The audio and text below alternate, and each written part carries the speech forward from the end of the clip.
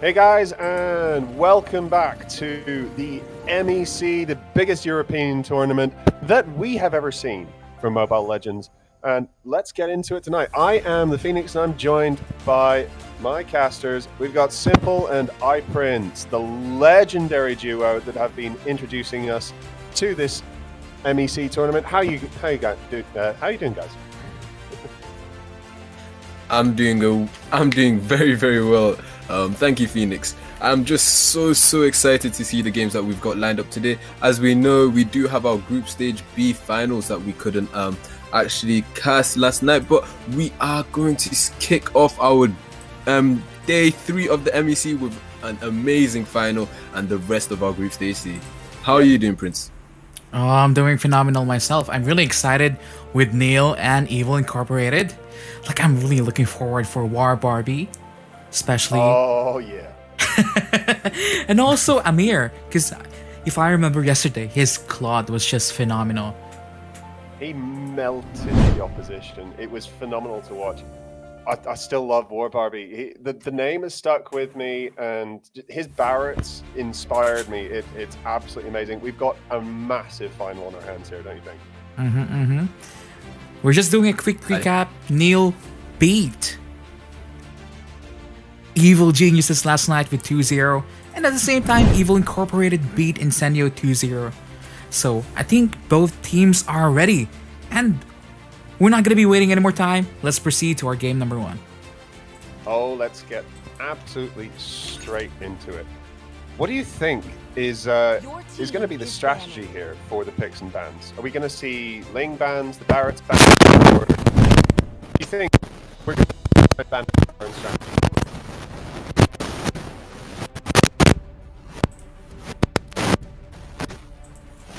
Simple?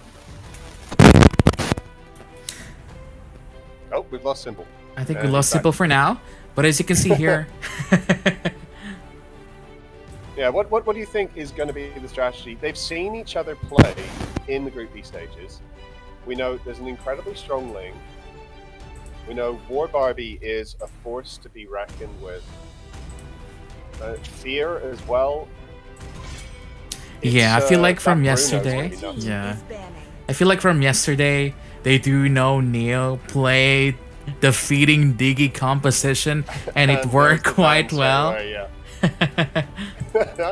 Yeah, that feeding digger strategy, it works so well in the hands of these pro players, and it's just disgusting as a jungler just to be sat there with bombs being thrown at you, and he dies. Yeah, okay, that's gold for me. But then he comes back, and you're low health, and you're still trying to take your buff, but you can't do anything about it because he's still there. Yeah, and suddenly your There's no jungle. escaping it. Yeah, I know what you mean, right? I've had my fair shares of feeding Diggy against us, and then whenever I play Granger, I'm like, oh, please, someone help me take this buff. I think that that Linux ban there is specifically targeting LG Sombra there, because he has a 92% win rate with his heroes this season, and a 97% win rate with Linux. So Insane. That's a core ban. I mean, I'm kind of expecting an Alice ban here yet again, especially Zac Z is just a phenomenal Alice. What do you think about here, Phoenix? I think an Alice ban would be the most sensible choice at this point. Oh, there we go, predicted it. Your team is banning. Banned for nearly the entire tournament so far. Did we see one game with her yesterday? Yeah, I believe so. And if I'm not mistaken, the Alice won that game. So really a lot of potential from this champion. Basically, she can almost 1v5 in the late game. Yeah, once she's got those stacks up, she's got her items, and that concentrated energy, she just sits there and says, "Okay, come hit me. Your team is I can wait." Hit me with your best shot. I'm just kidding. But as you can see here, Benedetta being banned against Evil Incorporated. We've seen it yesterday, just demolishing everyone against I forgot that enemy. I'm so sorry. I can't, Oh, it was my Incendio, mind has right? gone blank on that. Yeah, I think it was Oh, it was Incendio, my mind has right? gone blank on that. Yeah, I think it was Incendio. My mind went momentarily blank there. The second you said you Same. couldn't remember, my mind went, nope. Sorry, not home. I think I'm getting a little bit of a feedback on my mic. I'll just jump off quickly to sort that. I'll be right back. Sure. But as you can see here, 5 seconds until the banning phase, and they chose to ban Popol and Koopa. Popol and Koopa is one of the best tanks right now, together with a Jawhead, able to provide a lot of CC, a lot of slows, and a lot of vision control against your enemy team. So for the side here of Neil, I'm kind of gonna be expecting one of the support bans here, probably an Eve, maybe even a Mathilda, just so like Eve is one of those mages that just have total zone control. And Mathilda is just one of those early game mages. So I feel like one of those mages probably gonna be banned out here. Or it's possible that we might see a Ling ban from Neil tonight at the same time. I would expect a Ling ban. Letting that Ling through could be very detrimental for either side. But no, we got the Matilda. Mm-hmm. Team is picking. I mean, she's a fantastic support, giving her team shields and the ability to dash around the map to her. So it's a good ban, but what have they let through?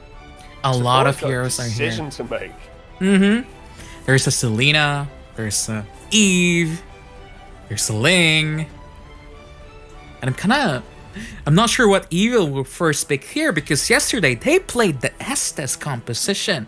So they might just first pick Estes here and play the Blacklist draft.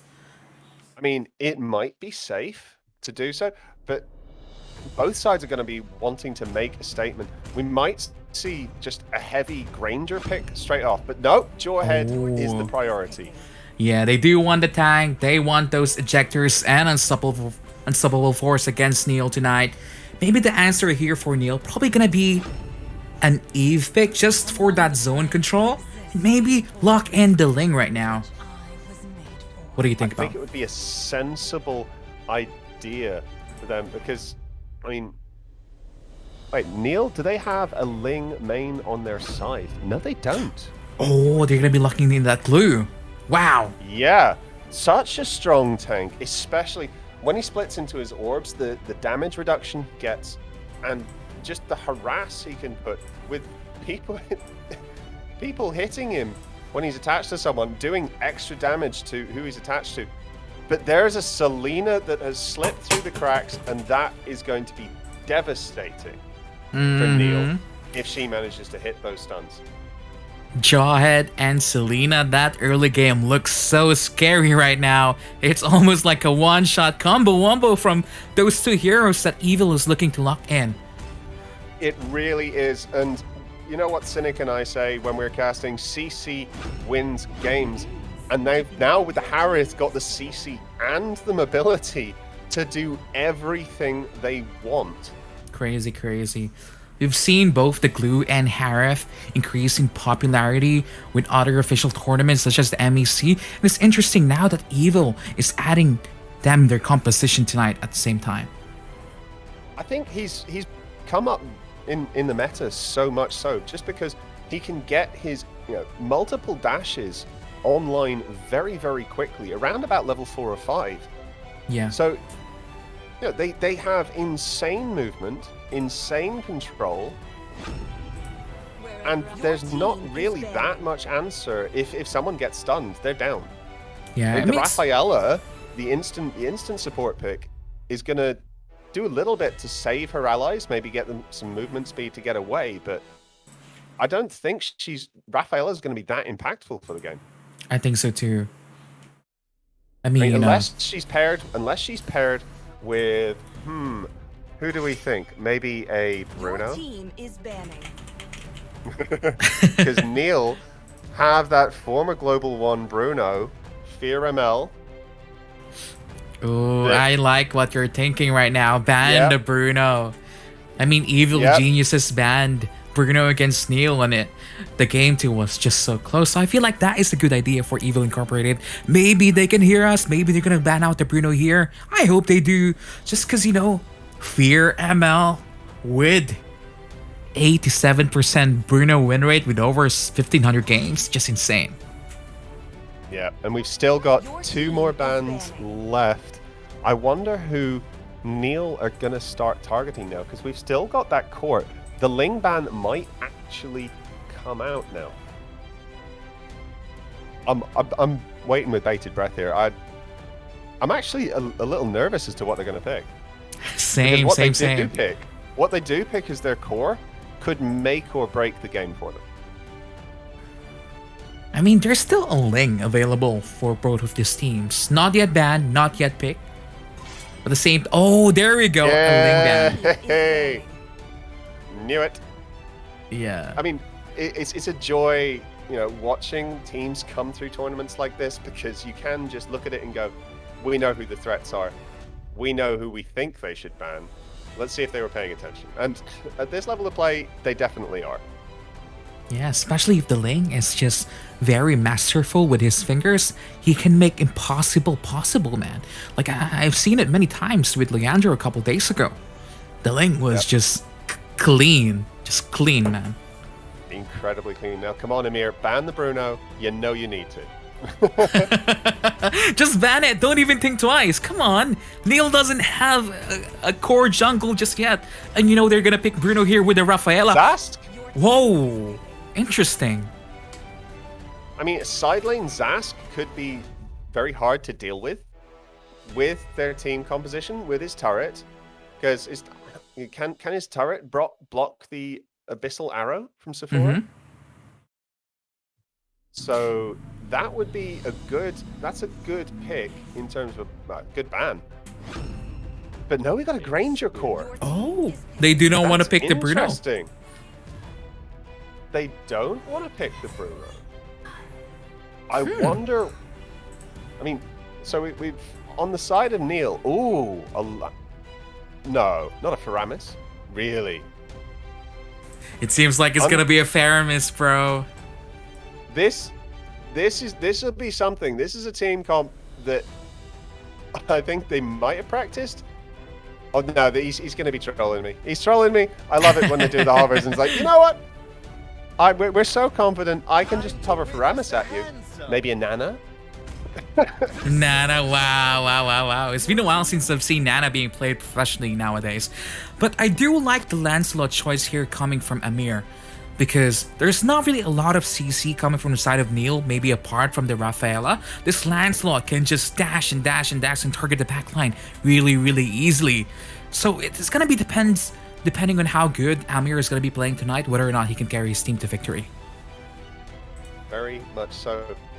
They're going to need some decent sustain in here. So an Esmeralda is a very good pick into this. But will she actually be able to catch the enemy team? I mean, if you look at it, Jawhead's got a speed up. Selena's got dashes. Harith has multiple dashes. Lapu has ridiculous engage. And Lancelot is just going to dash through everything forever. Yes, that's true.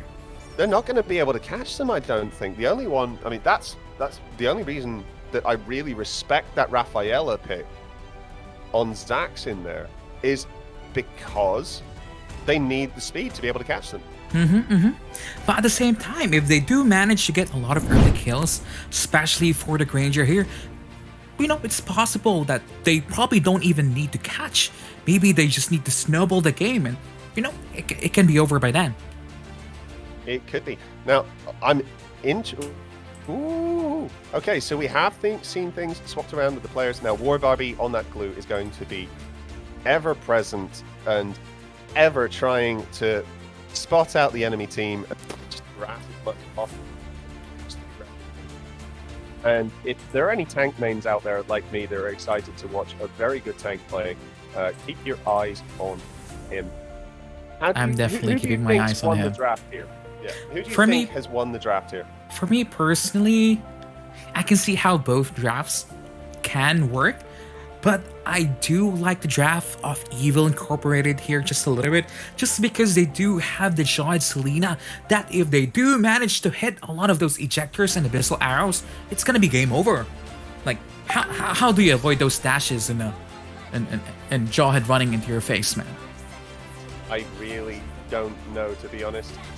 I mean, you forget that on top of the Selena and the Jawhead, you've also got the Lapu with his ult, and he just, the second she lands one of those, she'll go dashing in. All he has to do is ult and smash that sword into the floor, and that's someone gone.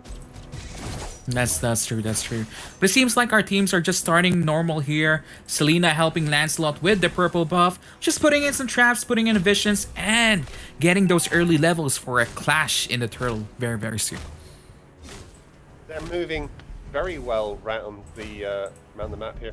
And apparently I've still got some mic issues going on. I'll see if I can get them sorted. Do you want to take over for me, Prince? I will be right back with my Sure. And as you can see here, Selena's just gonna clear out this lane. Not a lot of early invades coming from the side here of Evil Incorporated. I feel like they should probably be looking for this one, especially they do have a lot of CC with the ejector here. Looking now to attack Zaxi here in the bottom lane. Amir still not level 4, but they're still going for it. They're looking to lose Zaxi. It's not gonna be a first blood because the Purify has been used, and she's just gonna be surviving at this point. So not a lot of actions yet. It's kind of sad that the Selena has been stuck here in the mid lane. I feel like if she rotated there a little bit just to provide those extra stun there in the bottom lane. But as you can see here, Jawhead now being chased by the G-Ranger. And no deaths are going to be happening just yet. So yeah, it's kind of weird for me that Selena is left here for cleaning duty. And at the same time, you know, mid lane nowadays is really just for clearing anyway. But as the turtle is spawning in the next 4 seconds here, Alien tries to go in with a Granger but misses here. Selena landing the Abyssal Arrow to Prince, but no follow-up damage because the Lancelot was just really far. I feel like both teams are just looking to set up this turtle now. Granger being caught now by Lapu, but Lapu says, nope, not yet. I'm not ready. Yep, and that Eve ult going down there, that's just going to zone everyone out of that. And oh, first blood onto the Esmeralda. Well played by Zax, and following up with the Jawhead. That is setting up Neil perfectly for the turtle. But Lapu's going in with the ult. He says no, not today. I think I can 1v4 here. Lancelot in with the backline. The ult, the dash through. The damage is insane. Glue has managed to get his ult onto Lapu. That's going to be some nasty harass. No one else going down yet. I think Glue might have been caught out a little too far. He's going to go down. Selena gets the Glue, and that is turtle for Evil Incorporated. Yeah, I mean, we're asking, can Amir show up in this game with his Lancelot? And he did show up. That was a clean Torn Rose and Phantom execution that he did. And, you know, this is a problem now coming from the side of Neil. If the Lance is able to dash into the backline, what can you do? You don't have any protection apart from the Raphaela's ultimate. No, they Neil really needed someone like an Atlas or maybe even a Kufra with the number, or, I mean, dare I say, even a Phoveus with the number of dashes. No, oh, Lancelot says, Eve ult, no thanks, I can dive you on the tower, and makes her back off. That was very well played, making sure Selena was out safely there. He's just showing off his skills now, but at the same time, the kill score is the same. Even though they do manage to secure the first turtle, the goal differential is not that far. It's only 700. And I feel like Neil still has what it takes to turn this game around in their favor. I completely agree with you there. This is going to be a game where we see, I think, dashes outlast, and just the damage and dashing abilities of Evil Incorporated will start to shine more and more as the game goes on here. So Neil they're on borrowed time right now. I believe so. They need to secure some massive objectives. And we got a gank going on down the bot lane. Harith dashing through under turret to get that Esmeralda. Fantastic collapse onto her. There was nothing she could do at that point in time. She kind of just had to stand there and take it. I mean, if 3 people are tower diving you like that, that is just ouch, bro. That's just ouch. Like, what can she do? Not even 5 minutes into the game, and oh no, Lancelot spotted out Raphaela by the blue buff and is just invading there, trying to get some extra farm. He might get out alive. He's being chased. Brilliant. Brilliant play there. Completely invulnerable to all of the skills. Timed that. He cancelled 2 skills. And the ejector on the Jawhead into the Selena. This is what I was saying was going to be so dangerous. It's just clean. It's clean. You can't do anything. Eve doesn't even have Purify. So there's no walking away from that. If Jawhead gets you, you're gone. The only people with Purifies on Neil's side are Rafaela and Esmeralda. I mean, we've seen what happened with Esmeralda, right? Oh, the damage coming out from the Granger. Fantastic. And Lapu's just going under turret saying, yep, we can go, but Eve ult, the control area is down. Lapu's just trying to make the best of it, trying to get as much damage down as he can. And Jawhead with the ejector throws him out to safety. Glue's ult not finding anyone there. And I'm impressed that we didn't have any deaths in that. Yeah, that was an amazing save. I feel like Lancelot was just thinking twice whether or not he should go in, because at the same time, looking at his teammates, they were all low. So I feel like the best decision for them there is just to disengage. And, you know, thankfully none from both teams died in that last clash. Thankfully, yes.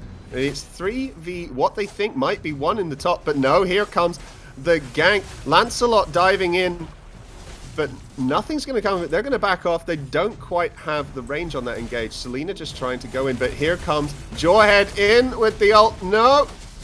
They've been caught out. The collapse is coming in from Neil. Glue with the ult onto the backline. The Lapu throwing down massive amounts of damage, takes down the support Rafaela, and he's now targeting the Eve in the back line. Meanwhile, under turret, Granger is low and doing damage with his ult, but can't find anyone with any of the 3 shots to get a kill. But he's still in trouble because Lance says, you know what? You've got low health, and I'm coming for you. It's just crazy. The confidence of Evil Incorporated. They're just showing off their prowess now at this point in time. They're just diving people without even caring for the turrets. Yeah, there's in with the ejector again from the Jawhead. Brilliantly played and followed up. Lapu getting the kill credit. They're still got the ult going, but Glue is tanky. And he manages to pull him under turret, getting some damage down. But Lance is going to dash away. Glue's ult is going to run out any second, and he's going to be in trouble. Manages to get away with the skill 1-2 combo, dragging him to safety, leaving Lance to heal up and solo take the turtle here quite happily, I think.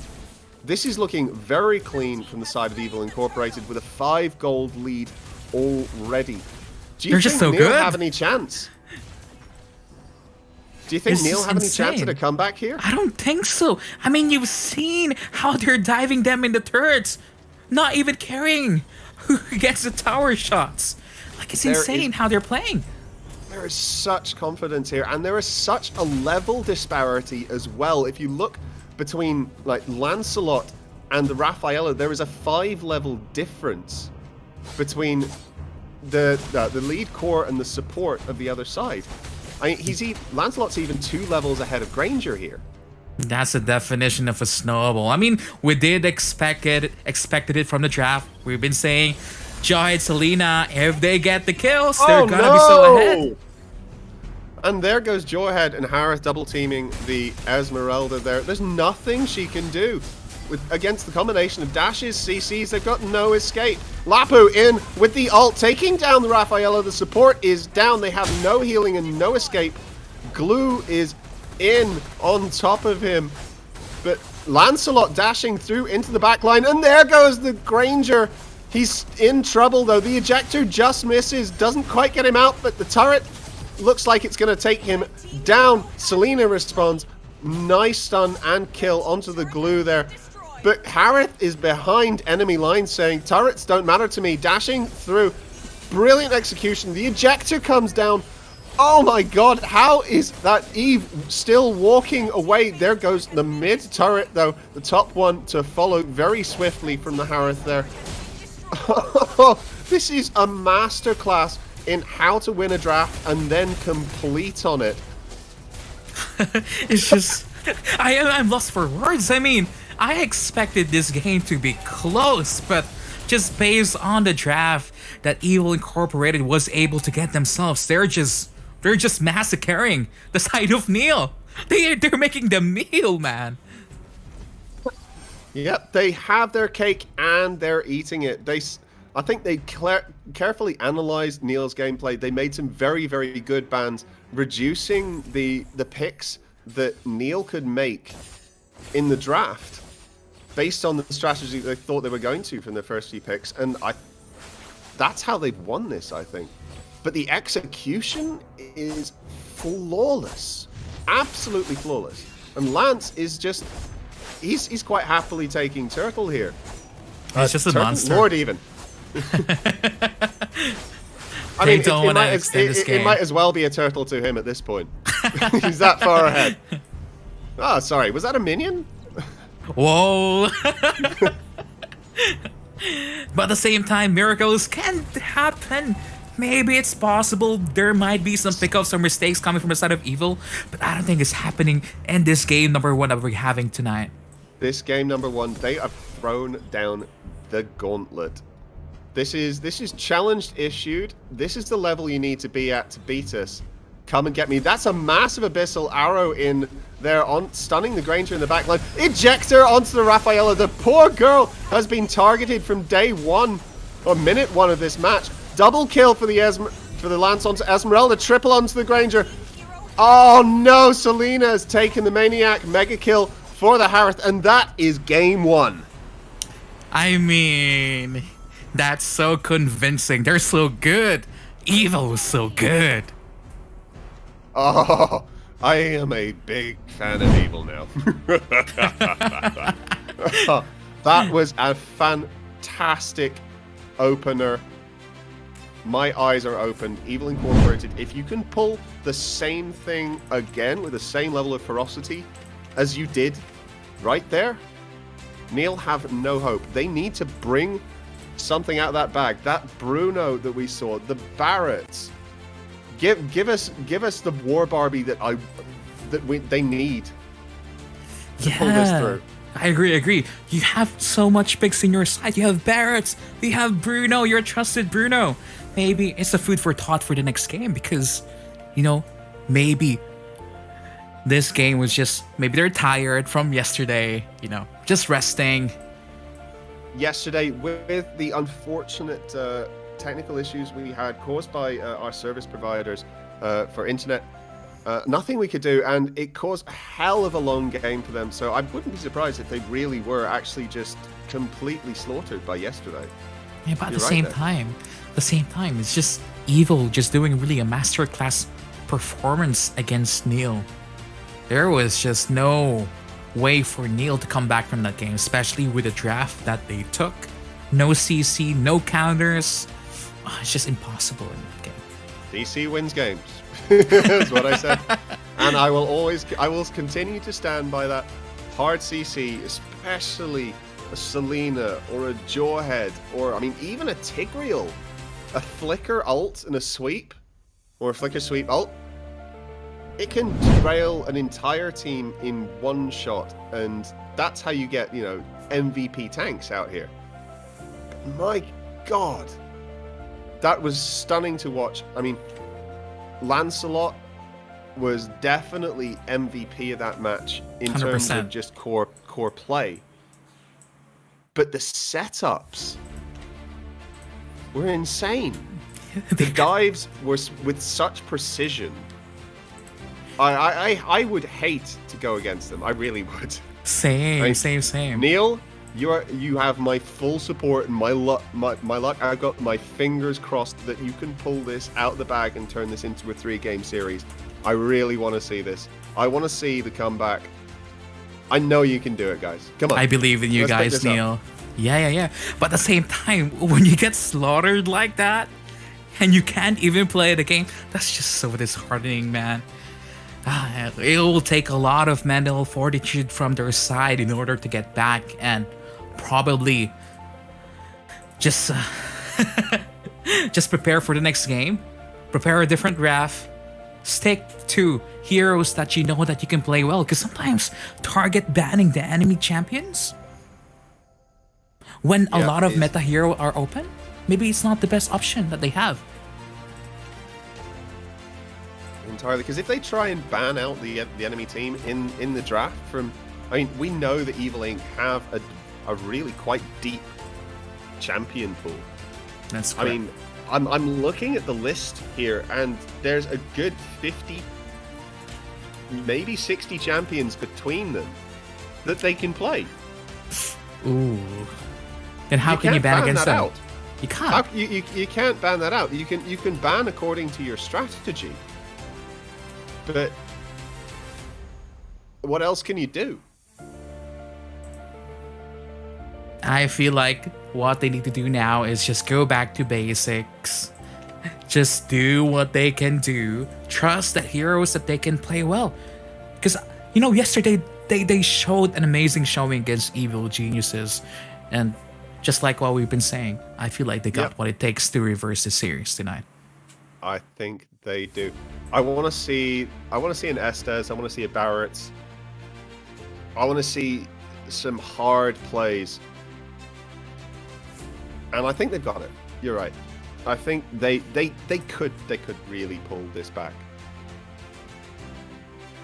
All right. But it seems like our teams are getting ready now, my bro.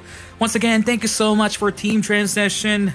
Cynic Gaming, I know he's not here tonight. I feel like everyone misses his amazing voice as well.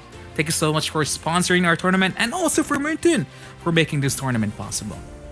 I think he is quietly sitting in our casters lobby listening in. So if he does want to pop in, I'd be happy for him to say hi here.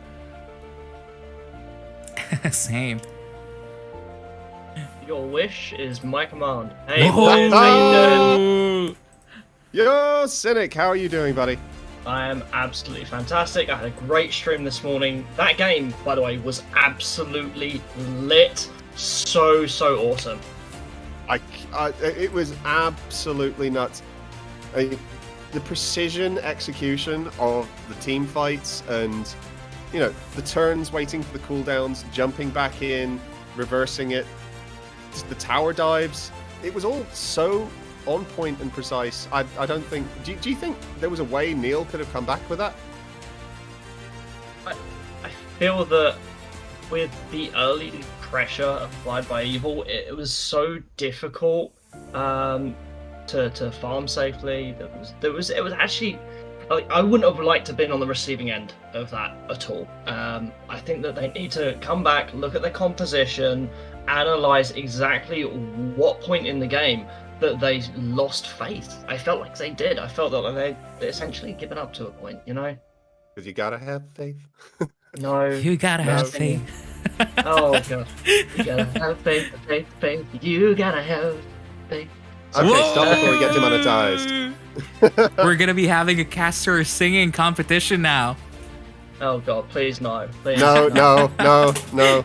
Okay, gentlemen, it's been lovely catching up with you briefly. I'm going to jump back out of here now. I will be watching over on YouTube, and I'll be back into the comms in around 20 minutes. Fantastic. Looking forward to seeing you soon. Take care, Cynic. Thank you so much. But we're just waiting for our teams to be ready. I feel like Neil is just taking their time. They're taking their time to visualize the winning draft that they need for this game number 2. Is it the Alice that they need? Is it the Bruno? What do you think? I think an entirely different team composition that at least does something to counter their enemy's team competition would maybe be the right answer there. The draft was entirely in Evil Inc.'s favor, and I think that's how they won. But the execution and just the level of play here is fantastic as well. We've got a bit of feedback going on in the background there, Prince. So I think, oh, fantastic! There we go. The perils of casting from home, eh? I know, right? Do you remember that BBC story where the the man was doing the news story, and then the child comes in on the little pushchair. I think that And the his mom. wife comes in and Yeah. drags her out of the room. It was so cute and it was funny at the same time. Oh, it was absolutely wonderful to watch, and I'm imagining something similar is going on in the background. I there. believe so too. I feel like both of our teams are ready. Are you ready? Phoenix for game number 2. Let's get ready to rumble. Here we go. Oh, I like when you do that. Okay, here we are. 14 Picks is banned. and bans. We have Neil on the left, Evil Inc. on the right, and the Benedetta ban 14 is straight banned. off. That was a very, very quick ban there. Yeah, I mean, yesterday we've seen the Benedetta coming from the side here of Evil Incorporated just destroyed Incendio, one of the tournament favorites actually, because they finished 7-0, already out of the tournament. Yeah. So just things dropping off my chest there in my eyes. I was like, what the hell was that? Yeah, we're going to have to see some clever bans come out. I think Evil Inc. have their strategy sorted. They know that if they can pull if they can pull the same sort of team composition again, they've got this in the bag. So there's a support. 14 There's a is support banned. Matilda ban. They want to see what else Neil are going to throw at them, because Neil's bans are going to be very telling for whether Evil Inc. have to adjust their strategy or not. I agree with you in this one, bro. I feel like they're gonna be banning out the Selena. It was just insane. 14 is banned. I mean, if you're So, gonna draft, go on. Yeah, Selena, and I'm maybe next ban either Lance or Jawhead. Possibly the Jawhead, or they do have first pick, so they could take the Jawhead if they wanted, if Evil Inc. don't ban it out. Yeah, but I feel like they're gonna be banning out the Diggy here. It's gonna have to be. It might be a Diggy. Or maybe an Alice, because Neil is first pick. Alice Yeah, has been Neil does have perma-banned in our first pick. tournament. Oh, Oh, we're waiting? We're waiting? 5. Oh, The Diggy! yes! 14 is banned. It's a Diggy. Great prediction there, though. Great prediction. Now, final ban. Who do they let through? Who is going to be the big target pick? And who are they confident they can let through for Evil Inc. to pick up? I feel like so many champions are open. You have the Popo and Koopa, the Chawhead, even The the Ling again? Eve, the Ling. So it's gonna be dependent on what kind of draft they wanna prioritize this time. Are they gonna go for the sustained meta with the Rafaela, or are they gonna go for the CC maybe with the Popo and Koopa? We saw that Rafaela really did not help very much. She was singled out and burst down every single time she got vaguely in range. She was like food. Of Evil Inc. It was just, yep. So, there's a support. Oh, Where there's is the an support angel. gone? What happened? Where's your heels? Oh no, what a shame. That Lunix ban is very, very sensible though. Evil Inc. do have a very, very good Lunix player as well, I believe. Yeah, but for Evil Inc. now here, I'm kind of looking for an Alice Van just to target Zack C. Yeah. Yes, there we go. Predicted again. Honestly, the Benedetta insta ban, I wasn't entirely sure that was going to happen again, but the quickness that came through was nuts at the start of the draft. But who is going to be the first lock? Who is the priority pick here? Is it going to be a Ling? And this is Neil though, so they don't have a Ling main. Is it going to be a Jawhead? Oh, that's a tough call for me if I'm playing for Neil. I mean, are we gonna see like a Harith? No. Oh, they're gonna do Estes. We've seen They're this gonna already do from the Evil Estes. Inc. Oh, this. They're gonna need a. Oh God, the Harith! I said it. Magic is my Oh. life. Ay, ay, ay. Gareth Estes. It's That just works. sustain. That's Just sustain. No, not again. There's a Harriet dashing through the snow. Neil, Neil, we need an answer. Give us an answer to this team comp, please. I feel like they're gonna be Someone answering deal here. with the dashes for that can Popo and provide Koopa. Anti-heal, maybe a Popo and Koopa, even a Phoveus at this point. Because you could build Necklace of Durance on the Phoveus as well, and just provide massive, just dashing in and bashing that anti-heal through. I mean, Abaxia wouldn't be as hard of a pick, I think, as a Phoveus in this case. But Chunga is a very good answer. Yeah. Sidelane Chunga would be able to do some decent damage. Oh. Oh! Oh. There was the Zask that was banned out last game. And the Jawhead! Thank you, Neil. You know what you're doing. Uh-huh. They're locking in a lot of CC now. They've learned from last time. Support, healing, composition doesn't work for us. Maybe let's add in the Jaw to give us more CC. Your team is But banned. here comes the Claude. He's going to shred Zask's turrets late game. I mean, can he shred Zask faster than Zask can shred him? I think so, That's yeah. the question. Yeah. I believe so. Especially if the Zask uses his turret first and the Claude goes in second. He's not going to be the one being targeted by that ultimate. So Claude, I believe, does counter disaster. I think it's going to be whoever ults last wins in Your that case. team is Now banned. there's the Bruno ban. Wow, Evil Inc. respecting their opponents even at this stage. They needed to target the core, and they're in this to win this. That Bruno ban is very telling that Evil Inc. are going for this. Yeah. Absolutely 120%.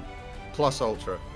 Because just like what you said, like maybe Neil doesn't have a Link player. Your team is banning. That's why probably Evil Inc. is not even looking to ban out the champion on their final ban.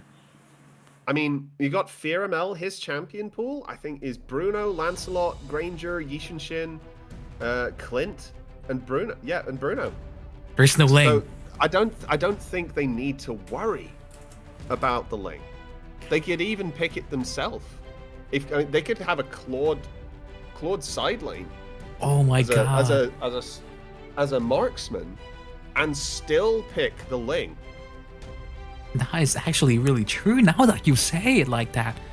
I thought the Claude is going to be going as a core, but it's really possible that he's just going to be a gold laner Your on this team match. is banning. The draft is actually giving me chills. Same. But it's going to be up for their execution after this draft now. Now, what will Evil choose as their core? Because as we look into it, Claude has Purify, so I believe, just like you said, he is going to go in a gold lane. I mean, Ling, though, is hard to dash in onto a Jawhead with the ejector. Eve's shield isn't going to matter much if she pulls her ult up. Zask could be potentially a little bit of a problem for Ling if he dives in on it. It depends entirely on what they pick as their fighter, or maybe tank if they go for double tank. But yep, there's the Popol and Koopa saving the core for last. They want to see exactly what they're going into before picking their core here. And there's the Boar Barbie Barretts. Go on. Give me Let's the Boar go, Barbie Barretts. Let's go, Barretts. Let's go, Dinosaur. Come on, Neil. But it seems like they want a dragon instead of the dinosaur. I mean, yeah, two incredibly large creatures. Let's go for it. The Exborg might actually be a very good pick here. Just agree. being able to provide area damage, and you can put Necklace Endurance on it. That's actually true. Oh, it's the Lancelot. Time to witness the handsome. And it's the Evil dinosaur. Inc. had last game. No way. Oh, they switch it up. War Barbie.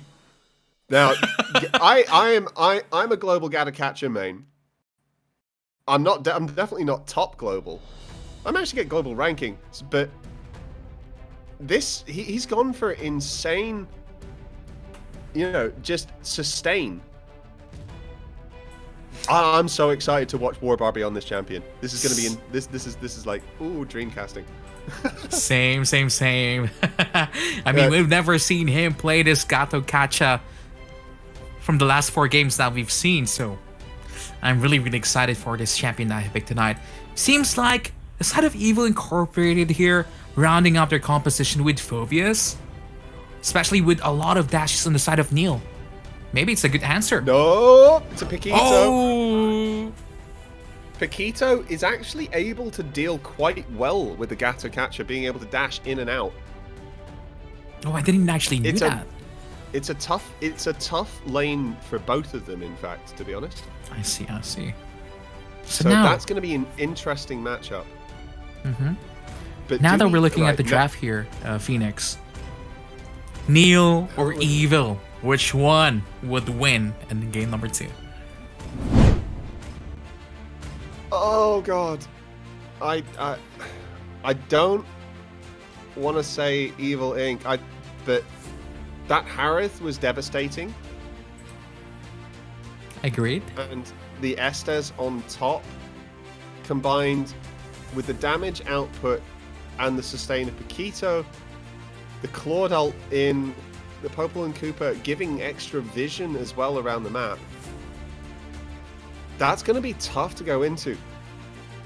War Barbie has a very, very big task on his hands of trying to live through everything he can there. I agree, man. I mean, Neil has the area control, the dashing of the Lancelot, and the Zast damage can be absolutely brutal late game. This is a very, very close draft. It's all going to be down to who Jawhead can target and get into the middle of his team so that they can output the damage. That Gato Catcher ult coming in from above, or orbital drop support is going to be a thing to watch.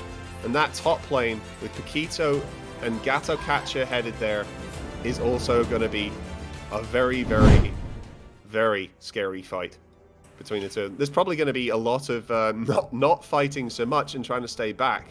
In fact, once War Barbie's got his items, he's going to have to play very safe to start with, though, because Paquito will out punch him at the start. But yeah, just as you can see here, both teams are just playing it as safe as possible. Both jungle cores starting with their orange buff. It's probably going to be rotating on their purple buff afterwards. Yeah, War Barbie definitely playing very sensibly, allowing Paquito to push the wave into him before trying to go in. Now Lancelot has caught Harith in the bot lane, dives under tower, just misses the Thorn Rose, and just doesn't have the damage. But Jawhead's being chased by the Popol and Koopa. Koopa nearly biting Jawhead to death there. That was close. And Zask also just getting out. Now here comes Prince on that Eve. Has roamed down to support just in case. But they're all backing off now. And both Gato Catcher and Paquito are now farming behind turrets. Getting ahead as fast as they can. And they're going to rotate back at the same time and meet in the middle. You couldn't script it. But here he comes in with a taunt onto the Estes. Smash! That damage is nuts in combination with the Eve. I don't think Estes knew what quite happened in there. But ejects her onto the Paquito. He's doing damage. Oh my god, he reverses it. Gato Culture comes in. Lancelot in with the ult as well. Damage and double kill onto the Lancelot. That sets up them. Neil for the turtle. They are saying, we don't want another wipe like the last game. Bring it. Yeah, I feel like they really want to make a statement here. But at the same time, Zaz here in the bottom lane gonna be falling down in the hands of this Harith. 1v3 for a champion kill versus Turtle. I think at this point in time, the Turtle, for the extra gold it provides for the team, is probably the better call. But oh no! I just was about to flick the map there, but Eve getting an absolutely brutal kill onto the Estes again with the help of Jawhead there. There are 3 hovering around the bot lane there. They can't approach while the 3 of them are there, and it's just 1v3. Now here comes the support of Neil. Gato capture in the top lane as well. Still farming way behind turrets. I think Paquito's just roaming in to meet him. He's going to be able to dash out quite nicely there. Hopefully sustain through it. No, Paquito's going in with the dashes. He's got his ult up. This is nasty. The concussive blast and the tankiness coming through from the tank emblem. But War Barbie able to walk away there. Yeah, not a lot of action just yet here. I feel like the side of Evil Incorporated here are just looking to get the Demon Hunter sword for the Claude, just so they do have that, you know, that power spike. He nearly missed his blue buff there. It nearly reset on him. But oh my god, the ult-in from the Jawhead. Instant response from the Claude. And now the Eve as well in response to that. Wow. Everyone pulled everything out there and everyone's backed off with everyone still alive. Neil is saying it's not going to be the same as game number 1. Gato Catcher has been caught out again. They're just allowing him to walk away. He's just sustaining and healing up quite nicely. Lancelot is there to support and come in. And he's waiting for the opportunity. We're ready? Here we go. In with the ult. Smash from the Gato Catcher. My god, that's a lot of damage. Killing spree for the Lancelot. This is the game we wanted to see from Neil. Fantastic play. Just couldn't follow up to get the additional damage out on the Paquito. Wow. Fear is saying, I can play Lancelot better than you, Amir. Oh my god! Estes ult just saved Harith there from the brink of death from the Zask ult turret over across the wall. Jawhead has been caught out. My god, that shield just keeping him alive again. Neil playing brilliantly, but in the top lane, Lancelot says goodnight, Paquito. There's a lot of damage coming out here, and this is the game 2 we wanted to see. 4-0 on that Lancelot. He doesn't have that much of a lead yet, but he is 2 levels above Harith. He's level 8. He's ahead of the enemy team. In fact, Neil are all pretty much leveling up much faster. They have the advantage here. I feel like Neil is just making a statement at this point now, man. It's like, we had a poor draft. We realized that. Oh, Claude in the ult in under tower. There goes Zaski. He had nowhere to run. Estes ult keeping everybody alive. That's a double kill for the Claude. He's going in on the back line. Triple onto the Eve. 4-man gank in the bot lane. Nothing that Neil could do. Neil saying, you had the first half of this match. Now let's show you what we can do. I feel like there's gonna be a clash here once again now, bro. You can take it from here. Now look how far War Barbie is in front of them. Gato Catcher ult, unfortunately not quite far enough. Up missing everyone. Claude ult in. It's massive. Harith with the shutdown onto the Lancelot. That's devastating blow for them. The Zask tower doing so much damage in the backline. But look, here comes Gato Catcher. The War Barbie. He can't. Can Estes sustain everyone through the amount of damage? Wow. No! Harith with the kill. Everyone's still alive. This is a whitewash. Evil Inc. coming back. That Estes is the pick. That was their strategy. Just go absolutely ham. Oh no! Popel and Cooper going in under tower. Jawhead being taking down the Claude. Claude taking down the Jawhead. You can't keep up with this.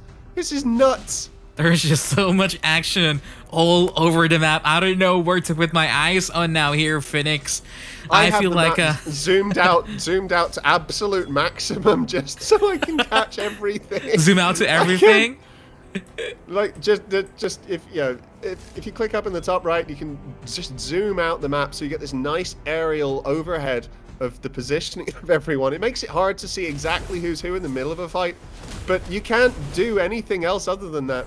because there's fighting in the front line, fighting in the back line. Estes in the middle, just healing everyone.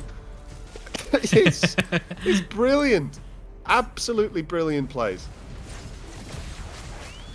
I mean, it seems like Evil Incorporated is showing, yeah, CC can win games, but Sustained Meta can win games also.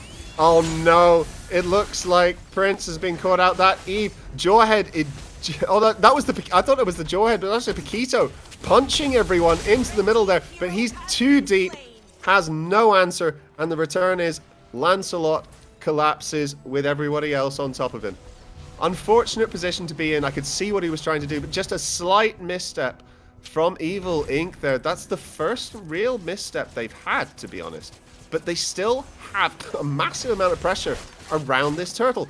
Jawhead getting stunned by the Popol and Koopa is still going to be a threat. Lancelot in, but no, Claude manages to get it with the Retribution. Ult immediately down.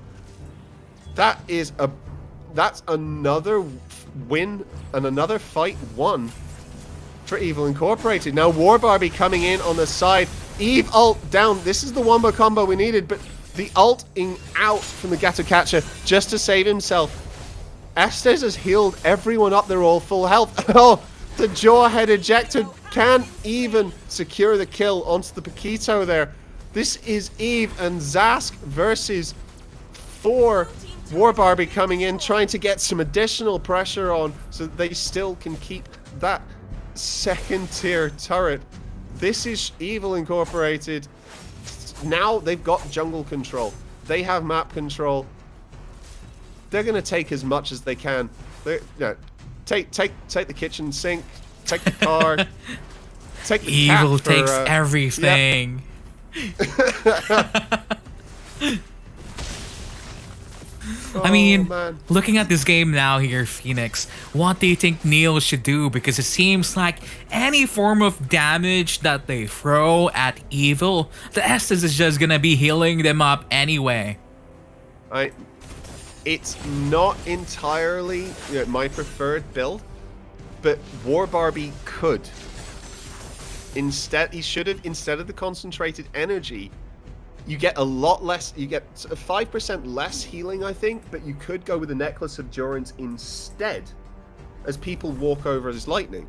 So that could also provide some more anti-heal. They need ridiculous anti-heal to deal with this, and the only person that's got it is the Eve. So if she misses any of...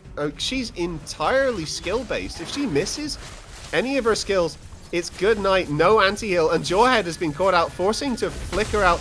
In goes the Gato Catcher, some massive damage coming out here. It's very difficult to tell what's going on in the middle of that. There's punching going on. Paquito is coming out on top with the Jawhead and into the backline. Double kill onto the Zask. He doesn't even need the Estes at this point. His sustain is absolutely brutal, and they're setting up for an early Lord, which is going to be done for free. There is no way that Lancelot can get there in time or do anything about this. Even nothing he can do about getting his red buff. But he says, oh my god, the damage onto that Harith. That was... oh, the Popol and Koopa, sorry. That was insane. That was a death bush. I didn't expect that to be a one-man death bush, but it was. He proved me 100% wrong there. I thought he was... Lancelot was in trouble.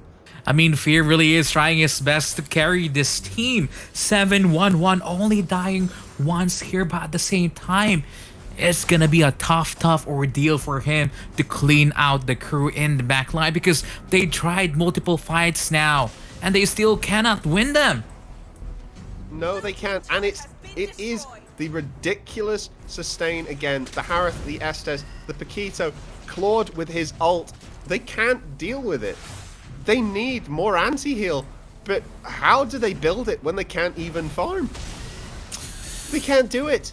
I mean, this Lord is going to be fairly easy to deal with, but they've lost pressure. Paquito diving in under the turret. Oh no, War Barbie's being caught out. Killing spree for the Claude. This is looking like a big push. Some massive damage coming in. Lance ult under there, getting the Popol and Koopa, but Evil Inc. are proving too difficult to kill. Zask is the only one left alive. It is him versus Evil Inc. Is he going to be able to do anything about it? Evil Inc. have the minion push. Paquita going into the back line. Claw's just too quick on the damage. And that is 2-0 for Evil Incorporated. What a game. Well played, Evil Incorporated. Congratulations on a very, very well-earned victory. My god, I need a break. Evil was so good. That was hardcore. I thought Neil actually had that second game at the start there. Especially with the Lancelot having 4-0.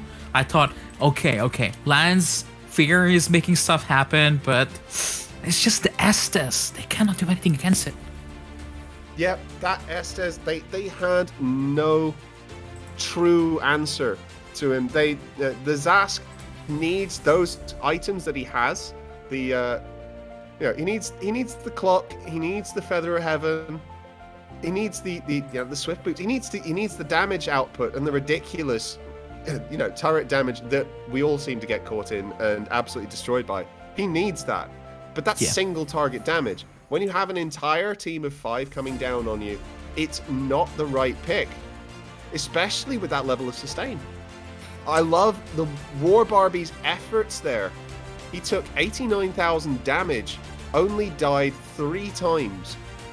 It was the right pick for with the Paquito, but the rest of the team composition needed a little work in dealing with the insane healing. Same, I agree with you now here, because they were so ahead, Neil. I feel like they were about to snowball, but unfortunately, the Harif and the Estes combo wombo just ban it against Evil. Evil was just so good tonight. Every single time, ban that outright.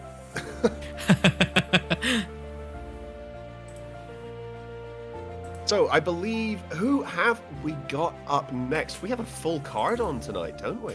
Yeah, that's actually true. You want to know who we're going to be having on our first match tonight? Let's look at our schedule. We're actually having the current 6-time consecutive champion of MEC, which is Deus Vult, man. Oh, hell yeah. That is going to be a match to watch. Who are they up against? They're going to be up against Canopus. So another very strong team. A match to watch out, don't you think? A match to watch out for their Deus Vult. If Canopus can pull an upset in this match, that will throw the entire tournament on its head. I believe so. I mean, ever since they joined the tournament, they've been winning every single MEC. It's crazy. Do you think it's time that the Kings were knocked down? Yeah, I feel like the dynasty should be over now. It's time for the new Kings to show off their skills and talents. Maybe that's going to be coming from Evil. Maybe. But we're going to be having a short break. Go on. Yeah, Evil coming out on top would be really, really fun to watch. I think having the level of play that they've shown, I phenomenal. think they are very strong contenders, but we are yet to see Deus Vult in Group C. So I'm waiting with bated breath. I can't wait. Same. So we're going to be having a short break. Don't go anywhere. Don't forget to share, like, and subscribe to the stream, and we'll be right back.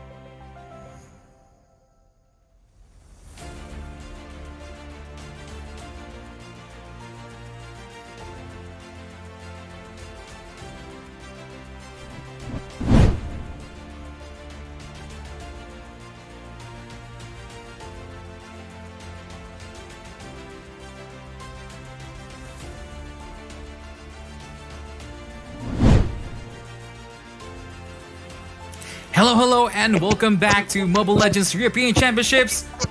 We are now live for Group Stage C for Europe's best teams with Deus Vult, Canopus, Team Parrots, and Team Osus.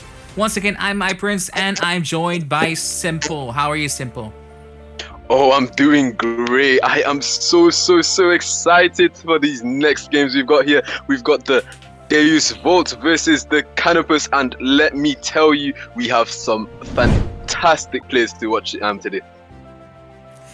Yeah, I'm literally looking forward for our first game tonight.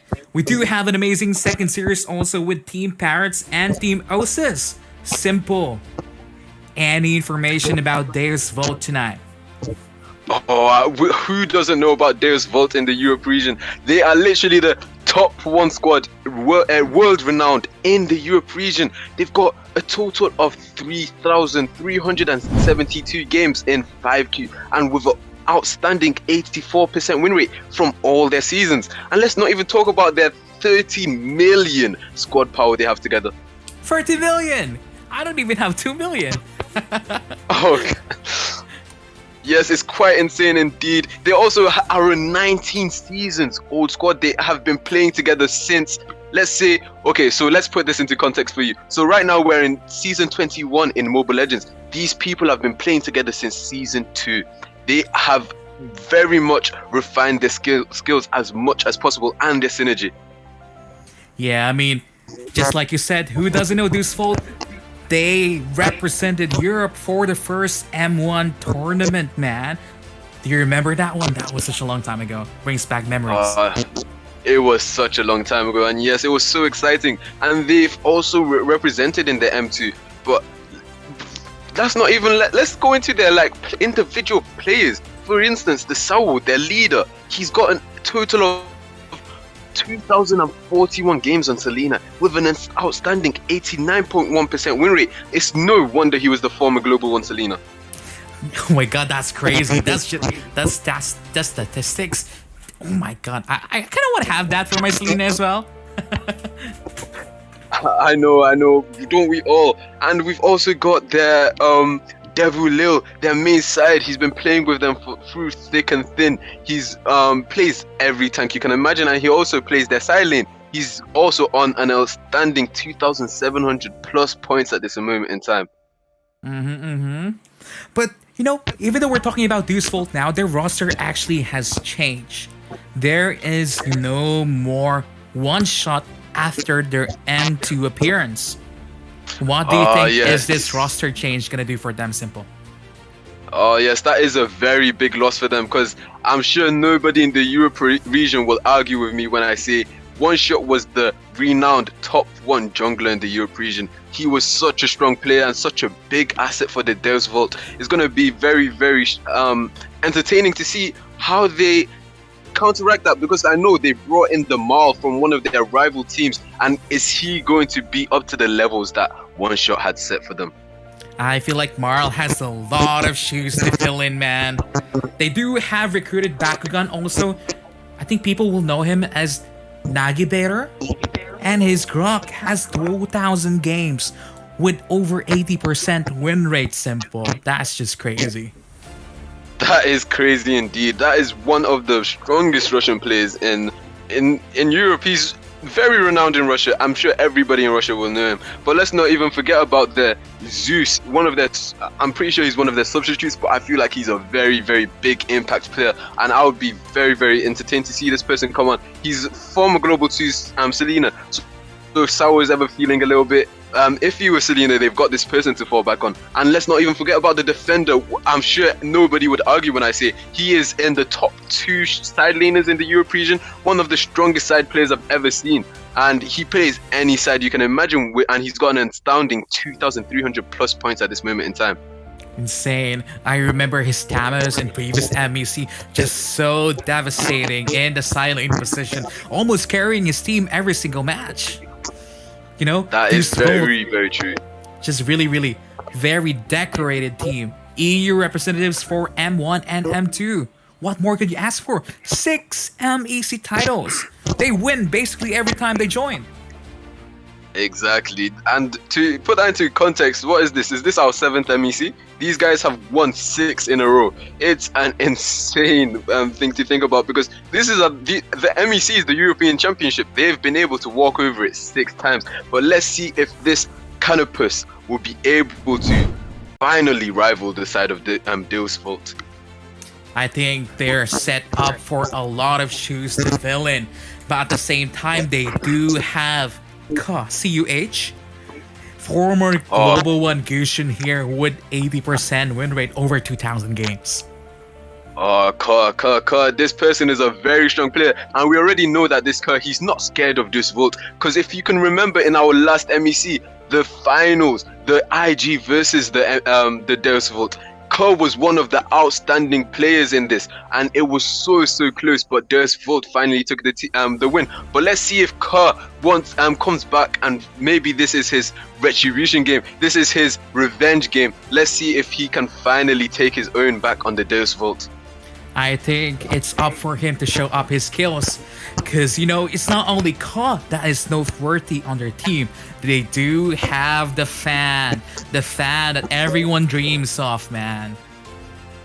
Fan, what? He's a very entertaining player indeed. But oh my god, I cannot take without noticing Osus, my very own Osus, one of the former Exord members, finally on the MEC stage, and he's ready to show off his skills. He's a former Global One Hayabusa with a total of 2,650 games and a 74% win rate. This person is a very strong player, let me tell you that, and he's on an outstanding 2,400 plus points at this moment in time. That's just insane, man. Probably gonna be banned out against him then. If that champion is his signature hero, I'm gonna be expecting a lot from this person. You should be. And these guys, they have everything to counter the Deus Vult, I think. They've also got their leader, the Seraphim, a former LG member. She was in LG, which was the top 1 global squad in the last seasons. So they've definitely got a lot to show for themselves. And they do have Shazam! Kablam! Which Shazam, is their side laner. Amazing Lunox, Chow, Esmeralda, Alice, and also Farsa. So I feel like they do have the skills and the talents and the people to maybe dethrone the current MEC champion Deus Vult and get themselves a win tonight. I think so, and I can't wait. This is gonna be one of the most entertaining games in the MEC, in my opinion, and I can't wait to see how this pans out for us. Yeah, I feel like we've said enough. A lot of from our teams tonight. Deus Vult, Canopus, whoever wins, we're rooting for you guys. And we're gonna be passing off now the baton to Cynic and Phoenix. Take over, guys. Hey, thank you so much for the introduction, iPrince. I'm back. It's me, it's Cynic, and I'm joined by my wonderful co-caster, Phoenix. How you doing tonight, Phoenix? I'm doing fantastic, having casted the finals for the Group B. We've got an even bigger battle about to start in Group C with Deus Vult and Canopus. Yeah, so Deus Vult, 6-time consecutive winner of the MEC, here to defend their title. Let's see if they can hold on to that crown, or if Canopus are going to give them a run for their money tonight. I really hope they do. I mean, 6 MEC championships in a row. That is a huge tower of notoriety they have built themselves. People will know the champions they play, know everything about them. Your team is banned. Yeah, it's theirs to lose. Yeah, but do remember that they are missing their previous core player since their M2 appearance with one shot, and as clearly stated, he's one of the best junglers in Europe. So how will they cope without him? Are we going to be able to see those shoes filled by Marl? We'll see. I don't know, but they're banning out the Ling straight away, knowing that Chu is also a very good Ling main, and it's been so devastating, a Ling in this competition so far. So Ling has either been picked or banned in, as far as I'm aware, every game. So there's that Matilda ban from the side of Canopus. Now it would be very interesting to see if Estes is allowed through here by either team, because he's been instrumental for a lot of the games so far. He made the comeback for Evil Inc. in that second game so possible, it was unreal. So absolutely. Estes being banned out or picked would be quite sensible if they're going to go for a healing comp. Yeah, for sure. We're seeing that Paquito ban. It is still an absolute must ban. #1 broken fighter in the game, in my opinion. How do you feel about Paquito personally? I know that you play quite a bit of side lane, so how do you feel going up against a strong Paquito? A strong Paquito is an absolute bane of your existence in a solo lane. It's never fun, and there's always that instance that you're thinking he could dash in and double punch me at any point in time. Yeah, absolutely. You've got to be just completely on your toes versus Paquito. So it's a very, very sensible ban. But they banned out the Diggy strategy. We're going to have a decent fight on our hands then. So with that Diggy band, it's giving us an indication towards the jungler of Canopus. They're likely to be going for a marksman hyper, possibly even one of the more squishy assassins. They don't want to be facing the potential of a Diggy invading and delaying their core. Their core is clearly the key component to their team composition, and they want to ensure they can farm freely. Yeah, but look at the key champions that are being let through, though. I'm expecting possibly a Selena ban here. I think Sawa was is he? Yeah, he is. He's a Selena main. He's got 1,000 games with an 80% plus win rate. That needs banning.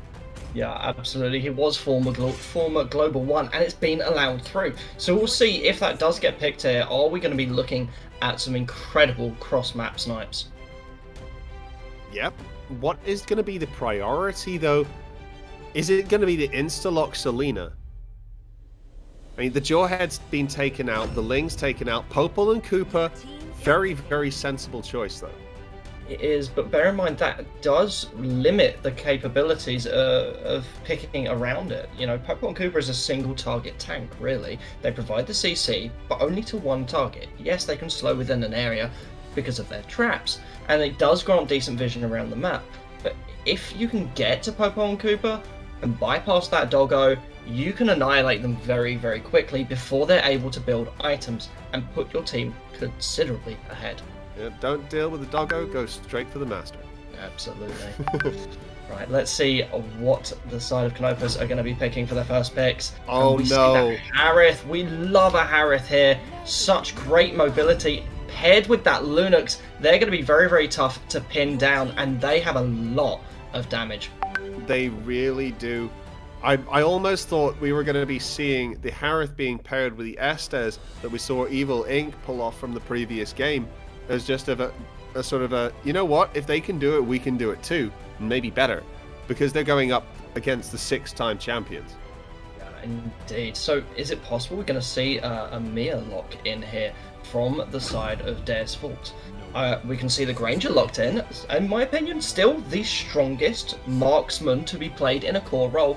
Possibly with the exception of Clint. If Clint can get ahead, he can annihilate the team in the late game. And there we see Sorrow on their former global #1 ranking hero, Selena. I'm really excited to see exactly how a global rank 1 Selena plays. Canopus have got a lot to do with this draft now in order to be able to counteract Your team that is Selena. banning. The glue is a decent shout, I think, I in feel like, dealing with some of it. yeah, I'd be inclined to agree. Glue is very, very tanky. Even on low health, if he can activate his ultimate, he can regen his health very, very quickly. So it does sort of limit the capabilities of him being instantly deleted by a stun. Lunux has the light side of their ultimate. They're able to get out of there fairly safely, and Harith runs that Purify. We're likely to see the Harith here go to the gold lane. That's typically where we see Harith played these days, and Lunux will likely take the mid lane. Now the question is the glue going to be roaming, or are they going to be in the off lane? It's a really clean ban there in the Alice. We've seen Alice come in previously throughout the tournament, and in the late game be an absolute beast. So it's a very sensible ban. Yep, Your Deus team Vult are is going to be banned. banning all the possible jungle picks for their core at the moment, and Canopus is going to be returning with trying to ban Your as team many is of the banning. mages or side laners that they think are a threat, and they clearly think Farsa is a threat from the side of Deus Vult from Sunset. Oh, Sunset's not even playing this one, I don't think. So we've got the side lane open from Defender, and we've got Lil there. They're Yeah, also it's attacking Lil side that lane. will be on the Farsa. Yeah, it'll be the Lil that'll be playing on the mage at this point in time, in my opinion. So we've still got the core yet to be picked from the side of Canopus. It's very, very likely that we're going to see another core ban here from the side of Deus Vult. Maybe a Lancelot. I think a Yeah. Lancelot ban would be sensible.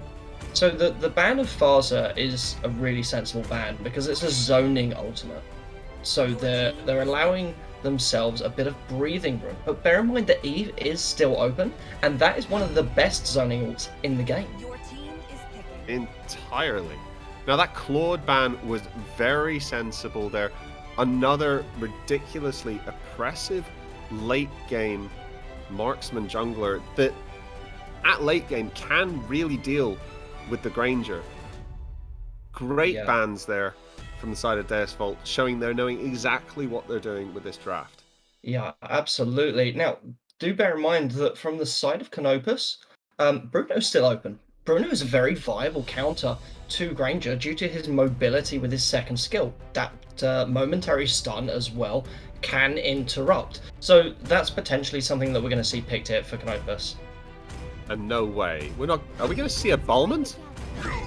We are indeed. Oh, wow. We'll get in there, apply those slows, and over the top of that, you've got the slows of Pokemon Cooper, and then you get the Chango ultimate straight through the middle and just shreds people. That's going to be a phenomenal sight to see. And I'm not too sure what Kimmy we're going to be core. seeing here. It's a Kimmy core. Now that is very interesting. Kimmy's really, really good at farming, but if they're pounced on in the early game, they can very easily be put behind. So let's see how that pans out for them.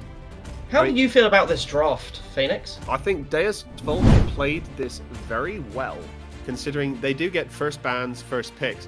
Canopus, I'm not sure they know quite what to expect when they get into the game. They've done their best with this draft, and I think the Kimmy is probably one of the better answers they could have come up with for the core for this draft.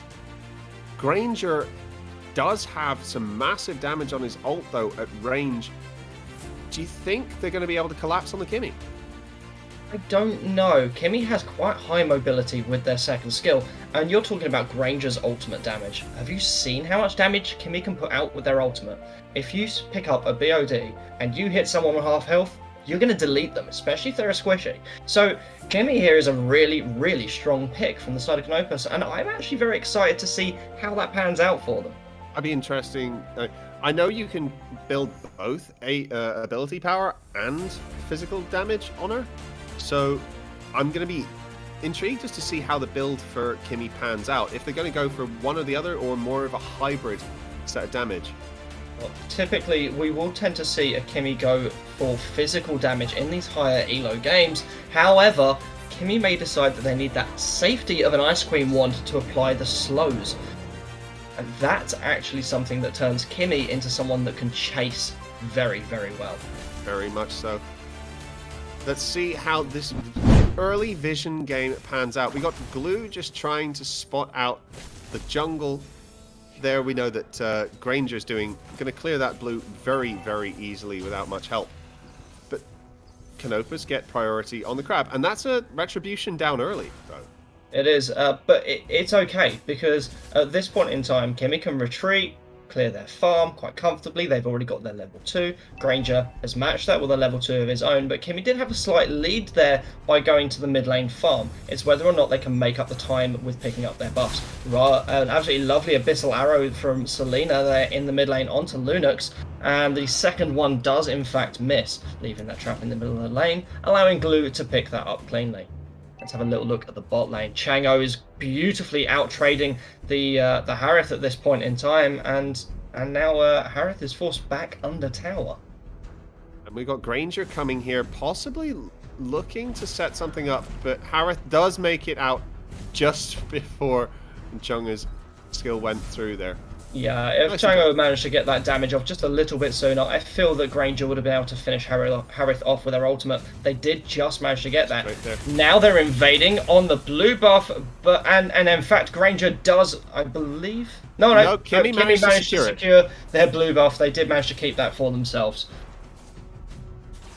But it looks like Bowman's been caught out slightly by the Lapu. But indeed, and look at that stun from Selena. First blood, they're going to Granger, and now they have turtle priority. Yes, the core is still up from the side of Canopus, but they have that pressure. There's no mid lane for Canopus right now, and Selena's doing their best job of just zoning. And there's a very, very clean rotation and objective priority to pick up that early gold lead from Turtle for the side of Deus Vult. that was incredibly precisely done. You could see the setup happening around that from the team fight. That was flawless. I'd say by the side of Deus Vult there. Let's have a little look at exactly how Popo and Cooper are positioning themselves. They're staying halfway between the mid lane. In the bot lane, however, look at Chunga. She was very low there with Harith ulting under tower. Yeah, but Harith was too low. If they continued to pursue that under tower, they would have taken too many tower hits and they would have gone down themselves. The positioning of their ultimate wasn't directly under tower, it was away from it, so they wouldn't have been able to dash back out with a reset. So deciding to disengage was a very, very smart thing. Yeah, there's a massive amount of damage going down onto the glue there from the Harith and the Selena, but that's the tank. He can walk away quite scot-free from that, I think.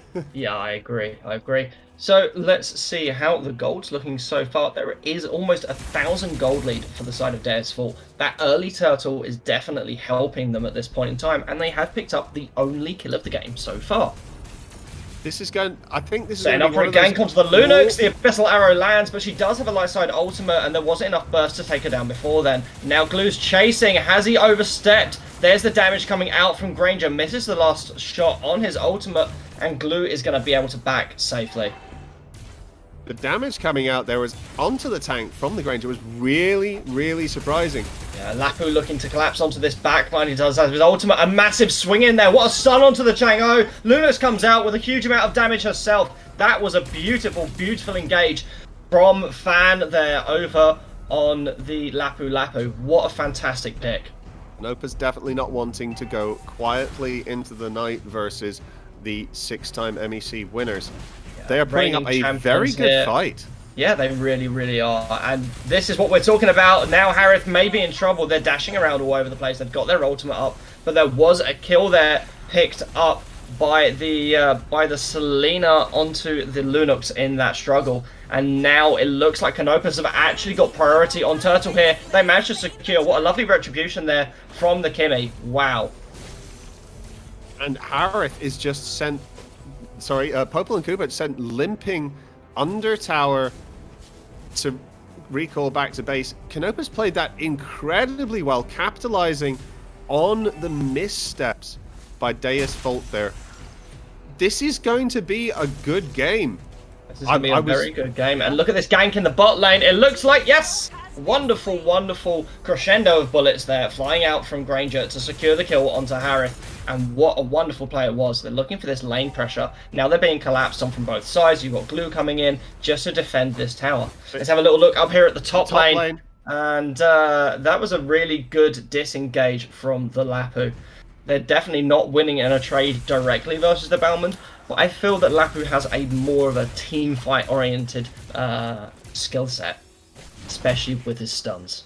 Most definitely. There's nothing worse than seeing a Lapu ult come flying in from out of a bush onto three members of your team, and then the instant stun that follows.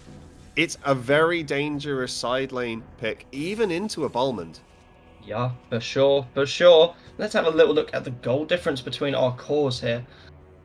So we've got quite a lot more gold on the side of Granger there, almost or over 1,000 ahead of the Kimmy. That is going to give them considerable pressure and advantage as the game continues.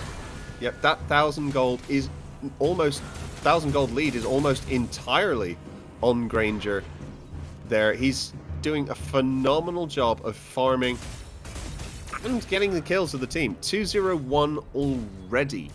He's I don't know if you saw that there, but the Abyssal Arrow came in from Selena onto that backline Kimmy, and they just couldn't move. They had no way to engage in that fight whatsoever. Granger using their ultimate actually to dash back for mobility, and Harith decides to go back to that bot lane and push the turret instead. Look at Granger's items just for a second here. Oh, He's gone wow. completely defensive in the magic department. He's got the tough boots and an Athena's shield already on top of his There's raptor the ultimate machete. from Lapu onto that Balmond in the top lane. Looks like Balmond's going to be able to disengage due to the presence of that Pokemon Cooper. That was a really, really good play. And look at this. Looks like Lunix has been called out. Mid-lane killing spree for the Granger. Wow, what a clean play. And now, again, they have turtle priority. Lapu's going to be looking in a bush to come in for it, but it's not going to happen. And Yep. Oh, he's going in! Deus Vult. Oh my gosh, I can't believe that! Lapu gets the shutdown onto Granger, and he's looking for another pick here, looking to take out Bakugan. There we go, and they go down as well, Pokemon Cooper. And look at that! Did you see? Deus Vult chose to leave their top lane turret, knowing they would lose that in exchange for the turtle, and even then, the person that picked up the turtle buff instantly went down. Oh no, they didn't. It was Selena that managed to grab it, I believe. Yeah, it was Selena that managed to grab that. Indeed, But lovely Deus- fight in the bot lane there, and Harith goes down, but so does Chang'o, actually taking each other out in the process. Deus Vult lost their mid turret as well for that lord, for that turtle. Sorry. Yeah, So I'm not sure that absolutely. was a good trade. It really wasn't. You know, at this point in time, Deus Vult have lost all of their tier 1 inhibitors, and meanwhile, Canopus Oh, is sitting there no. looking gorgeous. What a wonderful play again from the Lapu, and look at that. Bauman gets the kill down onto that Lunux in the top lane jungle. Fan is doing some absolute work on that Lapu. It's a joy to see someone playing that with such skill and precision there. Yeah, for sure. Let's have a little look at Kimmy's itemization. They're building magic damage, and look at that. It's almost a regrettable decision. There's the ultimate coming in from Lapu again. It looks like a disengage, though, from the side of Canopus because of just how low that Kimmy is.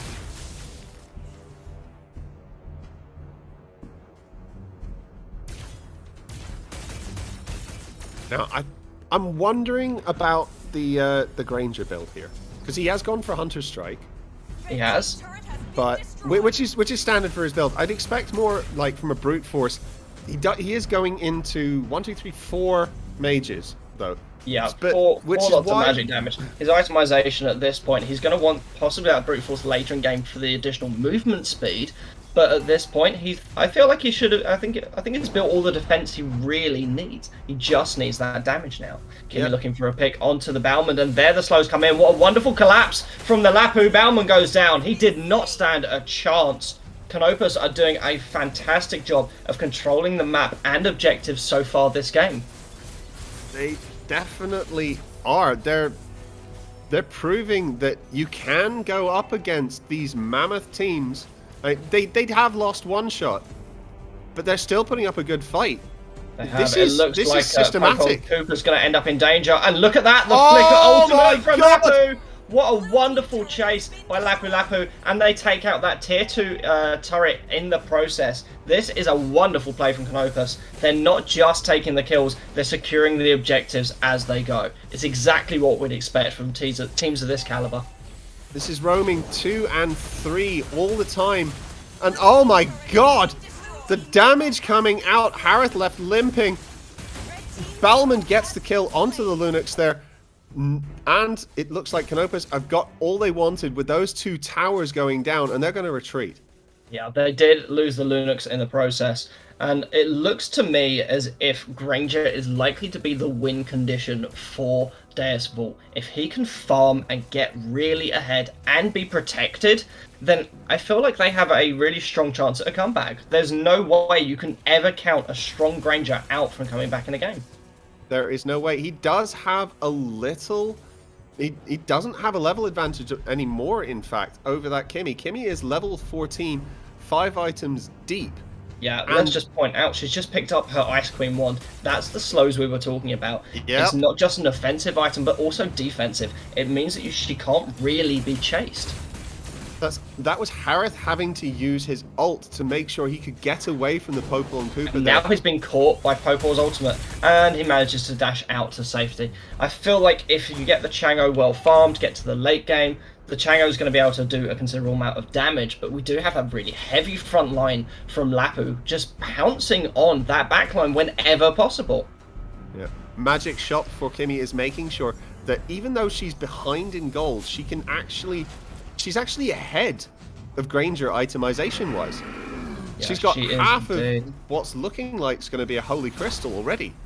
Maybe Yeah. even a Bloodwings later on.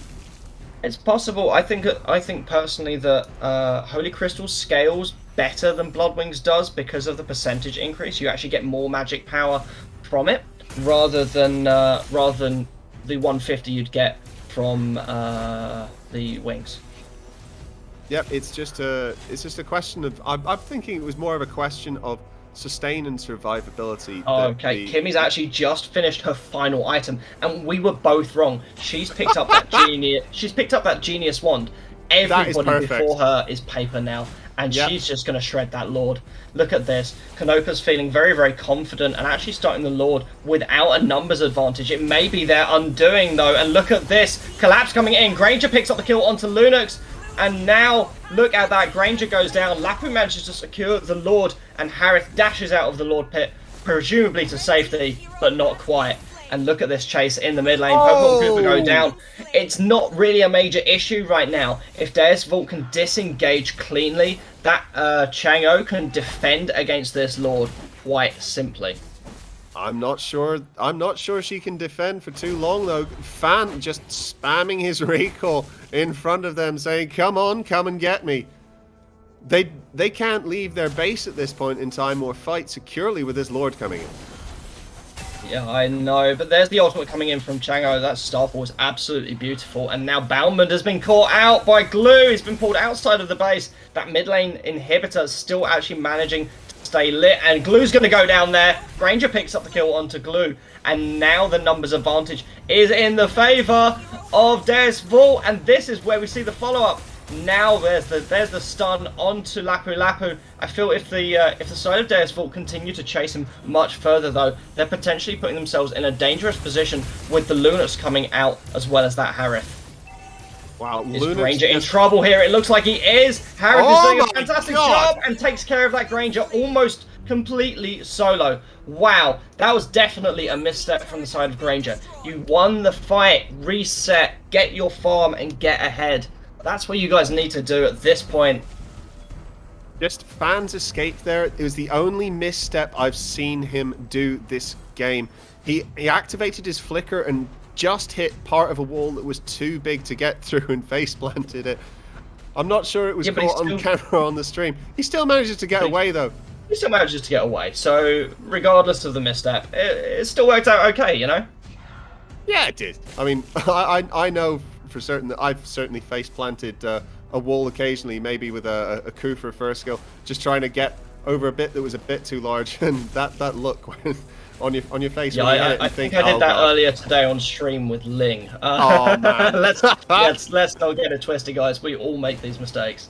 Okay, that mid lane turret actually did fall to minions during the chase for Harith there, and this is what I was talking about. They're prioritizing these kills over objectives, and Glue coming in onto the Baumann, not quite able to secure it because he did have the backup of Deus Vult there.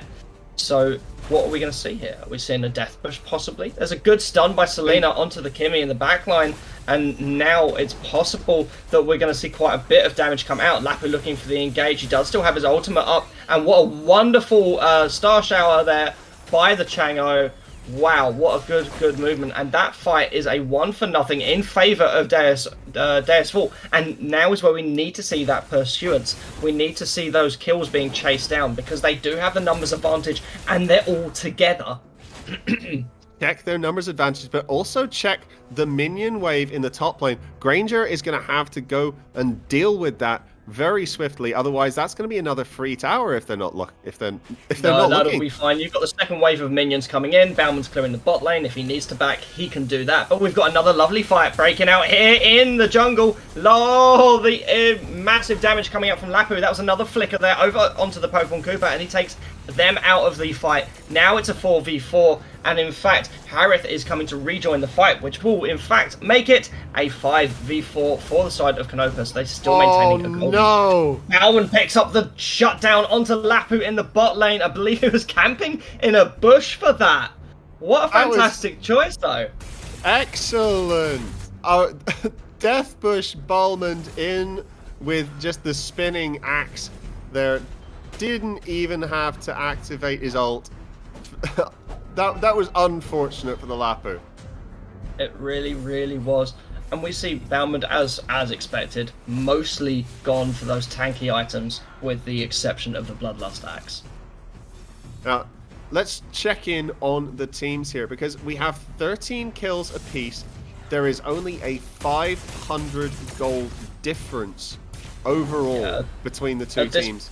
Yeah, at this point in time, the 500 gold difference is actually completely negligible. It doesn't really matter now. And Lapu and Harith are both coming back to join the fight. There's the light side of Luna's ultimate down. They're going to go down under turret. Wonderful tower dive there from Selena to secure that. She was trying to stay a bit too far forward to try and do a little bit of damage, but just could not get out once her ult deactivated. Yeah, really underestimated the CC abilities of Deus Vult there, and it looks like this is the point in time where Deus Vult can start putting the pressure forwards. They don't really need to defend. They've cleared the mid lane. Yes, we have that top lane coming in, but another minion wave will be coming up before that hits Oh, down. There it the is. meteor shower again finds its mark. Finds its mark indeed, and this is what I was talking about. You get that late game Chang'e, and she can absolutely obliterate whole teams with her ultimate. Lapu looking for a pick here, is possibly being zoned off by the Popo and Cooper, and it looks like Glue is going to manage to get the kill onto Selena, but he's out of options now. He can't do anything. Lapu possibly looking to join those minions in the top tower. I don't think the defense will come in quite in time. That inhibitor is going to go down. Yeah. That's what I said. You got to look at that top wave. Lapu sitting there trying to form a death bush of his own, but the advantage he had in the early game he seems to have lost now due to the fact that everyone else has picked up these items that enable him to be shredded. He's no longer half as tanky as he was previously, purely because of the itemization of Chang'e. But look at Shazam waiting on the Lunux in that bush, going straight in now. There's the ultimate in from Lapu, and it looks like the immortality there goes on Granger, but he still manages to secure the Lord. What a fantastic play from the Granger. Sacrificed himself to secure the objective, and manages to be the only player from Deus Vult that dies. I think that's actually a really good trade. They couldn't afford to give up the Lord at this point in time, and he knew the sacrifice had to be made. That was a clutch retribution. That must have been the instant he came back to life that retribution went down there. Yeah, for sure. Now, from experience, I know that Harith cannot defend against this Lord solo. And they're going to be collapsed on. That is a death bush waiting to happen. Popo and Cooper here. And so's Chang'e. Harith, you don't stand a chance at this point. And a mega kill for Chang'e. She's the win condition. I had it wrong. It's not Granger. Chang'e is now farmed. And she has a lovely build. So much defense reducing items in her arsenal. But this game has been very close. But apart from that, the tower difference is the main thing.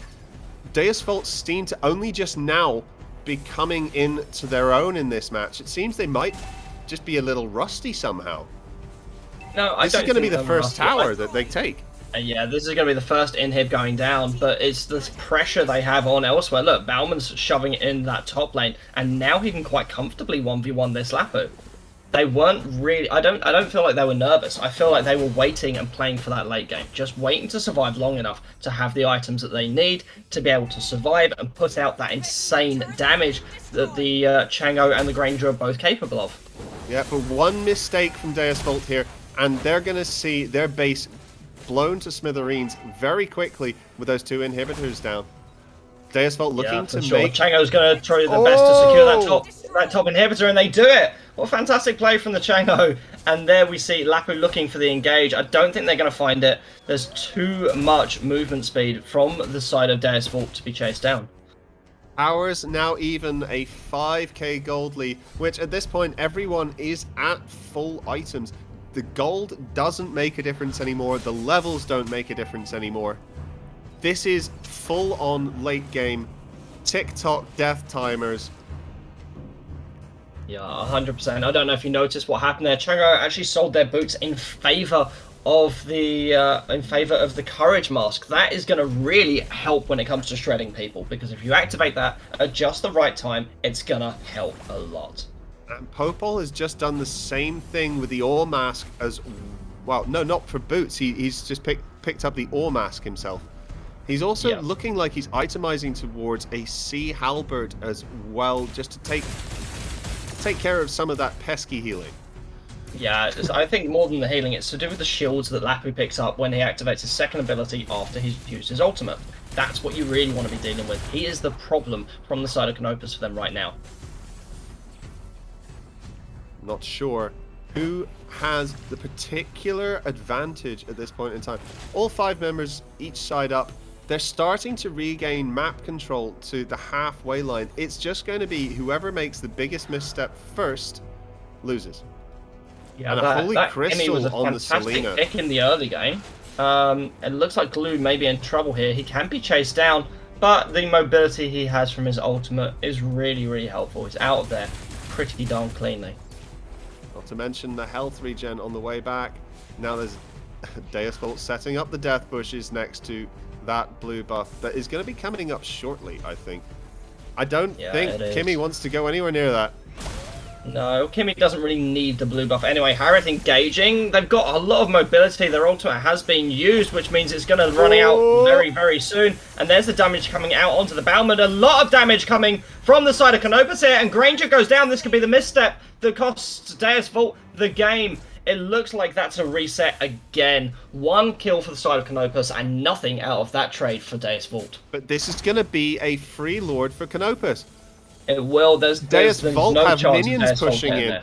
They have to defend that first. For sure, definitely. And this may be what Canopus have been waiting for to start this Lord. They've been waiting for this late game, waiting for the misstep, waiting for that numbers advantage. They're taking far too long over Why Lord are you now. waiting this? And look at that.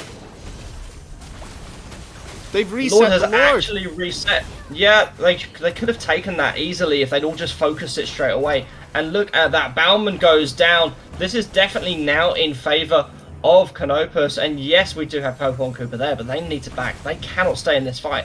If they show themselves, they're going to end up dead. Yep, they just need to keep this going. Lunux is also struggling, though. Oh, the Lord has reset yet again. Popo and Cooper providing enough distraction there to keep them off it. He's going to go down for his troubles, but yeah, this leaves Deus Vult with no answers. Granger is just on his way up now. He might be able to contest this. Yeah, I feel like they can, definitely. If they'd all just focused the Lord in the first instance when they had that numbers advantage, they would have taken it very, very quickly instead of trying to bait it out. And try and get that engaged. They would have been able to clear the Lord very, very quickly. Instead, it was left down to Kimmy and Lunux. Lunux does not have the sustain at that point in time to be able to heal through it. So they went down and down and down in their health. Canopus looking for another try on the Lord here. Harris coming in. Quite a lot of damage coming out from the Kimmy there, and this may be a free Lord for Canopus. Although, look at that. Chango ultimate is there. I wonder if it's going to end up going... Who gets it? Oh, it was Harith. Harith picked that up, and Chango went down to the Lunux in that backline there. That was actually a really, really clean play from Canopus. They knew that someone would try and steal, so they stationed the Lunux in a smart position to be able to deal with that. That was too close to call. That was Glue standing in front of a surprising number of those meteor shower bullets firing in towards the Lord, and some impeccable timing by Harith just to get that extra damage in to pop that Lord down. This is going to But possibly be it. main push from Parrots, they could have timed it better to come into that bot lane inhibitor at the same time as Lord, so no matter what, they'd be taking an objective. There's the engage from Lapu, a really nice ultimate, but it's been interrupted. And look at that, Linux on the back line looking for some damage, but they're really out of position. Glue ultimate can't quite take down the Popo and Cooper, and this game is going to be over very, very soon, and it is! Kimmy focusing at that base. If they hadn't focused, that may possibly have been a comeback moment for Deus Vult, but they stopped team fighting and they went for the base. Objectives win games, guys. Objectives win games. Really do. That was brilliantly played by Canopus, saying we will not just sit here and let the 6-time MEC champions roll over. In fact, we're going to win game 1. We are. And we're gonna make a statement here. They'd had a few missteps. I think they need to just maybe adjust slightly. Focus on. I mean, when they had the opportunity to take the Lord there, when they were 4v2, they should have capitalized on that. But they baited again and again, a little further, and then left it to a 50-50 chance versus a Chonga ult. Yeah. It wasn't even a retribution securing the Lord on that. It was Harith. So, for me, it really was a gamble. So I feel like Canopus could have taken that Lord a little bit earlier, but in the end, they still got it. They still won the game. So congratulations to Canopus for beating the 6-time MEC champions in game 1. We'll be back for game 2 shortly, and I'm really excited to see what happens. I know. Are we going to see some different bans come out? I mean, do you think they're actually going to try and ban the Kimmy, or was the Kimmy not the threat there? Was it the Harith, do you think? I'll be honest. I think it was the Lapu. The Lapu is... Yes, they got MVP for the game, for sure. But It was the Lapu diving on the back line that stopped them from engaging. The Kimmy was kind of a non-starter because Selena made sure to stun them out of fights as much as possible. We saw several fights around the Lord pit and around the Turtle pit early in the game where Kimmy couldn't even engage because they were stunned from a mile away by that Selena. I completely agree with you there.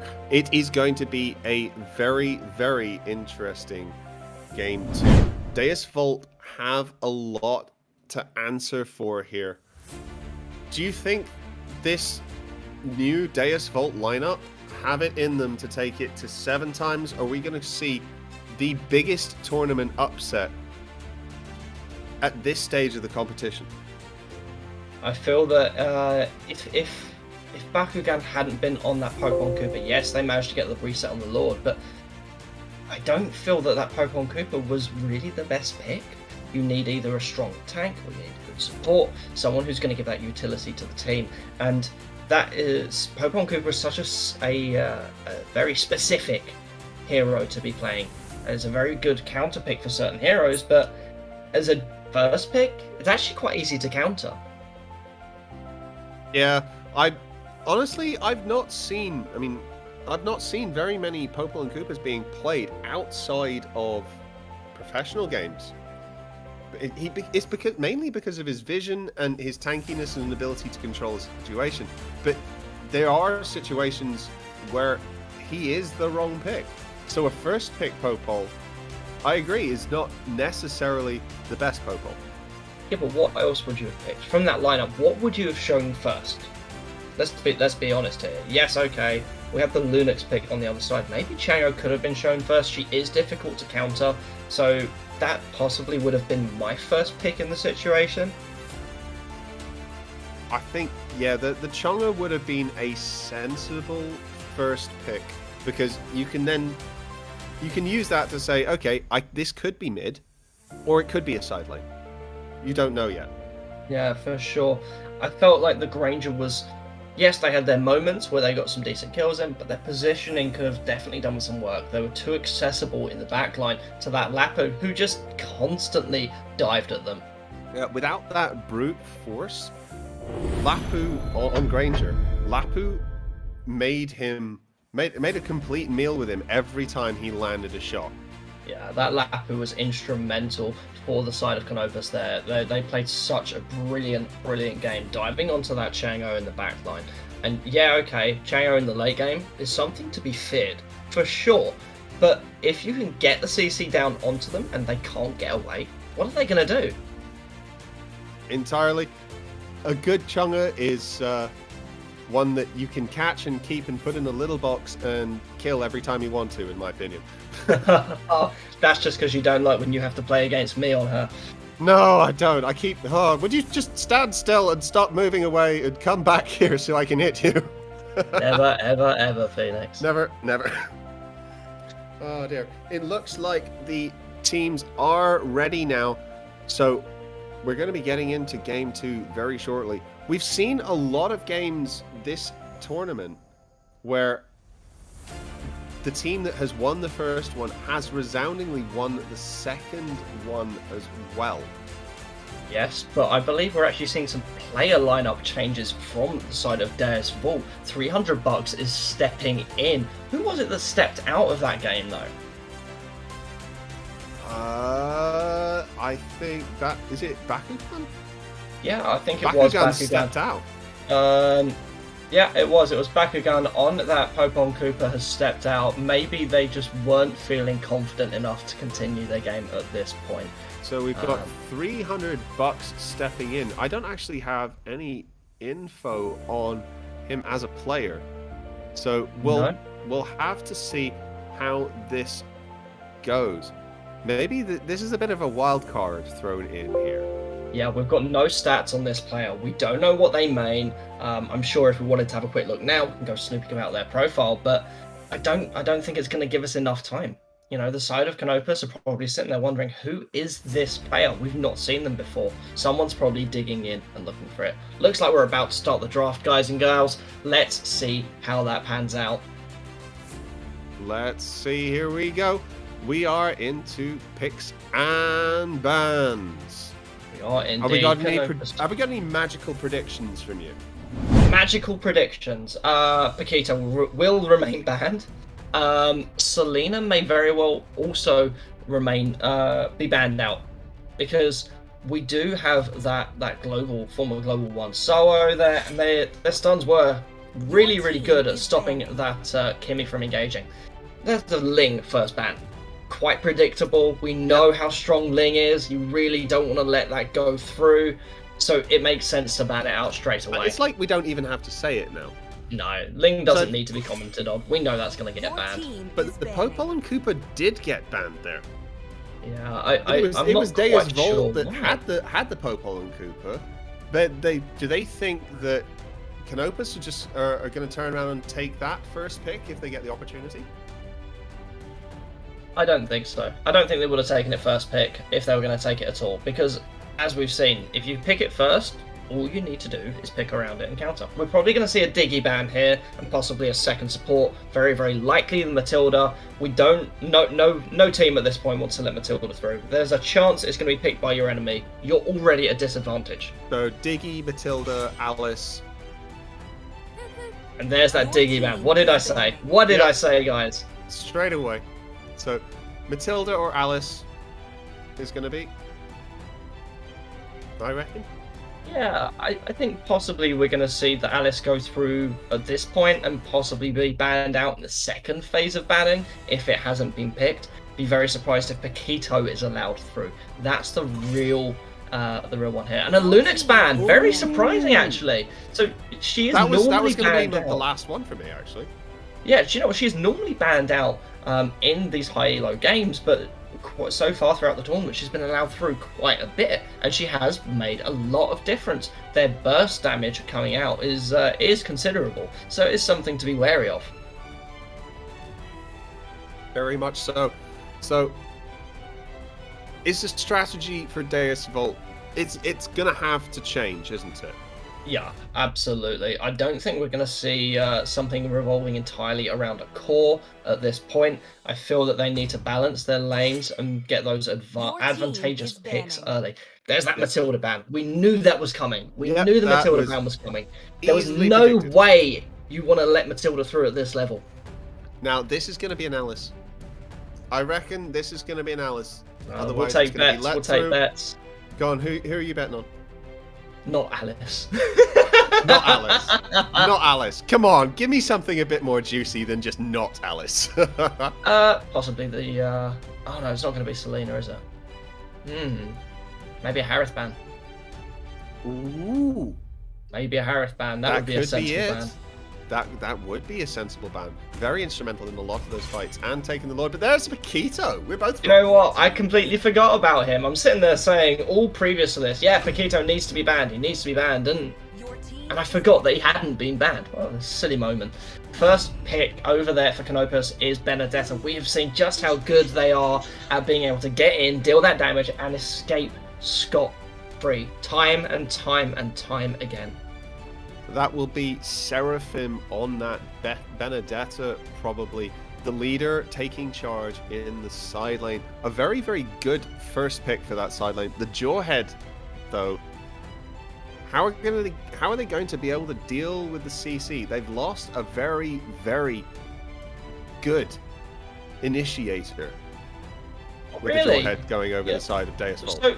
But so far from the side of Canopus, they've already got the anti-CC hero of Benedetta. They can escape with their second ability. Yeah, they do. That has to be very precisely timed, though. Oh yeah, for sure. Deus Vult picking up the glue that was taken by Canopus last game. Let's see if they can use it any better than Canopus did. What a fantastic job done by the glue in the previous game, though. I just want to point that out. It was really good. Brilliant. Very, very good fun to watch. There were a couple of times where I thought he'd gone too deep, but he was already there. He knew he was dead, so he was going to do as much damage as he could. And he managed to take out a Selena at one point on his own. He did indeed. And look at that. Look at that pick. Chang-O. They do not want Deus Vult picking up the Chang-O because guess what? They recognize that they nearly lost the game in the late because of how the Chang-O was built. And there's that Granger pick. They've stolen the Granger. They've stolen the Granger, they've stolen the Chang-O, and now we've been allowed to see that Phaser coming through. There's that big zoning ability from the side of Deus Vult.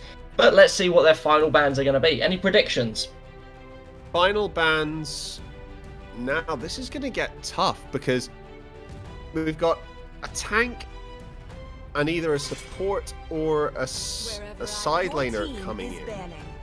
We're seeing that Rafaela ban come in from the side of Deus Vult, but the Rafaela has considerably been nerfed. Be very surprised if this isn't answered by a ban of Estes. So this is going to be Deus Vult get the first pick after these bans go through, and if Estes is open, I feel like they really want to be taking that. I don't know, I think they might want to target the core of Deus Vult more as well, though, because they do have a very strong jungler. Yeah, but have a look at the composition so far, right? From the side of Deus Vult. They've got Glue, good for a side lane. Jawhead, great for a side lane. Phaser, mid lane, one of the best roamers from mid lane in the game. At this point, a core and a support would just make sense. Entirely, but the speed that Canopus are going to be getting round the map with the 3 picks they have already is going to be really good. Now, there's that Alice ban that I mentioned. That's banning out the side laner that nobody wants in this competition, apparently. Yeah, really agree. But like I said, the side lanes seem to be taken care of already. So I'm not really sure where that Alice was targeted. Of course, it's more likely we'll see Jawhead played as a tank than it is we'll see Glue played in a roaming manner. Glue is a lot more sensibly played in lane. If you had a choice between putting Glue in lane and Jawhead. And look, these are protective picks. The protective band, sorry. That Cho band, they're going to be picking up possibly a Claude, I think, from the side of Deus Vult. It could be. It could also be the Bruno. The Bruno is a fantastic pick versus a Granger, as I think you've said a number of times before. And I've been slowly learning that from you as well. It is, but so's Claude. So at this point, Canopus are going to be banning, in my opinion, either Bruno or Claude. They need to ban one of them, and they know they've left the other one open. I think it's going to be the side of Deus Vult. It was neither. The Uranus ban, so they've banned out both of the highest sustained heroes.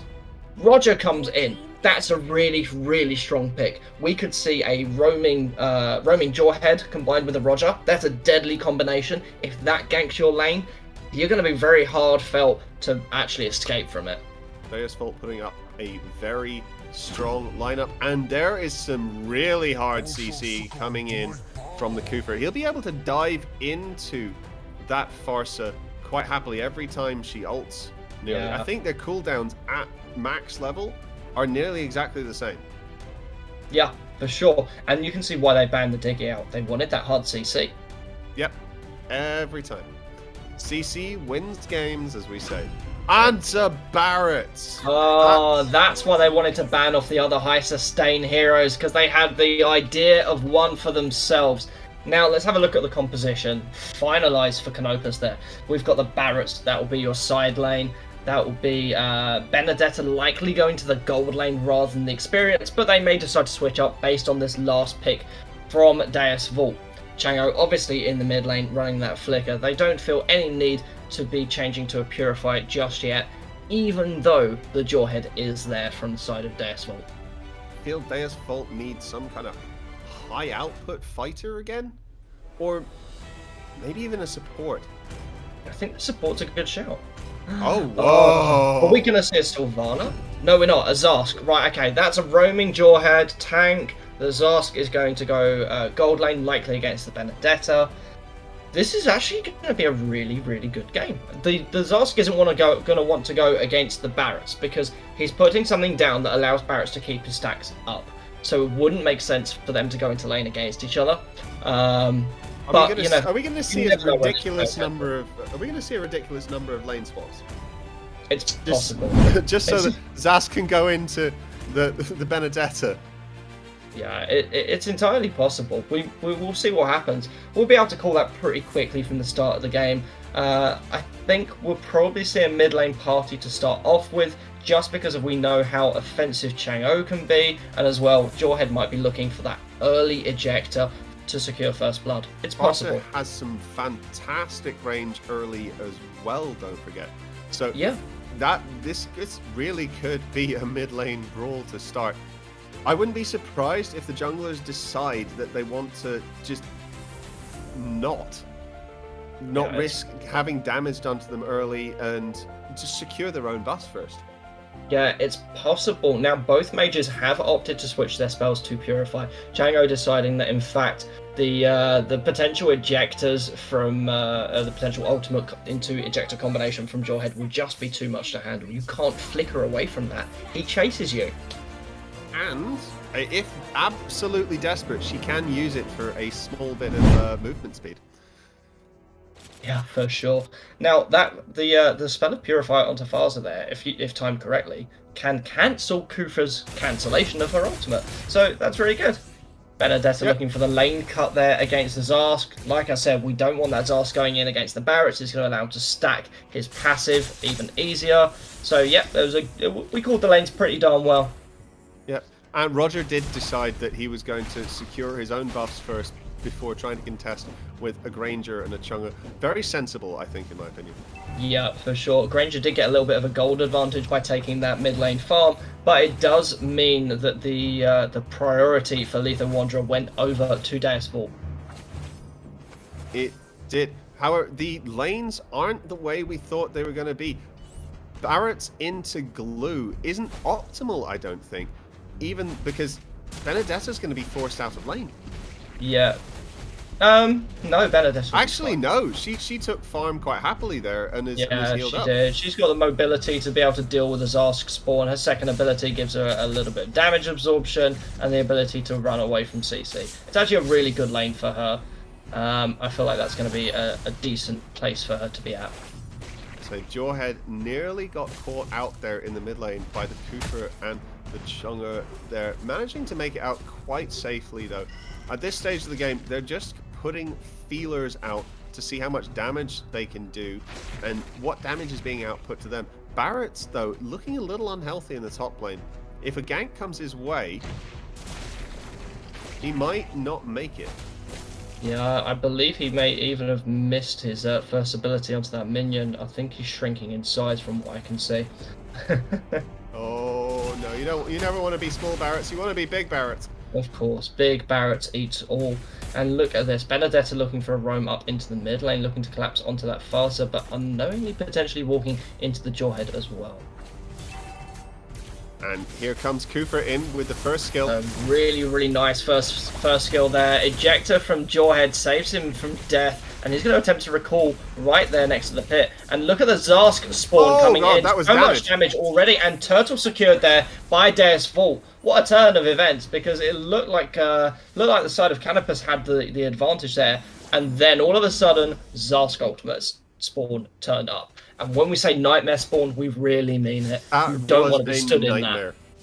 Definitely a nightmare for Canopus. They had that perfectly set up there. And just that one champion turning up could ruin the entire setup for all of them. Indeed. There we go. Jawhead looking to rotate down with the Roger, but the immediate answer is ready from Kufra. It's like they understand each other's rotation. This is respect for each other's players, for each other. It really is. There's the Purify down for Chang'o, and a lot of damage coming out from Granger onto the Farsa there, but they do have such mobility, it's not really a threat for them. The jungle rotation, it's like Granger and Roger are just in exactly the same place, opposite on the map sometimes. They are indeed, but I feel matching like Roger's each other step for step. I think Roger's farming slightly faster than the Granger at this point. Granger did have a gold advantage in the first instance, but now Roger's made it up. Yeah, Granger's come back to the mid lane. He's going to be getting deprecated damage. And look at that first blood. That was the combination of the Nightmare Spawn and the Ejector from Jawhead, absolutely annihilating the Benedetta. She tried to get out, but the Jawhead said, heck no, come back here. Whoopsie. Yep, nothing like being thrown in the air back towards danger. Yeah, look at this. Roger looking for the invade onto the blue buff, and he's actually got it. Granger's on the other side of the map. Granger's about to lose his blue buff. That was so fast from the Roger. That clear was insane. Word. And now Farsa's taking a lot of damage here She's from the trouble. Benedetta. Flies out to safety though. Wow! Big timing on that escape. Oh, but I was about to say the Kufa first skill.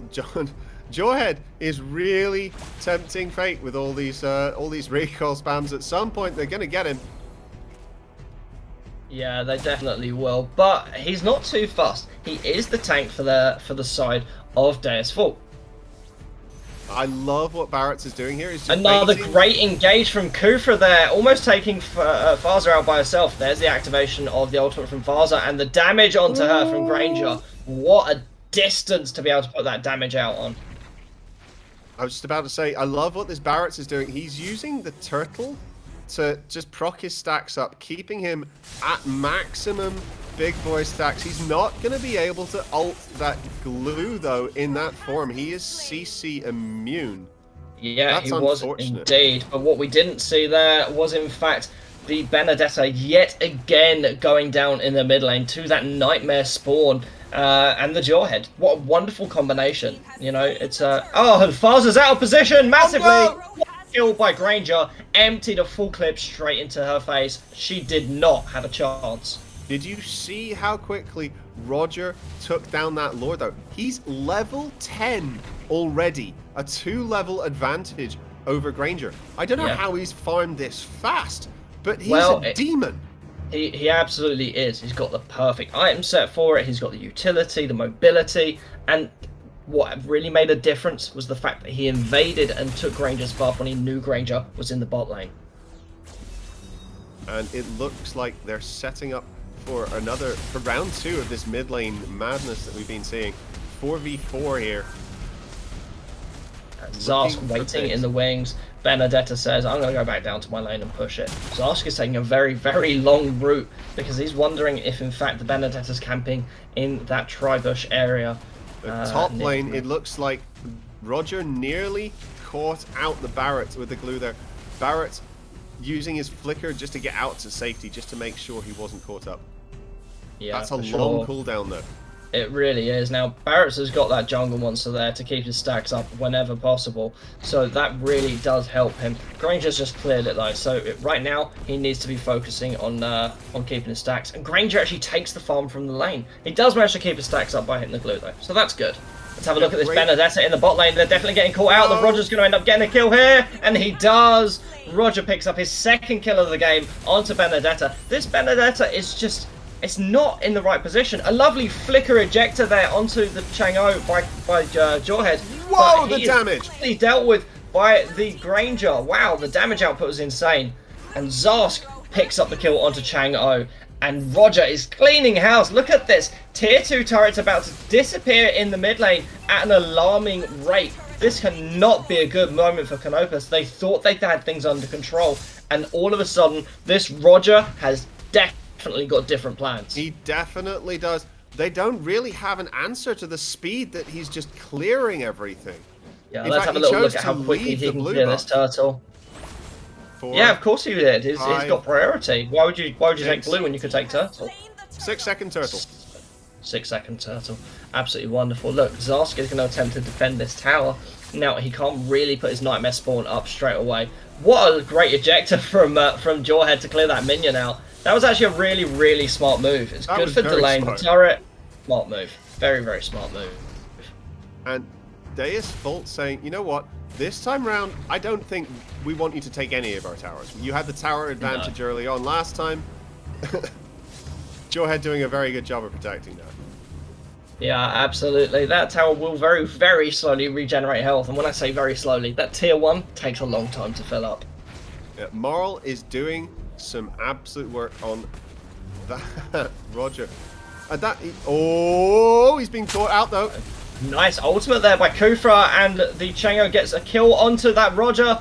There we see the ultimate coming in from both Jawhead and Zarsk. Zarsk doesn't have the legs to get a kill though. Granger manages to walk away cleanly. He's going to continue farming.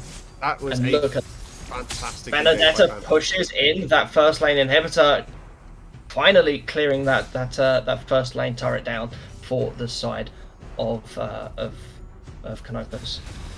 But Horse's ult. Oh, ejector from the Jawhead in the mid lane onto the Granger. That's unfortunate. Glue getting the kill credit though.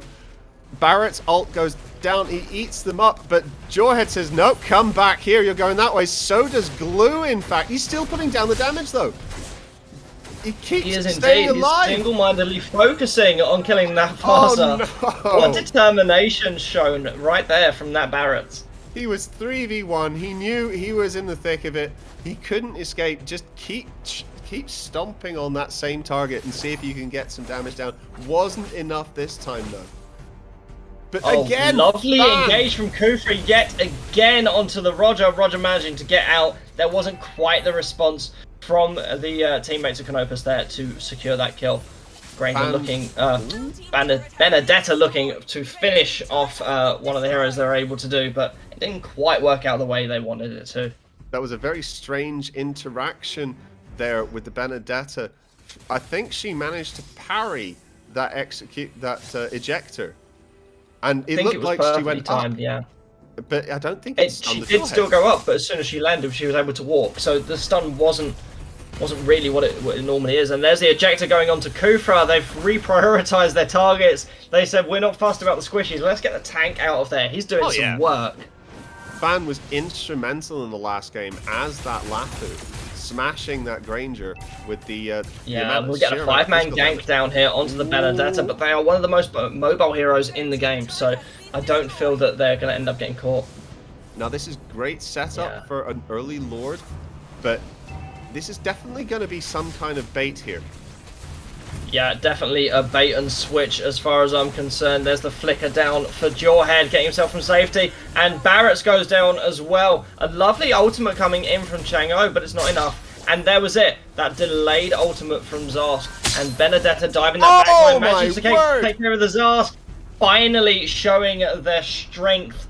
And that's what we've been waiting to see. That is large there on the Benedetta, picking up their first kill of the game. She has finally got some decent items on the board, coming back from this from 0-3-0 to get the kill, not losing any focus. She did really No, well. no focus loss at all. And the thing is, Benedetta, despite being 0-3, She's has been spotted managed to out by push 2 Jawhead. towers. Yeah, spotted out by Jawhead, but Benedetta doesn't really care all that much. He's going for the engage onto Faza, taking too many turret hits though. And look at the escape from the Benedetta. Has to retreat from the team fight. At this point, Deus Vult know they have a numbers advantage, even if it's just momentary. This is where they start for the Lord again, possibly looking for a bait. Granger is up, but he is not in the area. I'm not sure if they try to burst this down, they'll be able to do it fast enough. But Benedetta does have her ult. No, she doesn't have her ult up yet, so she won't be able to deal with it. At this, oh my gosh, Kufra goes down to the Zarsk, Nightmare spawn again, Benedetta's into that backline and Roger takes care of business there. What a play by Deus Vult, certainly showing that they may have lost that first game, but they've still got what it takes to win. Marl on Roger is snowballing massively here. 5k gold lead. Lovely movements by the Granger in the bot lane, despite being caught in the Faza ultimate field and then being hit by Jawhead's ultimate. He managed to get out of there and get a kill. What brilliant movement from him. Marl, yes. This is fantastic play from Deus Vult. They really have stepped up their game this time round. They want this to be their championship yet again. Yeah, they no more certainly do. mistakes. And if they manage to win this, then it's possible we will see a 7-time champion MEC winner. I mean, after that, where do you go apart from 8th? Well, of course, to the EPL. We're gonna have to make it happen, guys. EPL has to become a thing. We can't just have MPL happen and Europe not have an answer. Yeah, no, for sure. Jawhead looking for a pick here, but he may very well be out of position. There's too much mobility from the side of Canopus to catch anyone at that point in time. Faza ultimate coming in, Jawhead going there under the turret, and look at that. Zarsk spawn deleted very, very rapidly as well. That was a 1-0 in favor of Canopus, picking up their 6th kill of the game. The kill numbers in this game are remarkably low. We're almost 15 minutes into the game, and there's only 16 kills on the board altogether. Just over 1 kill a minute, but that's slow for Mobile Legends. This is a very, very tentative game of respect. The slightest thing that Deus Vult do wrong could lose their championship fight. Looks like Lou's been caught out, poked into a wall, and now he has to flicker to get away. Great flicker from him there, because he needed that for safety, and now he's looking to re-engage. What a fantastic change of pace for the Glue there. He's managed to catch the Parrots, and in the meanwhile, look at that. Zars goes down to the Chang'o, and now the Granger and Chang'o are actually in really, really good positions to be able to put out a lot of damage whilst remaining safe. Yep, Fan diving in there. Killing spree there for the Roger onto the Kufra, and now Jawhead's looking to follow up with a lovely ejector of his own. Yes, take me to the doctor's office, sir. I need injecting. Well, that is a very, very cute Jawhead skin, isn't it? Yeah, it absolutely is. Guys, what do you think of these games so far? I think that Canopus played a phenomenal first game to really show Deus Vult that they weren't here to mess around, but Deus Vult are coming back with a composition and pressure coordination around the map to really, really show why they deserve the 6 championship titles that they've already got. Yeah, I think the first match they were caught sleeping. I think they possibly thought that it was going to be a much easier match than they bargained for, so didn't pick as high, kill potential champions. Maybe tried to take it easy a little bit and got caught out. This is more of the Deus Vult that I expect to see that's playing right now. Yeah, for sure. Look at Jawhead taking a very, very headlong position. Benedetta attempting to clear this lane from behind, but there's 5 of them there. No. Is Benedetta going to end up caught out? Remember, Farsa is actually far more mobile than Benedetta is. She can fly after her. I wonder what's going to happen here to this Benedetta. I doubt they're going to get away. It Oh doesn't look my like they word! will. And oh my god! It's outplay! bait. And now Roger has the follow-up. Can he catch? It doesn't look like they can, and I can't believe we just saw that Benedetta go 1v5 and escape. The absolute madman. That was brilliant fun to watch. I know Benedetta has that many dashes. She already had a chance to escape. But the let's way bear in she mind this did that Benedetta. Yeah, but this Benedetta last season was global rank 1. Global rank 1. Oh yes. I'd even. Kufa now really out of position, very, very much so behind enemy lines, caught in a stun there by Faza, and now Jawhead's looking for a pick out onto that Chang'o. Chang'o's definitely in danger, being caught by the glue, but there's the Purify, just stop them from being caught back. Really, really smart play from the Chang'o there, and look at that ult coming from Kufa, but now Faza's damage comes in, another ejector from the Jawhead there onto Parrots, and Benedetta is in at that backline. Bear in mind that all of Deus Vult are still alive. This is not really the ideal position to be finding yourself in, but she's chasing this kill, and the immortality goes down for Jawhead. There's the follow-up damage from Granger as well. They're going to take the win. They're going to take the fact they got that immortality. I feel like they're going to back off. Maybe they're going to try and apply pressure in that bot lane. If they get that bot lane inhibitor down, they have Lord priority. That's possibly what they're going to be looking to do next. That immortality was absolutely huge. I think we need the tanks on these sides to get a couple more items so they can survive more, and we'll see even longer team Parrots fights. tried to eat the Jawhead, but it's just not in the right position. That Zarsk spawn combined with the Faza is really, really, really making short work of the heroes from the side of Canopus. And look, Benedetta's across map. She knew what we were talking about. I was saying about that pressure in the bot lane, but it didn't really work out. Deus Vult were just baiting. They wanted that fight. And she's managed to apply pressure in 2 lanes, in fact. They're going to have to clear mid and bot lane whilst they do Lord. The super minions, though, they're going to come through. And they're not going to get anything from it. Zask managed to even get there as well. Yeah. Well, the super minions won't come through on this wave, but will be on the next one. A great ultimate there from Jawhead, but it looks like he's been caught out. So much damage coming in. The ejector in there, and there's the killing spree for Granger. He's going to go.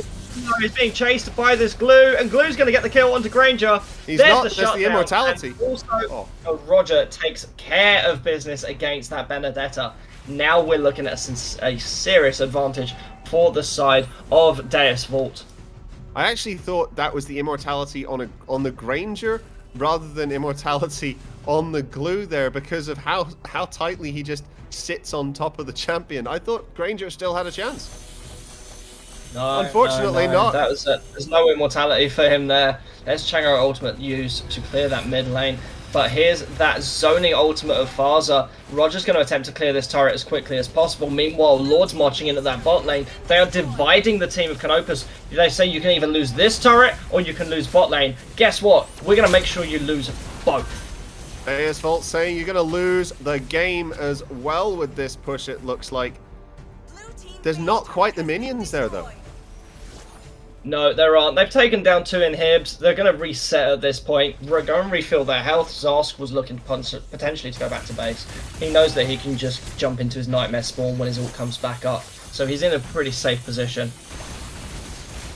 He's in a very safe position. Unable to secure that mid lane inhibitor. They've already taken 2 though, so this third one, to them, it probably just feels like a matter of time. I think the last match, though, Deus Vult were in a similar situation and managed to come back to bring it even in inhibitors. Attempting to dive into that backline, but like I said, there's that Zarsk nightmare spawn, ends her very, very rapidly, and Glue has now caught. And look at the throwback from Jawhead. Oh my gosh, what a great catch. The flicker from Kufa takes him back over the wall and into safety. He needs to get back into that base. This is very much looking like game for Deus Vult.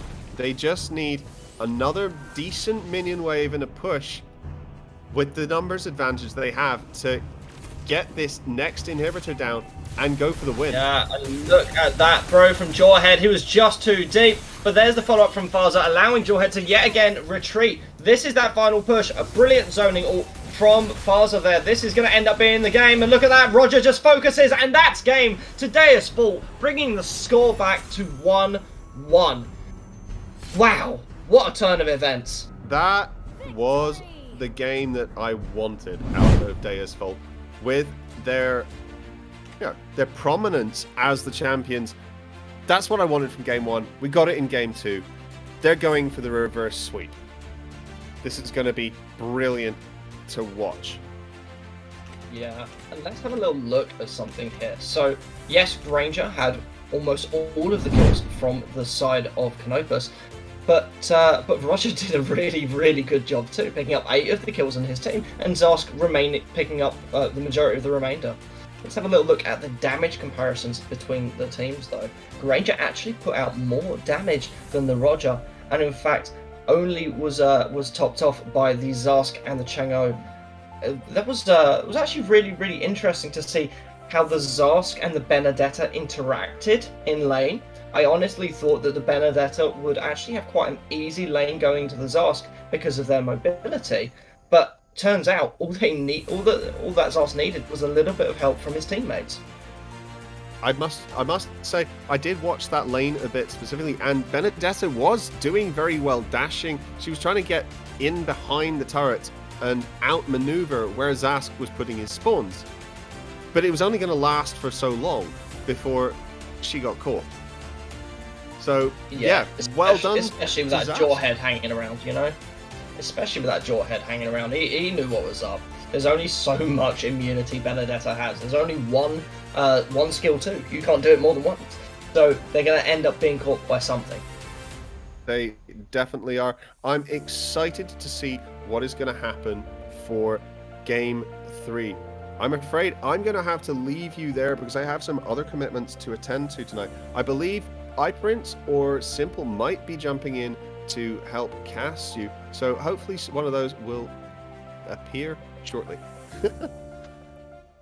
Oh my gosh, I wonder who I'm going to be joined by. Thank you so much, Phoenix, for joining me for the cast. That was so much fun, and I'm sure I'll see you tomorrow, brother. That was brilliant fun, and good luck.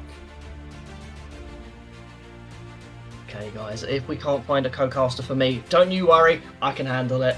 Let's see what this final game is gonna bring to the table. We're at 1-1 apiece at the moment, and it was actually a really, really great game played by Canopus in the first game. Deus Vult coming back in the second with an equally dominating performance.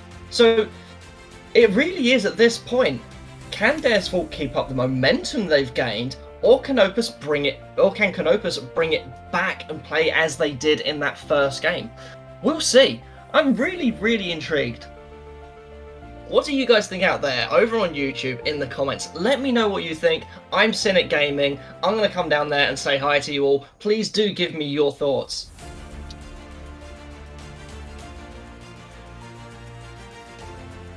iPrince, are you around, brother?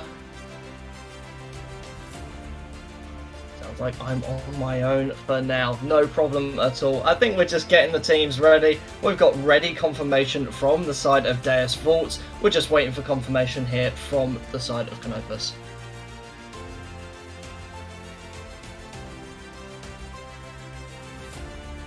There we go. Let's see, guys out there in the comments. You think that Devu's going to be the champion? I feel like it's possible. They're already six-time winners, so it's not really a stretch to think that they could win for the 7th time, is it, guys? Yeah, best game there. I think Deuce is going to win. That's a really, really good observation. I feel like it's possible. Easy MEC for Devu here. This is what we're seeing. There's a lot of support out there for Deus Vult, but let's not forget how phenomenally Canopus played in their first game. They had full map control. There was nothing that Deus Vult could do aside from try and push for that late game and hope that Chang'o could pull it back. Yeah, bro. Hi. Hey, iPrince! Yo, Welcome back. Cynic! How are you doing? That was such fantastic games that we had so far. I can't believe this is the first game 3 that we're having so far, man. This is the first game 3 out of the group stages. I'm so surprised. Every matchup so far has been a 2-0 win. They've got that momentum going and just carried it through in that second game. So for Deus Vult to buck against the odds of everything we've seen so far, that shows some serious determination. They were like that second game. They changed members. They changed the switch, and they were like, okay, we messed up game 1, but we're ready. We know we can do this, and they pulled off that victory on game number 2.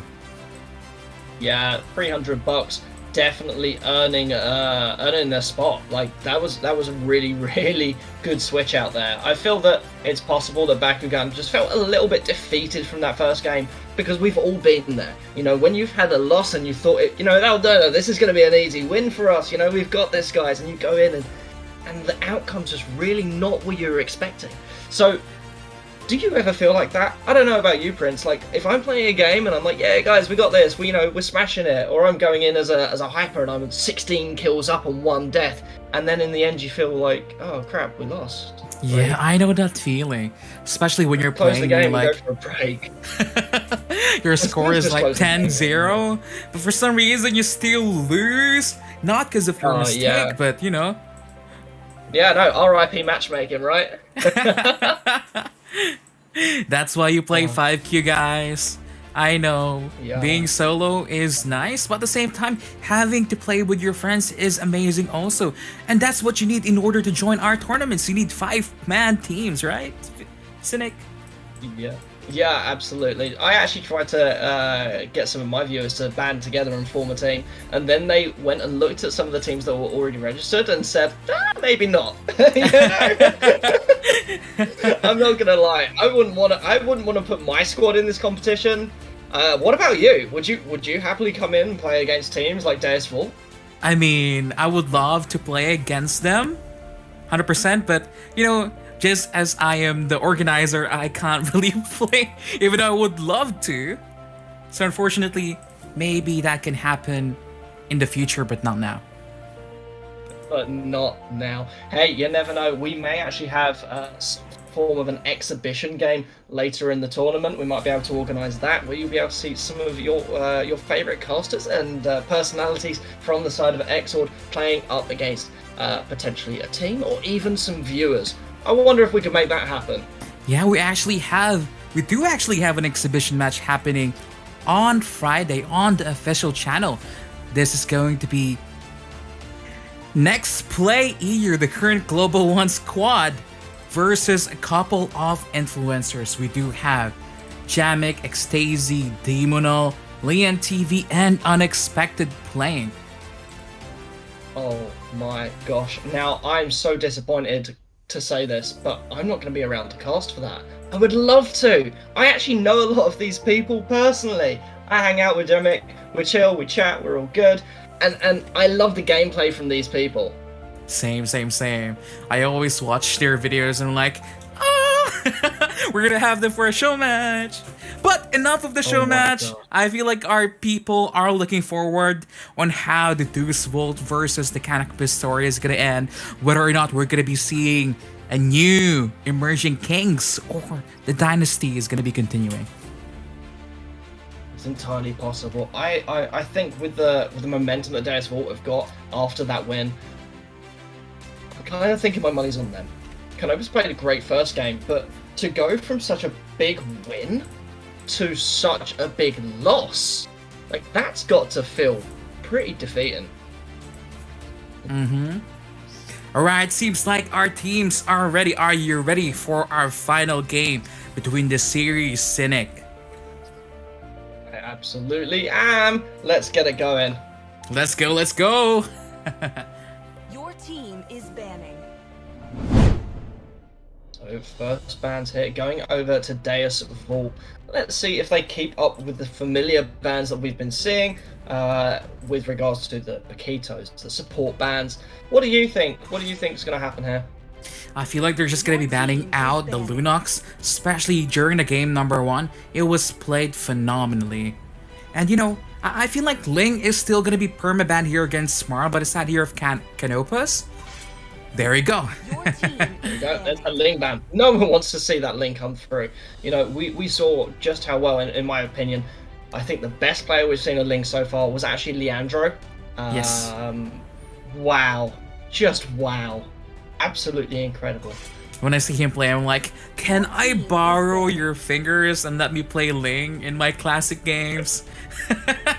Oh, yeah. Well, hey, this is my login. Can you just boost my win rate? It's currently I know, at about right? 5%. That would be great, you know? Same.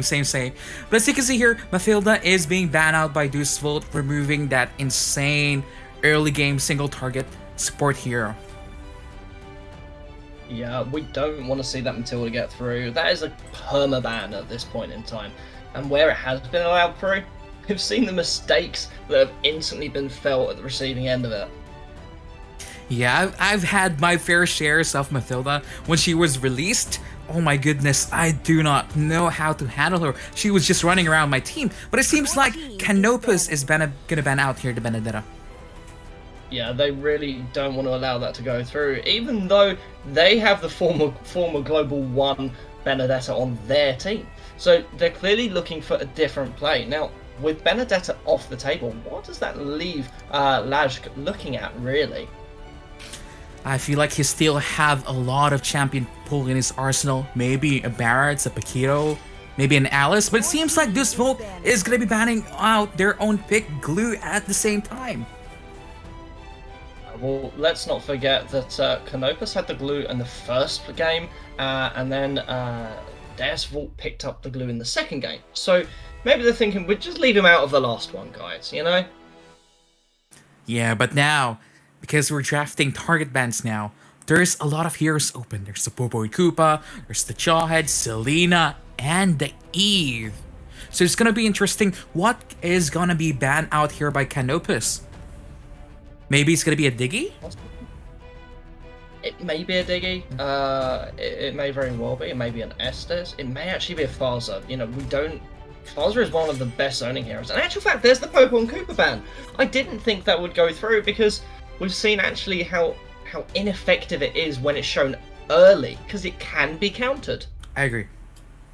There's so many heroes that can counter that one, especially a lot of the mages that have very, very long range skills can just poke down the Popo and Koopa before he can do his stunts. But it seems like that's what I was talking about. Diggy's open and Deus Vult is gonna go here for the Diggy. Oh god, right, we're gonna see another wonderful Diggy. We're not gonna call it a feeding strat, a Diggy harass strat, we'll call it that. This is where he comes in, delays the enemy hyper, and yeah, he will allow himself to be killed, but he's going to continue to come back and annoy the enemy jungler and enable them to get that kill streak up. Which means that even though they will have a kill streak, it's on one hero, so Diggy's going to be worth not a lot. And then when they get that shutdown goal, hopefully onto their own core, that will put them miles ahead. Yeah, but it seems like the answer for the Diggy here is gonna be the Jawhead and the Chang-O. They do have the Sao there a while ago playing the Jawhead phenomenally, able to lock in the Granger every single time. But I do like the Chang-O pick here, just it makes sure that they do have the wave clear in order to sustain a lot more team fights. I'm looking at the draft from Deus Vult so far. They have some seriously overpowered picks. They got the Paquito, and that is just one of the best fighters in the game. Since he was released, yes, he had a minor rework, but I think they reduced his shield slightly. Yes. On his second ability, but aside from that, you know, he's pretty much untouched from release. Now, that's quite rare. Usually when a hero gets released, they're massively overpowered and they get nerfed down into the ground, but that hasn't really been the case with Paquito. And Deus Vult also picking up that massive zoning hero of Farza. Yeah, I feel like the game plan now here for Deus Vult, okay, we're gonna do the Diggy Harass. Let's pick the side lanes that can bully, which is the Paquito. But the answer from Canopus is gonna be the Lapu Lapu, which was MVP during the first game. It wasn't just MVP in stats, it was MVP in plays. It was so incredible to watch him just dive at that backline and catch people unawares out of a bush. Yeah, just phenomenal plays from that Lapu Lapu. But now, during our second banning phase, what else would Canopus ban here? Do you reckon they will ban Roger here? I don't think that Roger's the hero for composition here for Deus Vult. They're probably going to be looking at someone, I don't know, someone a little bit more burst rather than the. Oh, actually, no, look, they banned out the Roger. I felt like Deus Vult would be looking at someone with a bit more burst, possibly a Granger. You know, a Granger would actually suit the composition really, really well. I think so because too. of the zoning ability of Faza. So they work so cleanly together. But at the same time, here for Deus Vult, I feel like they're probably gonna be fitting out the jungle at the same time here. I do like the Harif ban here because we've seen a while ago with Evil, the Harif and the Estes combo wombo was just insane. Oh yeah, it was absolutely disgusting. You know, you get the Harith down there and the slows and the damage and the mobility and the shields. You can dive in, put out a whole load of damage and get the hell back out, barely taking a lick off of the tower. That's so true. Howard is gonna come out with full HP after that dive. At the same time, Canopus probably gonna be looking to ban out here, maybe potentially Lancelot or even maybe a Bruno. What are you thinking? I think they are more likely to ban a Lance over a Bruno. They need to protect that backline. That backline of Chang'o, because if you get a Lance up, they can dash straight through. And there's that Granger ban. So I thought a really good pick into the competition of Deus Vult, and turns out so did Canopus. I see. But now, the final ban that will decide this final draft. Who would it be? Tenterhooks, guys. I'm very, very curious because it's got to be someone targeting the core at this point. You know, the core's not been shown, so just decide who you least want to go up against. What hero could pull apart your team composition and ban that out? Time to witness the It's gonna be a So Lancelot. in fact, it's going to be the Lance. So they need to defend that back line, and just the same as we needed to defend the back line Chang'o, we need to defend that back line Faza as well. But this Mensitar, however, I am not so sure about that champion. There's Barrett still on the table here. There's even Alice. No, I disagree. Mensitar is one of my most favorited and underrated heroes. He can counter so many people with his ultimate. Oh, they lock in the clawed jungle. That is so cool. Actually, he seems to be going to lane. He may actually switch to jungle. We'll see. I feel like Canopus here is just playing mind games. They're telling Deus Vult, okay, pick a lot of heroes with a lot of dashes. We know how to play Mensitar, and we're ready for whatever you're going to be drafting against us. For sure. But this is where the Claude actually comes in really handy. His CC immunity during his ultimate, he'll still continue to put out damage. And yes, Paquito can dive in, but the reason he doesn't really take much damage is because he interrupts people. If you're not interrupting them, you're still taking that damage. Oh, a wise as an Esmeralda. I do like this. They're adding a little bit of tankiness with this Esmeralda here, and they do have scouting potential here with the YSS. So rounding out the draft of Canopus, who should it be? Because they've already locked in their tank. It can be potentially a side laner here or another mage. Yeah, I'd be surprised if we didn't see a second mage here. In actual fact, taking Chang'o to the gold lane. Now, the Esmeralda can take the shields, not just from... I think it's an Alice. It should be an Alice. Yeah. No, it's a Clint! We're Oh my seeing God! double marksman strats. I can't believe this. Clint's going to be left alone to solo lane, probably against the Esme. I doubt they're going to want to be... the Claw's going to be wanting to stay against that Paquito. They don't quite have the mobility if they get caught to get away. Oh my. I have no words. Let us know in the comment section, who do you think have the better draft? Are you supporting Deus Vult or are you for Team Canopus? How about you, Cynic? Which one has what it takes when it comes to draft to win this game? I feel like the draft's been won by Deus Vult. Just simply the composition's really well rounded out. And then you look at the composition of Canopus. Where's their front line? Yes, you've got Jawhead, you've got Lapu who can dive to the back, but who's going to protect your 3 squishy heroes? You know, who's going to protect the Clint? Who's going to protect the Chango? Who's going to protect the Claude? You've got a certain amount of CC, but nothing hard. You know, I'm not sure about these picks. I'm really not. Same. I feel like if they pick into Alice, suddenly they have an amazing front line. They have backline access to YSS. That would have solved a lot of their problems. But maybe they do have a different idea on how they want to play the game. And we'll see whether this Clint pick is going to be paying off. Yeah. In your opinion, if you were going to swap one of the 2 marksmen for the Alice, which one would it be? It's going to be the Clint. You've already locked in the Claude. Yeah, but we'll if you could swap either of them, which one would you do? It's going to be... I will swap up the Clint. I feel like when you do have the Claude, the Blazing Duet pressure is just a lot and the backline. At the same time, you know, it seems like our teams are just poking out in the mid lane and just playing as normal as it can be. Absolutely. Yushin there managing to pick up the Letho Wanderer buff. And first blood, I can't believe it! There we go. The Diggy falls.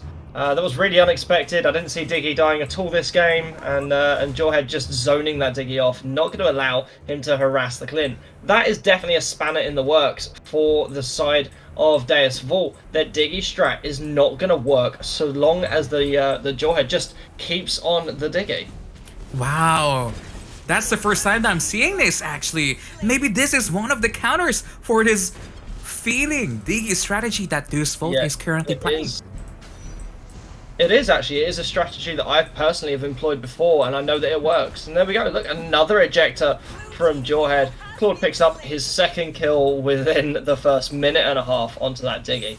I'm not quite sure if this Diggy strat's going to pay off. Maybe they're thinking if we just feed the Claude, and then we can get the shutdown on the Claude. I know we can't really put the Clint behind because he's being protected, but maybe we can put the bounty up on Claude's head. Yeah, but at the same time, Claude is one of those marksmen that doesn't do a lot of damage early game, but the moment he gets his Demon Hunter sword, he becomes a monster. But look at here, Lapu already engaging Purify used by Farsa here. Yeah, so for me, it's not just the Demon Hunter sword. I feel like he needs that additional item in there of the Golden Staff as well, in order to really put out the damage. A really good exchange there, and there's the ultimate down for Esmeralda. And let's look up here around the turtle pit. Both teams trying to set up for that early turtle, for the first turtle of the game. Lapu just poking it out so no one can hide in a bush. Yikes, the zoning control from this Feather Earth Strike of the Farsa doing a lot of work already. I feel like this is one of the issues when you draft a Clint composition. You kind of struggle contesting the early game turtles just because Clint is one of those champions that will need a lot of peel.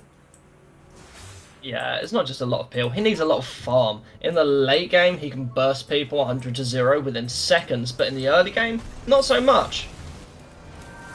Yeah, but I feel like they picked the Clinton expecting that it is going to reach late game, especially that Deus Vult is playing the harass Diggy strategy tonight. Yeah, for sure. Definitely agree with you there. Let's see how it's going to play out. And then we've got Claude returning to the bot lane. Esmeralda's been allowed to free farm that entire time. They didn't come up to try and assist with the turtle. They didn't come up to try and assist with the mid lane fight. They've just been farming. And it's paying off. They're currently ahead in gold out of the entire game. Oh my god, Farsa almost being caught out here by the ejector. Managed to escape with that Purify once again.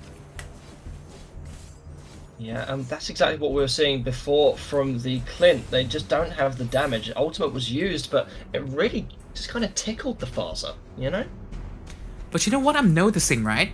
Deus Vult is playing the Diggy feed strategy. At the same time, Deus Vult is already 1,000 gold lead ahead from nowhere. Yeah, of course they are. It's not really from nowhere. The Esmeralda's just been farming like a machine in that bot lane. Already at 4 minutes completing their Enchanted Talisman and Boots. They are really ahead at this point in time. I'm just waiting for that one big clash. Seems like our teams are just playing it as safe as they can be because if you mess up, it's gonna be so difficult coming back. Especially, it is your tournament life on the line. Ah, for sure.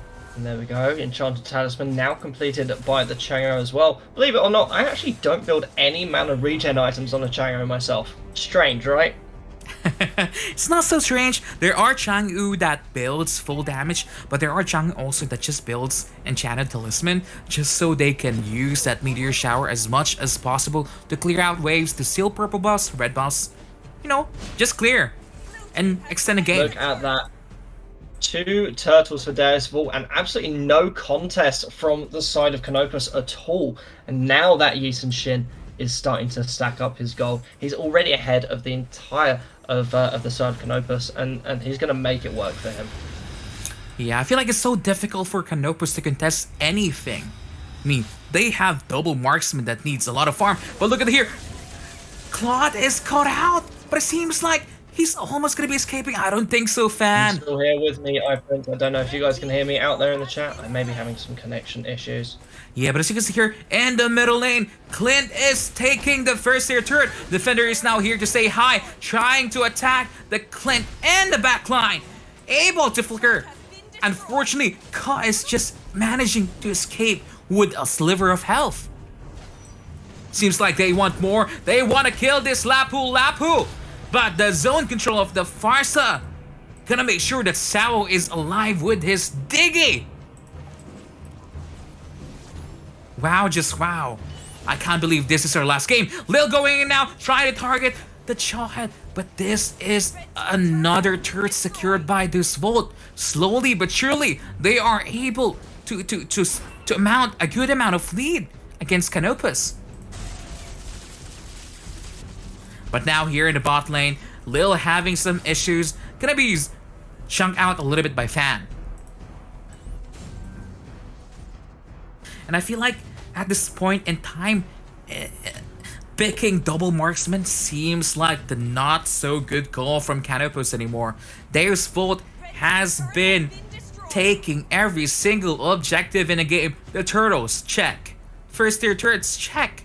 Now what's left is maybe the win and the game. But, you know, the side of Canopus is only 2,000 gold lead behind, so it is very, very possible for them to come back from this game. Just one good blazing duo from Claude might just be the turning point that they will need in order to reverse the situation that they're on now. Wow. Yisun Shin securing the third turtle of the game. Seems like Deus Vult are here to play clean. They might be playing with the Diggy strategy, but the fate is only 4 kills. It's gonna be really interesting how the next team fights is gonna be happening here.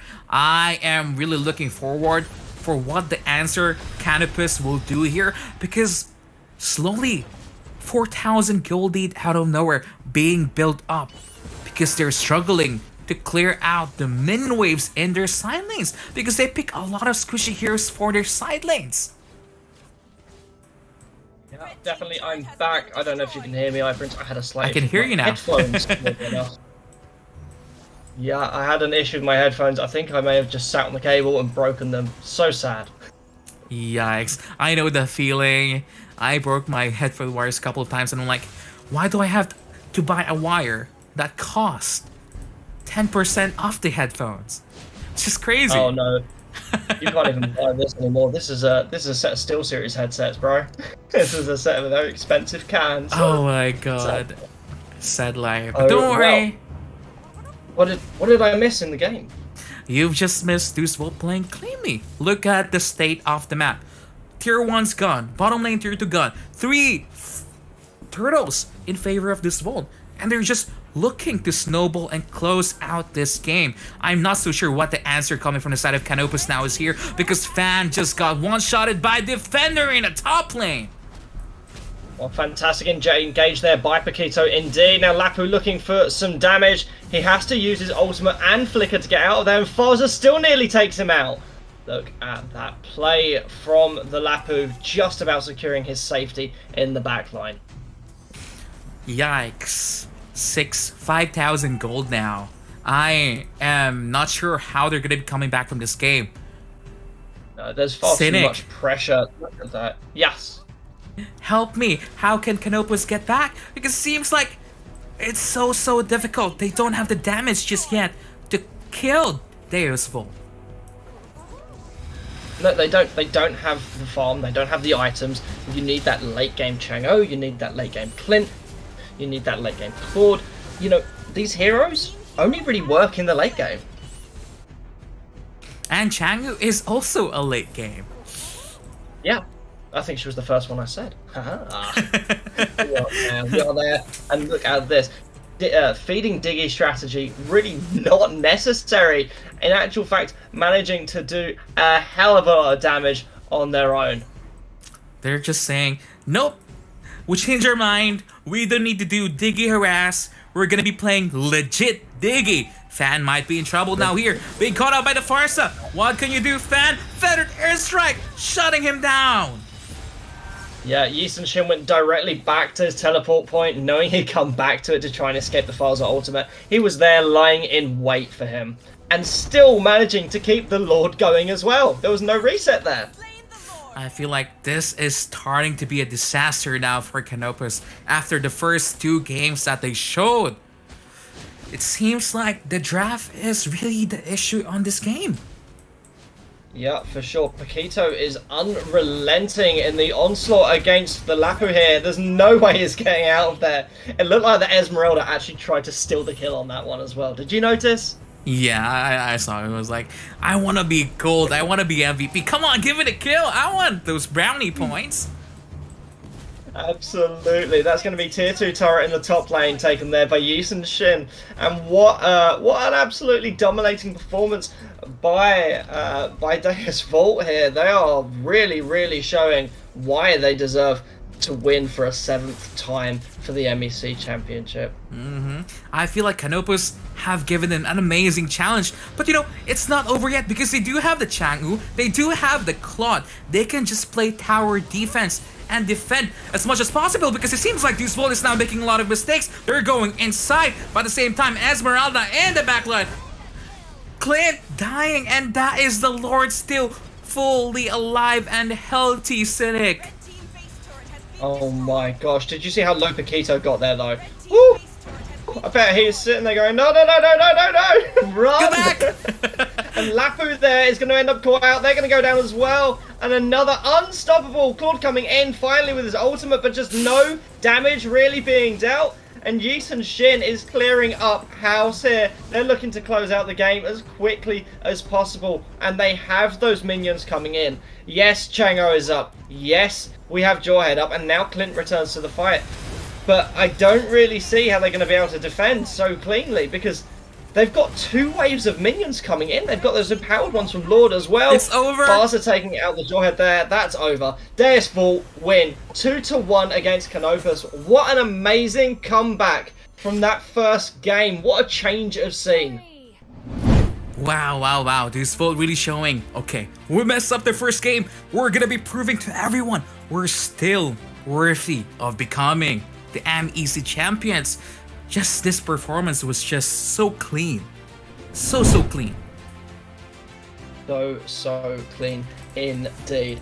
Wow. I want to just take this one moment to say, Jep, you there in the comments with a cat picture, congratulations, you just won yourself an epic skin. Look at that. That's what you get for supporting your teams, guys. Jep, congratulations. I'll tag you in the comments. Prince, do you want to do some statistics and run down from that game? Yeah, as you can see here now from this game, I do feel like locking in the Clint was not the best option. I really feel if they lock in that Alice, which I'm pretty sure they have an amazing player for, they could have actually taken this game into a series, into an amazing third match, because, you know, that's what they're lacking. The Lapu was unable to get in the backline, so if they do have an extra fighter, just so they have a diving person just to target the Farsa, to target the YSS, I feel like it would have made the biggest difference. And as you can see here, Diggy feed, nope, we don't need the Diggy feed set. Deus Vult, we need to play legit Diggy, and they're gonna win cleanly, man. Just so clean. Yeah, absolutely. And actual fact, if they needed the feeding Diggy strat, they had it. You know, they had it ready to go. But turns out they didn't need it. In fact, I think that the fact that Jawhead was playing so aggressively towards the Diggy actually played into the hands of Deus Vult. I believe so, but my heart just feels really for Canopus. They played that game one so well. Game two played so well at the same time. But you know, sometimes when you're in a very tense situation, you're not gonna be able to formulate the best draft against your enemies. So maybe this is just an experience issue, and I'm pretty sure they're gonna be coming back strong in the next tournament and gonna be fighting Deus Vult and gonna be giving them a run for their money once again. Yeah, for sure. Very well played there by Canopus, and I have to say, you guys really showed your stuff in that first game. Phenomenal plays. Congratulations again to Jeff in the comments. Thank you so much for dropping your ID and IGN. I think we're going to take a brief break now and really get ready for the second match from Group C. This is going to be Team Parrots versus Evil Team Osus. Congratulations again to Deus Vult for winning their heats. Congratulations. See you guys in a bit, and we're going to take a short break. See ya!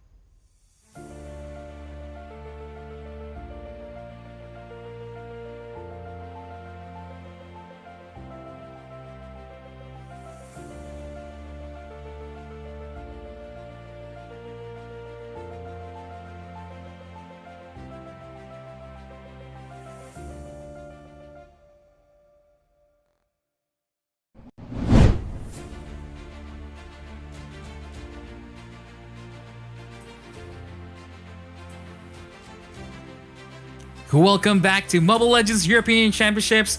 Once again, I'm one of your favorite casters, iPrince. And tonight we do have a special caster once again, Cynic Gaming. How are you doing, my bro? Frigging awesome, my bro. How are you, man? I'm doing pretty well myself. Fantastic series just a while ago. Our first 3 games so far in the group stages. And it was such an incredible performance from both teams. Canopus actually taking that first game with a really big upset to the tournament, you know, beating out the 6-time reigning champions of Deus Vult. However, Deus Vult did bring it back with a 2-1 victory in the end. What a play. It was just the way that Deus Vult played that last game. It was just a complete deletion, you know. They were like, okay, we're in for business. We're gonna clean it as fast as we can. We made mistake game number 1, but you know, it doesn't matter. 2 games in a row, they're proven that they are still our defending champions. For sure. It's entirely possible, in fact, that they may have been suffering with some form of lag, which is why we saw one of the players switched out in games 2 and 3. So maybe that player in specific, Bakugan, was actually having some issues in game. But now we're looking at our schedule. We do have Team Parrots versus Team Osus, man. What an exciting series as well. Yeah, absolutely. Team Parrots, let's have a little look at their team data as a squad. They've played, 3 games, team of 5 with the current season, 81% win rate. That's quite impressive. That's very good. Fantastic. 2,118 games across all seasons with a 75% win rate is also really, really clean. They've won 5 MCL championships. They came through our qualifiers with a score of 7-2 with 21 points and a phenomenal 8 million squad power. That feels like a destructive force in the making. It really does. I believe so as well. I mean, they do have a lot of fantastic players in their team, especially that they are playing in the Mythic League in the Russian scene as well. Especially Young Hawk with almost 100 games Linux this season with 84% win rate, man. Imagine that. That sounds like a dream. Although we have seen the Linux played by others during this tournament as well, also to a very, very high standard. We've seen Linux banned quite a lot though as well, so it's very, very probable we're going to see a targeted ban of Linux straight away from the side of Osus. I believe so. I mean, apart from Young Hawk, they do have Yuji, which is their core, playing Ling, Lancelot, Granger, Roger, and YSS, which he currently have more than 2,000 points this season. Definitely grinding up in ranked mode. Yeah, absolutely. Let's not neglect their leader at all. Polnareff there is a side lane player. Main heroes there are Benedetta, Bakito, Lapu Lapu, Cho, and Barrett. All are phenomenal heroes, and all of which we've actually seen picked or banned throughout the competition so far. They're also sitting on over 2,000 points in the glory, and you know, we really can't fault them. They are a very clean player. Good calls so far for their team, and they seem to have a good handle on map control as well. Yeah, I'm expecting a lot from this team, especially from Aska, from Pachem Abruz. I've seen them played phenomenally in the Mythic League, and I'm really, really looking forward on how well they're going to be playing tonight. Me too. We're looking also at Lil Sanya. Look at their side lane stats, 2,100 plus points. Mains of Zarsk, Chango, Wanwan, Harith, and Farza. All aside from the Wanwan, we've seen played so far during MEC this year in a really, really monumental way. They've all had an influence over the outcomes of the games, and generally we've seen them played really, really well. I believe so. And it's gonna be a really, really big challenge for Team Osus to fight on, because looking at their statistics right now, as you can see, they are a fresh new squad. 26 games, 58% win rate, but they do have a lot of promising people on their side. Their leader, their jungler, Roger, Granger, and Aldous. We've seen this hero so many times, and I feel like they have what it takes to change and make a victory for their team. Let's not forget, they've got AJ Gaming on there as well. And what a phenomenal player. Previous season, over 5,000 points in Mythic. Former Global 1 Selena with 2,635 games. That is a huge amount of games to play on one hero. That's crazy, man. Yo. And not only that, I feel like he's one of the more well-known people in the teams. Because if I'm not mistaken, he's also an influencer in Mobile Legends. Yeah, he is. The name does seem familiar to me. I'm also in there as well. I'm part of the MIL, in case you didn't know. And I work closely with quite a few people who are up and coming. I love to find new streamers and help them to promote themselves where I see the potential. So yeah, it's really nice to see other people from the similar sort of seats that I'm at taking part in this competition. Yeah, because at the same time, you know, I've asked him, right? Give me an introduction about your team, and they said, we're not only lucky, we also have the skills. Because people probably do not know, but they are one of the luckier teams that we have qualified. We had actually made a draw, and they were able to pinch their lucks and get a spot here in the qualifier, group stages, sorry. Yeah, they played really well. Qualifiers, score of 6-2 with 18 points. They're only 3 points behind the side of Team Parrots there, so really not far behind them at all. I know they haven't really been together for very long at all, but that doesn't mean they're not going to have good chemistry. I see. I mean, even though they're a fresh squad, I feel like they've practiced a lot for this tournament, and I feel like they're very ready facing the Parrots from Russia. I'm wishing the best of luck to both teams. I want to see a really healthy, competitive, two-sided game. That's what we love to see here. A really good game where there's back and forth. There's that one-sided domination that may be very, very fun, but it's not the most entertaining thing to watch. I love the twos and throws, the, oh my god, what's going to happen here, you know? Same. Especially from the last game. They have a lot of shoes to fill in if they want to beat Deus Vult in the game afterwards. Do you know what?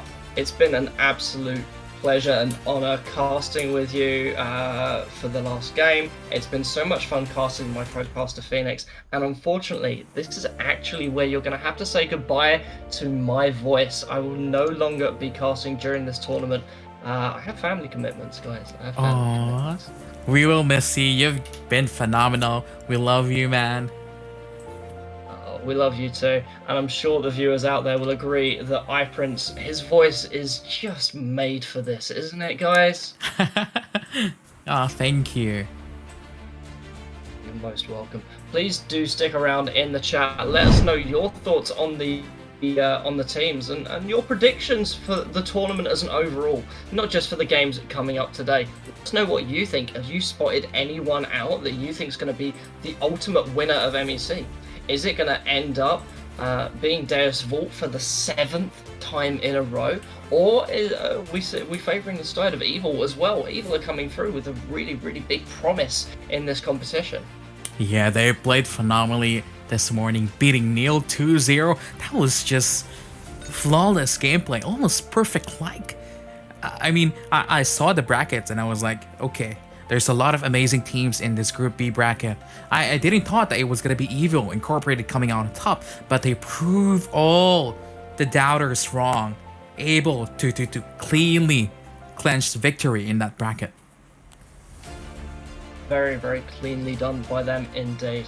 It's been an honour and a pleasure, my friend. I'm sure we'll bump into each other again soon. Do stick around in the comments, guys. You are still able to win epic skins from me, and please do feel free to check out my socials. My link's down there in the description. I'd love to see some of you over there on my Facebook channel when I am live. Remember, we do cast games, and if you're from Europe, you're welcome to come and play on stream as well. 100%. I mean, don't forget to follow Cynic Gaming on Facebook. He's an amazing person. You'll definitely enjoy his streams. Follow him, check him, like, and, heart his page at the same time. Thank you so much, iPrince. I really appreciate it. Take care of yourself, bro, and best of luck to everyone participating in the tournament. Yes, yes, yes, indeed. Now, just give me a couple of seconds just so that we can prepare the teams. Once again, thank you so much for Team Transition, for Cynic Gaming, and for Munton for helping us make this tournament possible. Without you guys, we're not going to be able to make this one. So thank you, thank you, thank you, thank you so much. So Phantom, are you here? Phantom! Phantom! Hello, yes, I am. I am right here. Hello. How are you doing, man? Thank you. I'm fine, thank you, bro. I'm very excited to be here to host. It's kind of one of the biggest Europe tournaments. It's gonna be insane, isn't it? I, if I'm not mistaken, you're part of the Team Transition family here played on Group A just a while ago. Yes, unfortunately, we got knocked out. We misplayed, but we'll be back next year. Back next time, stronger than ever. Quite Yes, excited indeed. to see what happens. So, if you can just come online so I can put you in the lobby here, and we can probably start our second game of the night. Let us know in the comment section, who do you support? Are you for the side here of Parrots or for Osus?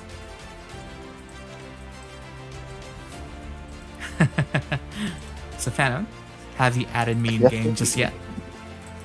Already have you added? Can you send me how many points do you have so far? I am sorry. I've changed my name recently. I'm now Case and Greed. I've messaged you here. Perfect, perfect, perfect. There you go. For those who doesn't know, this is Phantom. He's an amazing person. He's the secretary of thank Team Transition, and we're very thankful for having him here tonight. Thank you for having me. My first time hosting. Please bear with that. Very excited. Don't worry, people will love you, man. So I feel like both teams are ready, and we're gonna go straight in the game.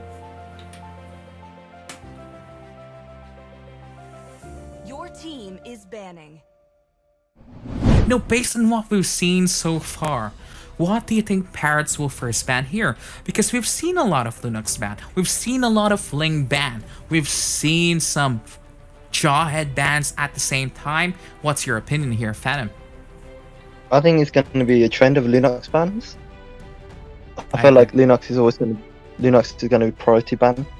It provides so much damage late game and so much engage. Yeah, it's just crazy, right? Any fighters you take, she's just gonna melt them all anyway. So I feel like Linux is a good ban here, but at the same time, there are a lot of mage and supports open, but you know they're listening to us. Banning. Yeah. With the Linux ban, first ban, secure, safety ban. How about for the side here for Team Osus? What do you think they will ban out here? Because I feel like go on. I feel like a Benny ban, possibly a possible Benedetta ban. Yes, indeed. I mean, we've seen Logic a while ago played with the Benedetta. We've seen a lot of amazing Benedetta being played in the MEC at the same time.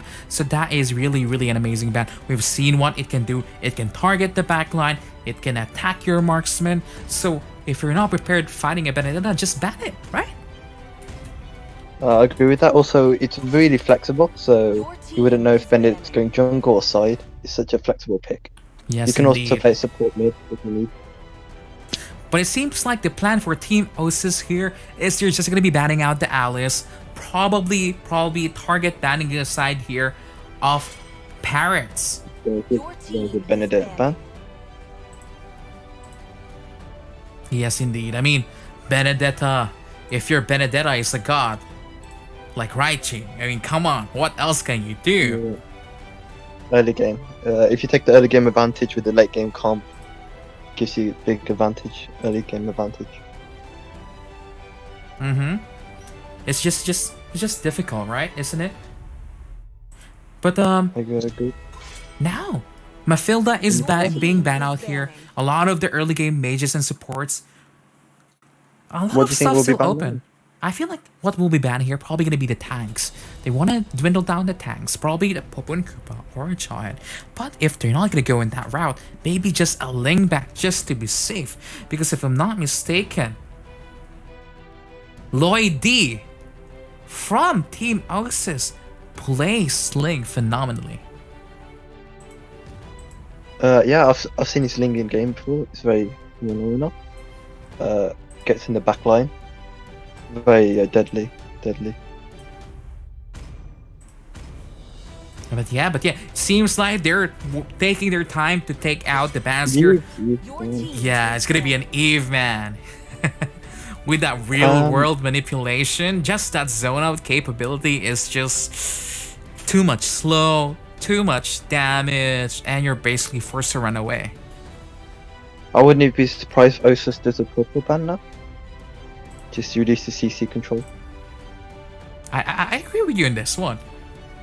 But at the same time, Ling is open, but maybe they're leaving Ling open just so Lloyd D can pick it up and play it. I agree with that, and I feel like Ling first pick isn't very logical. Same. Oh, but it seems like Team Osus, they've seen so much digging now in this tournament. It's so effective. Basically, just harassing the marksman in the jungle. So, I mean, I'm okay with this spat. What do you think will be Parrot's first pick? For what's me, your? I think it's gonna be a Jawhead. I have a suspicion that it's either gonna be a Jawhead or a Popo and Koopa. But they can probably just throw a random picker here and just go Selena. Oh, there we go. A Popo and Koopa. First pick for Team Parrots. Now Phantom. We've seen this from Deus Vult game number 1. Locking in that Popo and Koopa first pick. It didn't work out on their favor because it was countered so heavily by Canopus. Agreed. This Popo first pick is a very high risk, high reward pick. If they don't counter you, it'd be okay. But if they do counter you, it's gonna put you at a big disadvantage. Popo's getting zoned out. That is indeed correct. But at the same time, from the side here of Team Osus, they have an option to lock in the Selena and the Paquito. Paquito. Wow. I wouldn't be surprised to see Esme pick right now. I think so too. I feel like Team Osus have done their homework, removing the Paquito away from the side here of Polnareff. But the answer is a Zask maybe, or a hover on this Chang'e.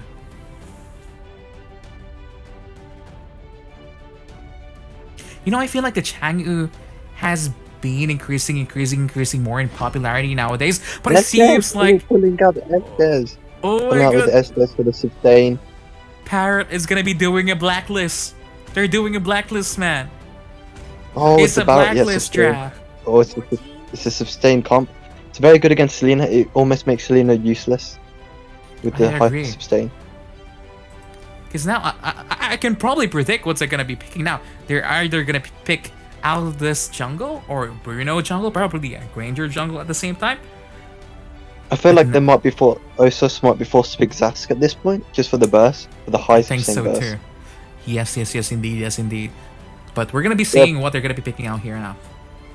In my opinion, Osus is a big disadvantage with the Selena because they have too much sustain on the Parrot side. She's gonna struggle unless she picks them off early.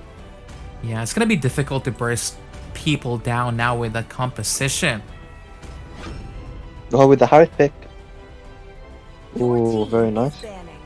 Yeah, it seems like they've seen evil with Harith and Estes, and they've seen how devastating it was on the hands of evil just a while ago. So Harith picking, I'm okay with it. But now, what do you think is gonna be their priority ban coming from both sides? It'd probably be jungle bans, trying to reduce the amount of jungles and the possible picks, and trying to counter each other's jungle. Trying to predict 10 counter. I think so too. For me, I mean, Granger ban is okay, but I feel like when you're locking in an Estes and a Popo and Koopa, It's an Aldous or a Bruno instantly. I've seen this Yeah. composition already so many times in different tournaments, and when you run this two support heroes in the mid lane, you need that the marksman that has just insane burst, and Bruno fits I feel that like really it'd be- well. I feel like it'd be more tactical to ban the Bruno, because Aldous you can delay and steal his farm, Hmm. steal his stats. Because Bruno doesn't rely on stack perform, whereas Aldous relies on stack. Therefore, it'd be more tactical to ban the Bruno pick and just avoid letting Aldous stack. Because I feel like, it seems like Yeah. Your team they don't is want to be banned. facing that Zask right there coming from the side of Team Osus. Potential link ban. Yes, I can see that happening, but it's difficult because if you're gonna, we've never seen Ling pick in the second rotation before, always probably in the first rotation. So I don't think Ling is gonna be banned at all here. But we'll see, because I feel like Team Parrots probably gonna be looking to ban out maybe. Oh, Jawhead. Your team is picking. I like That is that. true. Yes, I like the ban. They don't have a tank yet. It's very tactical. I agree with you to hear Phantom. They really needed something for a front line, and we've seen the matchup with Popo and Koopa against the Jawhead so many times, and that is normally just a skill check when it comes to the mid With lane. that Kai, Your team very is very tactical Kai pick just to zone out the Estes. Yes, indeed. I feel like they're planning to just separate the teams, but it seems like Ooh, the very Brody. I've seen this so many times. I'm not sure if you know Blacklist. yes, I have. Yes, that I voted them for the MST. Same. To win. This is almost the exactly like their convention, draft. The only difference it's is that they're brilliant, playing Harrod instead of a Chang'u. Yes. You was right with the Bruno pick. You was spot on. Mm-hmm. Yeah, like there's no What do other you expect for the marksman. jungle? Sorry. What do you expect for the jungle now? For Osus to go? I feel like for Team Osus here, it's gonna be difficult. They need someone with range. I feel like picking Ling here is gonna be still The help okay. pick. For the pick off. Hellcut for Hellcut- the pick off. Hmm. It's a rare pick. It's currently not very popular amongst ML It's players. difficult. If you don't burst down anyone from the side, It's a difficult. thank you. I was about to say, if they pick the hacker and if they don't kill the enemy side from Team Parrots in one hit, like with those deadly stingers, he's gonna die. There's no way for him to escape. But looking at the draft here, Phantom, who do you think has the bigger advantage? Team Parrots or I Team feel like- Osus? I feel like Team Parrot has dominated draft. It's going to be very difficult for Claude to engage and get a kill with the Estes alive. So they have to pick off the Estes before they can do anything. Same. Martin. I mean, they do have the Akai for this, but it's gonna be up for this Akai to catch up those Estes. Not only the Estes, but the Bruno also. It's gonna be a big task for Mr. Poppy here. Let us know in the Akai comment ha- section. Go on. Lakai has a big problem with all the purifiers. He has to be very tactically. Yeah. But at the same time, Popo and Koopa is also playing Purify. Normally, you see Popo and Koopa play with Flicker. Flicker? Yeah. Yes, Because when you get caught out with Popo and Koopa, it's like, okay, you have to all in with your skills. But we'll see. I do like the draft here of Team Parrots a lot better because I've seen this perform so many times already. That this draft is just really strong when it comes to the mid game spike when the Bruno gets his items. But I do believe that Team Osus has what it takes to challenge this. I'm also agree, but I'm also curious to see what the chat thinks, what the audience think, who has a better draft. I want Same. to hear out their opinions. But as you can see here, teams are just starting out normally here. Bruno cleaning out the wave, while the Claude is being helped by the Selena here just to get this purple buff. Or invading. Popo going from the invade, going to delay. Yeah, it seems like the Popo and Koopa here just want to delay a little bit from the Claude here. At the same time, as you can see here in the top lane, the Bakito is already zoning out this Parrots. Okay. Oh, Selina's going top, trying to gank, trying to get early kill. No, unfortunately, nothing happens.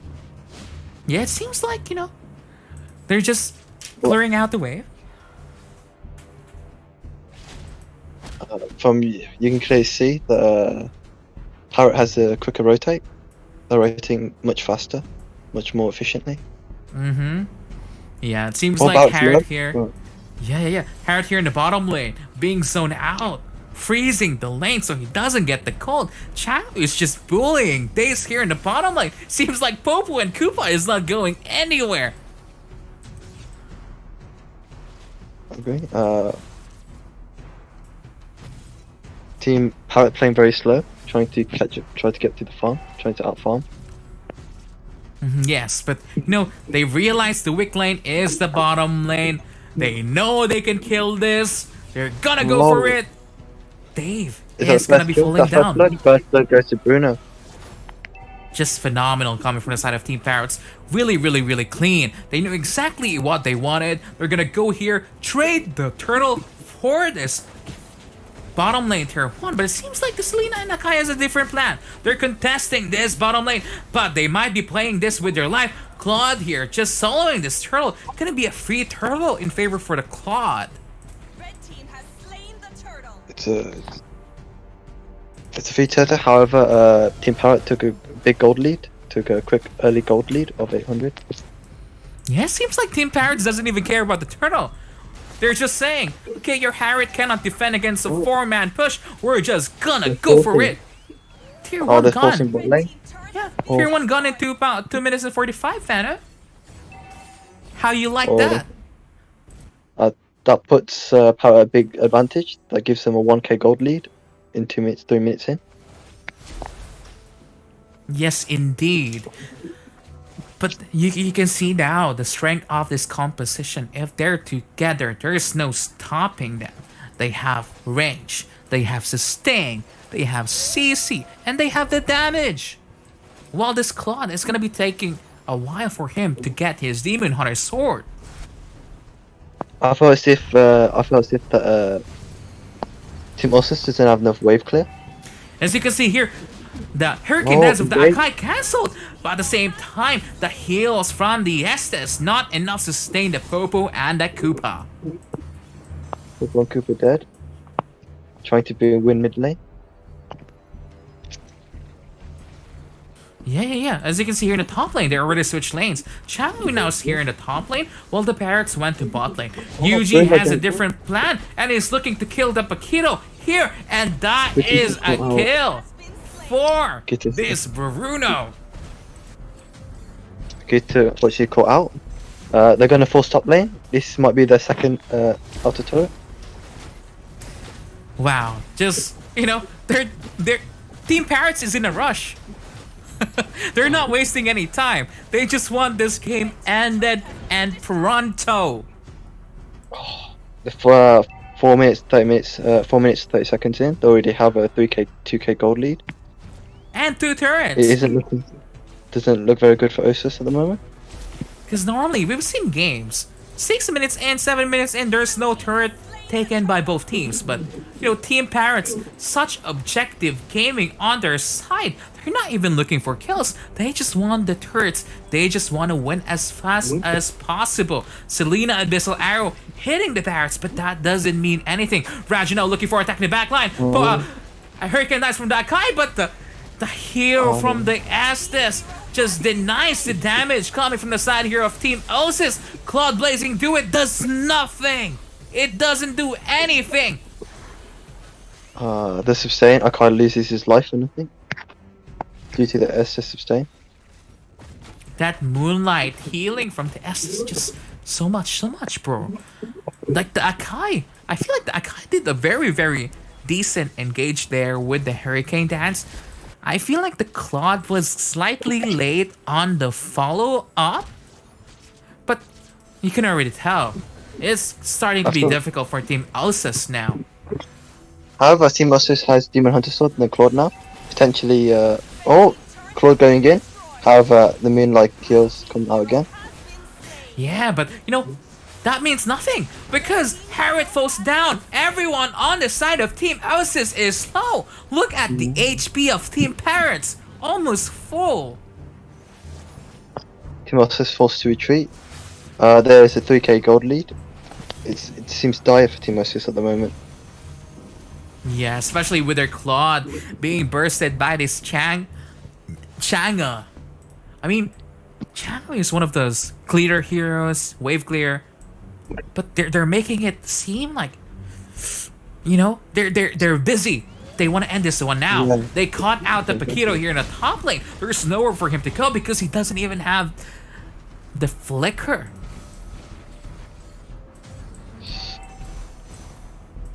Oh my word. Team Parrots. Team I Parrots feel like- taking a full. I feel like they should 4K rename themselves gold. from Team Parrot to Team Dinosaur. But Akai Okay. here with a hurricane dance. Fantastic, but look at that! Damage! Where's the Oh. damage? Where's the damage? There's no damage. There's no damage.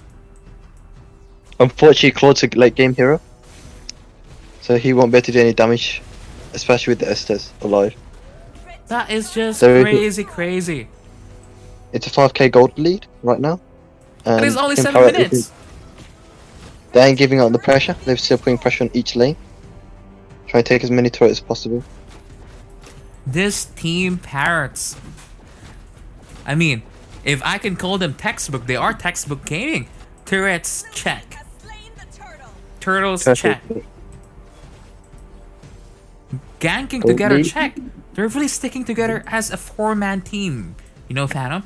They're not even giving any chances for Team Osus because they're barely making any mistakes on this game. What lane? Harith seems to be dead.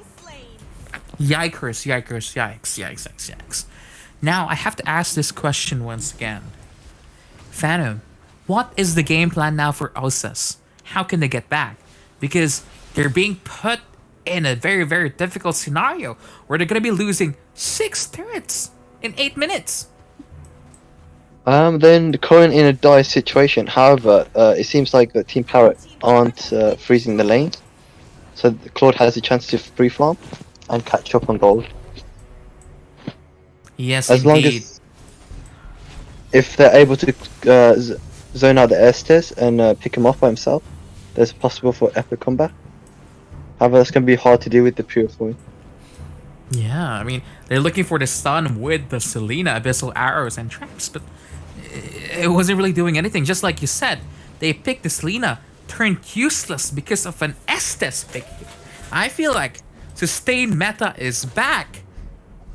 I No agree. more CC meta. Sustained meta might be the king. And don't let Phoenix hear that because he's gonna kill me. He likes CC. Oh, he's into the season. I feel like I agree with you. The same meta might either way. Oh, Yeah, Bruno but at the might be same dead. time, Bruno yeah, might be Bruno dead, was Bruno. going out. But look at the healing from the Estes. Everyone from the side of Team Osus dive this Bruno, but he survives. I feel like this might be game over. Red team faces It's so difficult. I feel like this is the fastest game that we're gonna be having in the MEC group stages so far. Only 10 minutes. I think this might be it for Team Usos. It seems like so. I feel like Team Parrots Oh, I is get the here to make a statement. Oh, has been slain. Bruno's dead. Yeah, but only Claude and I feel like it's over. Channel is just focusing the base now at this point in time. They do have one more minion, but it seems like they're gonna be backing off here. Claude with the blazing duet cleared out the minion, but there's another wave coming. It's still pushed. They're just gonna be Oh, pushing Claude this got one ulted by to the Baron, victory. and that might be GG. They're looking Well, for the the fastest end. game. Well, the fastest game, 10-minute game. Wow, Possibly one of the- wow. That is a textbook gaming. Victory. I agree. I feel like Team Osus would be more wary of the Estes pick now. That was fast. I feel like oh my! I mean, I don't know. I don't know how to explain what just happened. I feel that's a quick, flash, efficient gameplay. Perfect textbook. Just, they knew exactly what they needed to do. There's barely any mistakes. Wow, I'm impressed. What do you think, Phantom? I feel like they're going to be a big contender in the Group C stage. I think Team Parrot could possibly be the threat to the whole tournament, meh? Yeah, I mean, they're gonna be facing the winner of this match is gonna be facing Deus Vult, So it's gonna be a very, very big task that they need to surpass. I feel it's going to be very intense, very entertaining and enjoyable match. Yes, indeed, but that's only game number 1. So talk me through here, Phantom. What do you think went wrong for Team Osus? I feel like I don't think anything went wrong. I feel like the Team Parrot baited the Selena pick, saw it coming, first pick Estes just to counter it and disable one of the heroes. So it turned into a 4v5 rather than a 5v5 game. It was, yes, indeed. I mean, they saw that the Team Osus picked the Selena, insta-locked the Estes. Maybe this is the draft that Deus Vult was looking for when they locked in the Popo and Koopa. Maybe that's what's missing, because they did not pick the Estes. That's why Deus Vult lost that first game. Potentially. What is your opinion on the draft this time? Do you think they're going to draft differently? I feel like Team Osus is going to be scared facing that Estes now. That Akai caught the Bruno and the turret, near the turret. They've thrown in everything. Paquito, Harif, Claude, Blazing Duet. Harif Salmon Force, but still, he survived. Just with one Estes pick, imagine that. It's crazy. I agree. Unfortunately, it seems like Team Osus didn't take enough burst to counter the Estes pick. Maybe they do have the burst, but the burst comes in Late. in the mid stages of the game. He needed items. Unfortunately, after 7 minutes in, the Team Parrot already had a 4k gold lead. That is indeed true. This is the first teams that we've seen it like this. I believe we haven't seen a team like this before. Just clean, take the turrets, take the Lord, take the turtle, just finish the game. I felt like they played Xbox style. They did everything efficiently. The split rotated to each lane, put pressure, and won the early. Because if you watch that again, there's no scrappiness. They really just know exactly what they needed to do, and they did it perfectly. So I feel like our team should be ready now for our game number 2. Quite excited to see what Team Osus has in the bag to potentially level out the playing field. Yes. I feel like, the side here of Team Osus with AJ Gaming, Raju, James Yang, Mr. Poppy, they have what it takes to turn this game around. I feel as if they might go for more comfort pick and try to get the link. Same. The That is very, very possible. I mean, they do have the link player on their side.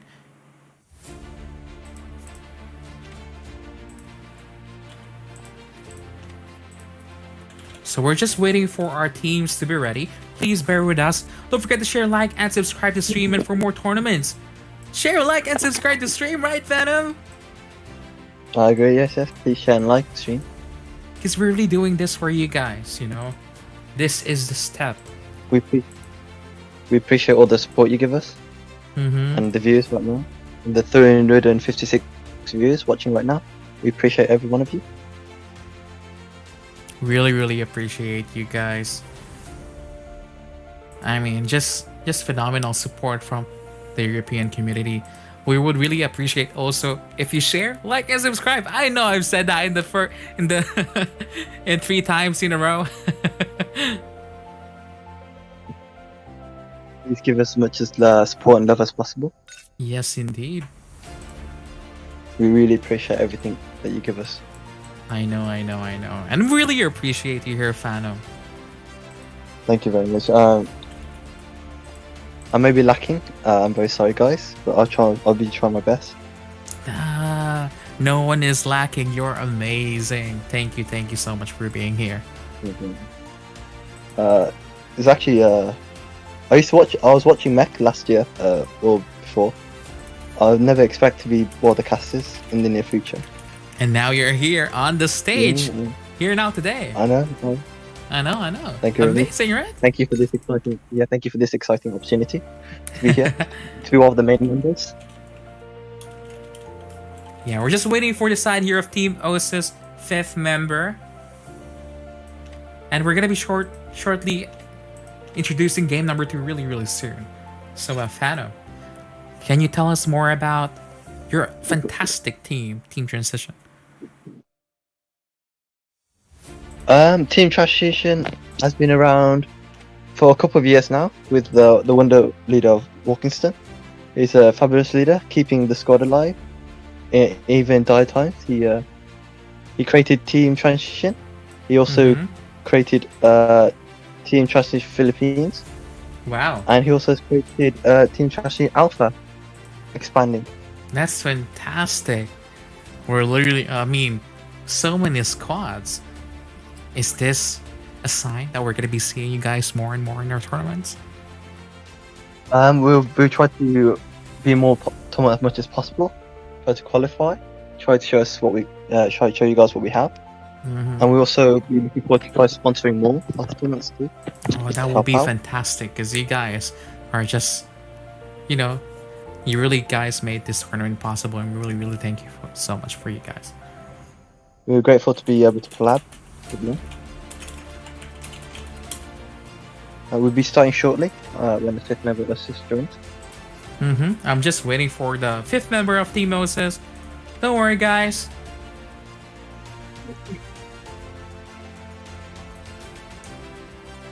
We're just waiting for them. Oh, I've been wondering, is Exord Alpha pushing Global Squad again next season? I feel like it's gonna be a new name now. A new name? Oh, very it's exciting. Gonna be, I don't know what its name is gonna be. I think it's gonna be called Exord Elite, but we'll see. Elite? I see. I don't know. I mean, we'll see. We'll see the plans in the future, because right now we're also planning on making a league with U League at the same time. So this is just doors opening for everyone in the European community. So thank you so much for supporting us. I'm very excited to hear about that. Very excited to see what the future holds. Same. Especially now that, we've been seeing fantastic gameplays from amazing teams in the European region. 300 plus teams registering. Crazy amount. Because we usually only get like 100. I think that the proper ML seems to be growing.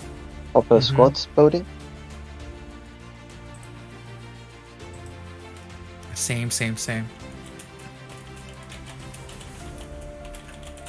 I'm very excited to see how many members will sign up for next MEC tournament. Very excited to try again. Unfortunately, I'm in the TTA squad. Unfortunately, we did not make it.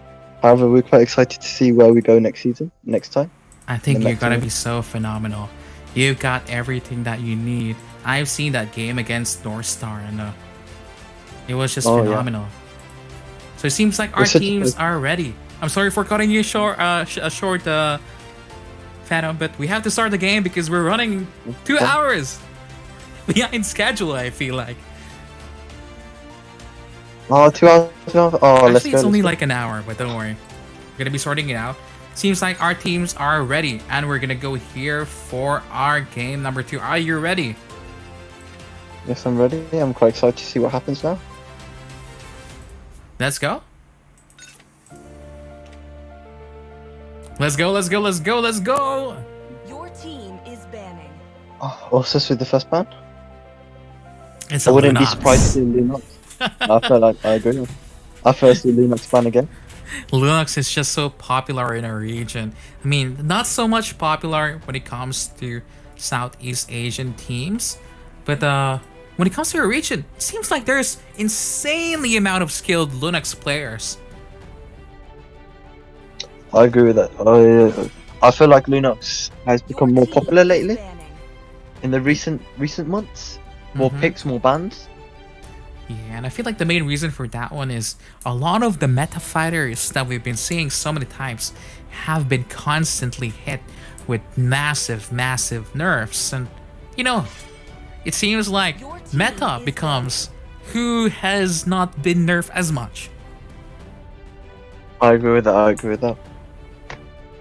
I feel as if the neck nerf might be on the Bakito or the Esme or the Mhm. Barrett even, because I feel like they're like the meta at the moment, the current meta. Yes, indeed. But as you can see here, Popo now being banned, Team Osus banning out the Mafilda at the same time. The Benny ban again from Team Parrot. Yeah, like you know, if you're not unsure how good the Bene is on the enemy side, just ban it just to be safe. Because normally, if there's a god Bene on your opponent, it's just gonna wreck your team. Yes, I agree. It's always better to be safe than sorry. Benny gives such an early lead with fast rotate. Your team Yes, is indeed, banned. especially with Fast those wave, clear, gangs. fast rotate. But just like we're predicting here, wouldn't Linux is be- banned. I wouldn't be surprised. Yeah, I wouldn't be surprised with Estes ban. I wouldn't be surprised with me. I may be Same. scared of the Estes fight, not Estes. Because a while ago, that Estes just demolished the draft that Team Osus has just made for themselves. They picked the Claude, no damage. Harif, no damage. They throwed every single skill that they have, and with just one push of a button, Your team is damage banned. negated. It's that simple. So it's that simple. Estes made the team full HP, and Osus was forced to retreat every time. Oh, there's the. Oh, that's surprising. There's the Eve ban. Their Selena is still open here, but I don't think Team Parrots is going to be banning out this hero because the Selena last game was not really detrimental against their draft. I feel like this probably going to be a tank ban, probably a jaw hit potentially, or going to be another mage ban here. I feel like I agree with you. I feel it could potentially be a dual headband.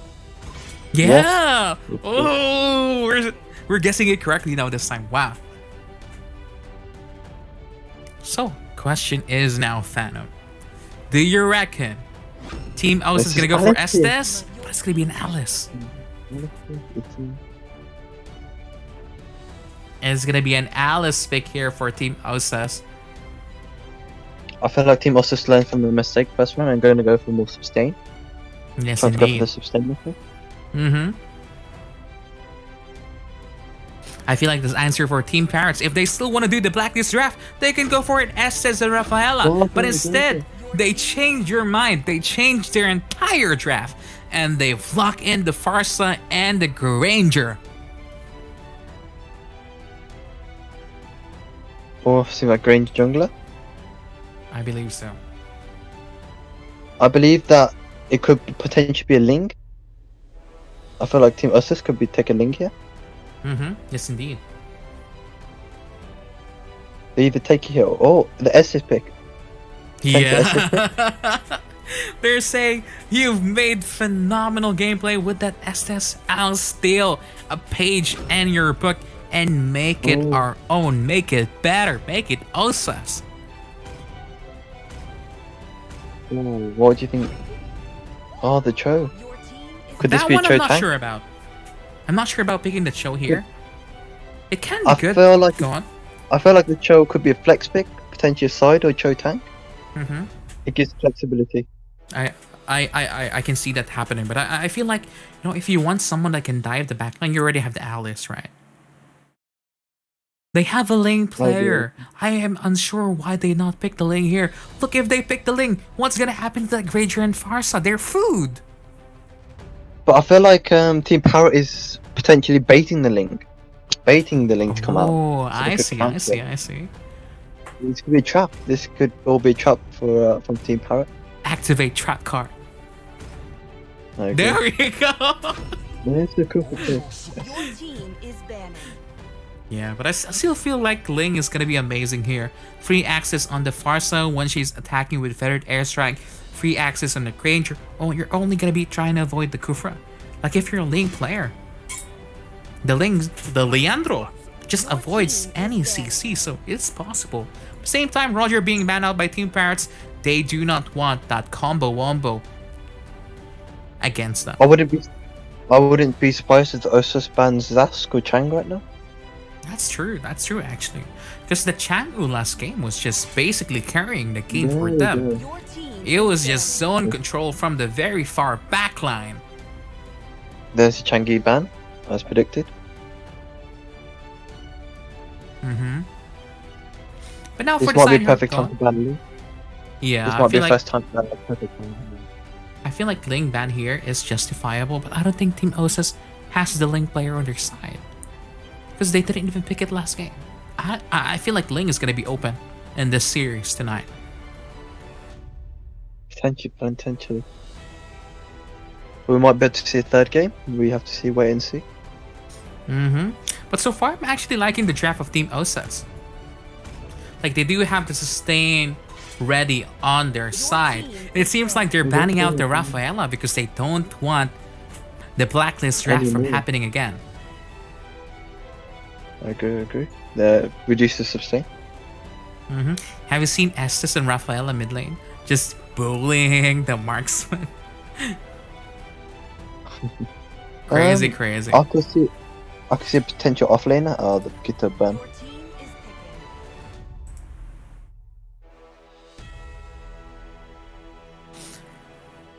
What do you feel like? What do you think Parrot's gonna take a side? What's your opinion? Sorry. Rafu, what's your opinion? What do you think is gonna be jungle? Who do you I think feel Osus like is gonna take a I side? feel like they should still go for Ling. Diggy. Oh, I think it's a Diggy and a Bruno. Oh. I could see a potential Bruno right now. I'm gonna be surprised if they don't pick the Bruno here.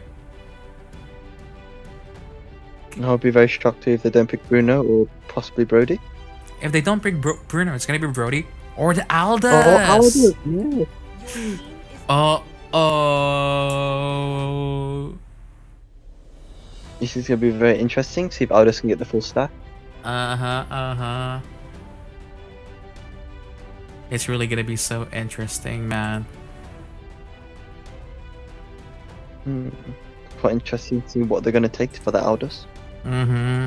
I mean, they've locked in the Aldous. That's just, they're gonna be looking for the late game here, 100%. I could see Zas.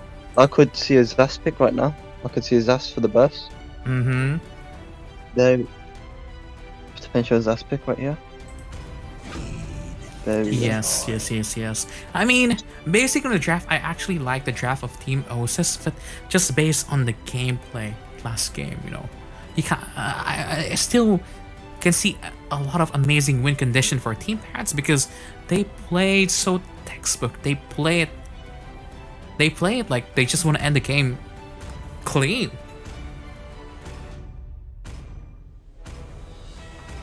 It seems like Osus' win condition is to get delayed. So now the question is, who do you think has the better draft? In my opinion, I feel like Team Parrot has a better draft just because Zas cannot be underestimated in late game. He will two-shot you no matter what, even with Athena. Same. Yeah, I mean, even though I like the draft of Team Osus, I can really see a world where Team Parrots here just massively get a heavy lead and just snowball the composition because that's what they're good at. That's what they're primed and trained to do. Maybe this is the reason why we see them in the Mythic League very, very high in the standings. I agree. I totally agree. I totally understand where you're coming from. So now here we are back in the land of Exord MEC. Let us know in the comment section, who do you support? Are you for the side here of Team Osus or for Team Parrots? Seems like this is not going to be a Diggy harass strategy. It's going to be a legit Diggy tank. It's legit. Diggy tank. It's not a Diggy feed. It's a legit Diggy tank. I like it. Yeah. Well, I agree. I feel like Diggy feed wouldn't work very well here with the Granger with burst. Same. I mean, it's still possible. I mean, it's a Diggy Estes after all. Like, if you want to play the Aldous, you kind of have to delay the Granger in his Chunkle, man. Maybe they're uncomfortable. Maybe this is like they just copied the homework and they aren't ready. Oh, maybe that's an not interesting uncomfortable. take. I feel like maybe they did copy the homework a little bit, but at the same time, they change it up a lot. They pick up their own heroes, they pick up the Aldous, and maybe we're going to be seeing a different game because now they're going to be looking to engage, especially that Aldous is now level 4. Oh. Kufra going in. That's very deep. At the same time, there's 3 people now here. He has to run, maybe force out the flicker here. We'll start the flicker. Yeah. It seems like Team Parrots positioning now themselves on this first turtle of the game. Lapu waiting for engage. Yeah. Oh, Oh, Lapu it seems like they going caught out the Diggy, but Diggy is going to be Flip flickering out. Lapu goes in now with his damage, and that's the first flip. blood coming from the side here of Team Parrots. Wow. That could potentially be a free turtle. It's gonna be free. There's no way that Aldous is gonna be contesting this one, especially that he positioned himself to take the buff, and that is a kill once again for the Farsa Parrots. They're not Parrots, they're Phoenix. Estes unfortunately getting caught out. Yeah, this. Oh, come Alice, on. oh. Textbook gameplay, textbook rotation. Textbook is really just. They practice. You can tell they practice this combo so many times. The rotations are almost perfect. Textbook gameplay, efficient. It's just, I feel like Team Parrots know each other so well. They can predict what one person wants to do. I mean, I am very impressed. I think the chemistry and the synergy is very good. Oh, I mean, look at this. Going up again.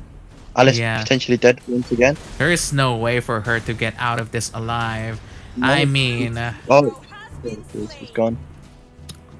yeah, at the same time here in the bottom lane, they're trying to look for a return kill here with the Zas, but Zas able to clear out the wave. It seems like Team Parrots looking to secure the top lane tier 1 once again.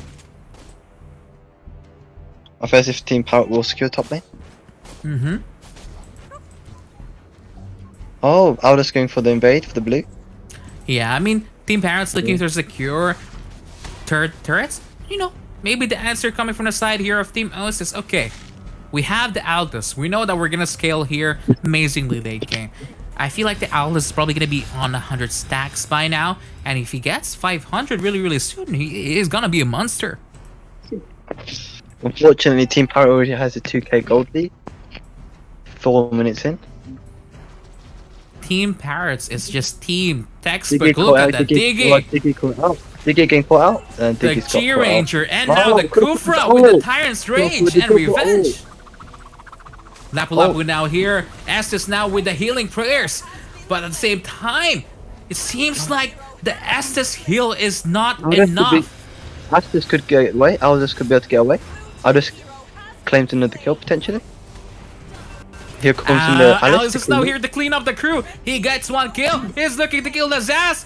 But at the same time, killed. Farsa is supporting her. I don't think the Zaz is going to be escaping here though, unfortunately. Yeah, unfortunately, that's dead.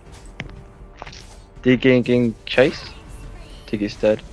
Yeah, this is a phenomenal response coming from the side of Team Osus. They're showing, okay, We might have messed up early game, but our draft is significantly stronger than yours. I feel like Team Osus is trying to scale as fast as possible.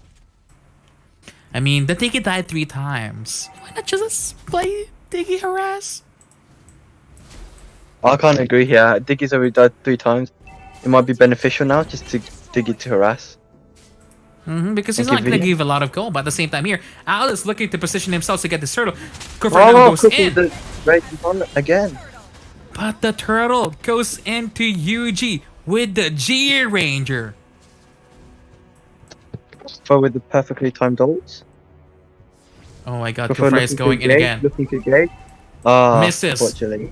But they managed But to how did secure mid lane- tier 1 once again. You know, they're really not wasting any time. Lapu looking for engage. Yeah, it seems like the side here of Team Parrots just scouting out a little bit. Oh, they found the Lapu.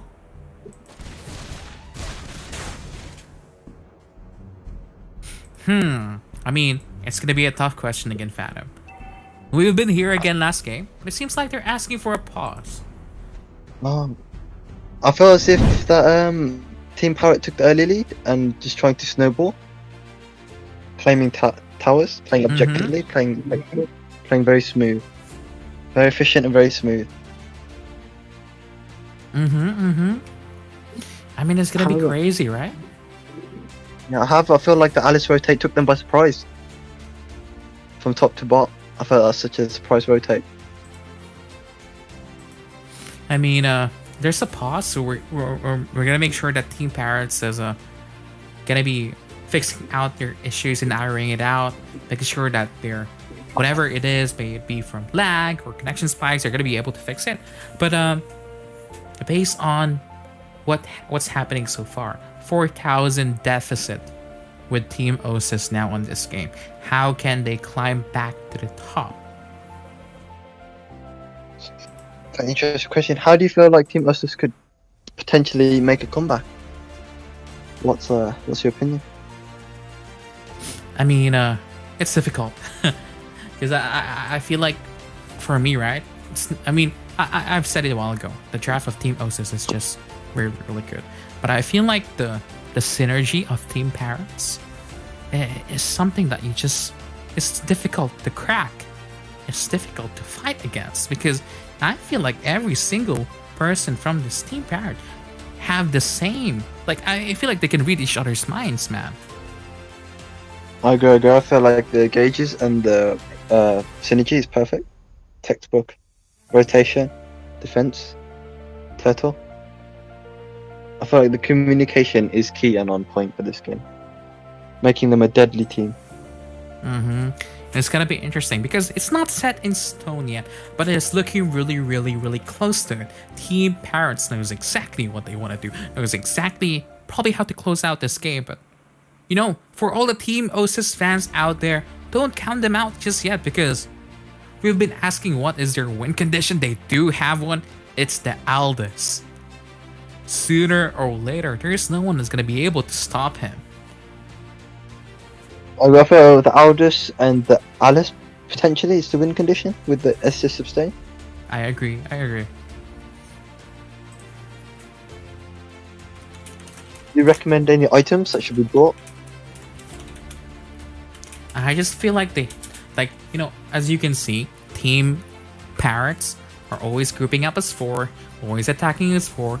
Whenever they do turtle, they're 5. I feel like the best way for Team Osus to get this back is that I feel like the Estes should be sticking with the Alice and just use the Winter Champion in their backline and have the Aldous just clean up the crew. I feel like that is one of their greatest chances on this game.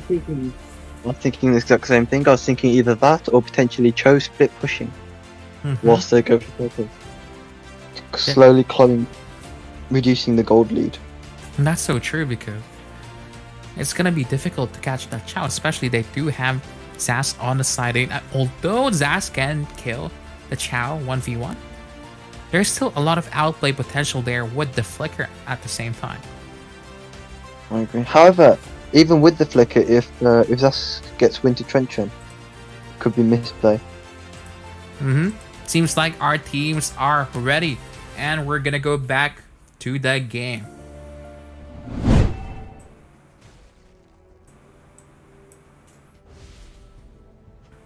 So as you can see here, back now in the land of MEC, man. The Alice? He's not potentially clearing could be wave. He doesn't want to clear wave. What you doing? Yeah. There's I'm turret gone. surprised. Oh no!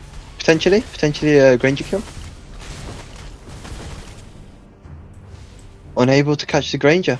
I'm so surprised. I feel like that was a big mistake. At the same time, they do manage to catch out the Farsa. Purify is not going to save you, Young Hawk, and he falls down. Granger falls down. We're talking about how Team Osus is going to get back from this game, and that's just what happened. They earned a massive shutdown on this Farsa and G-Ranger.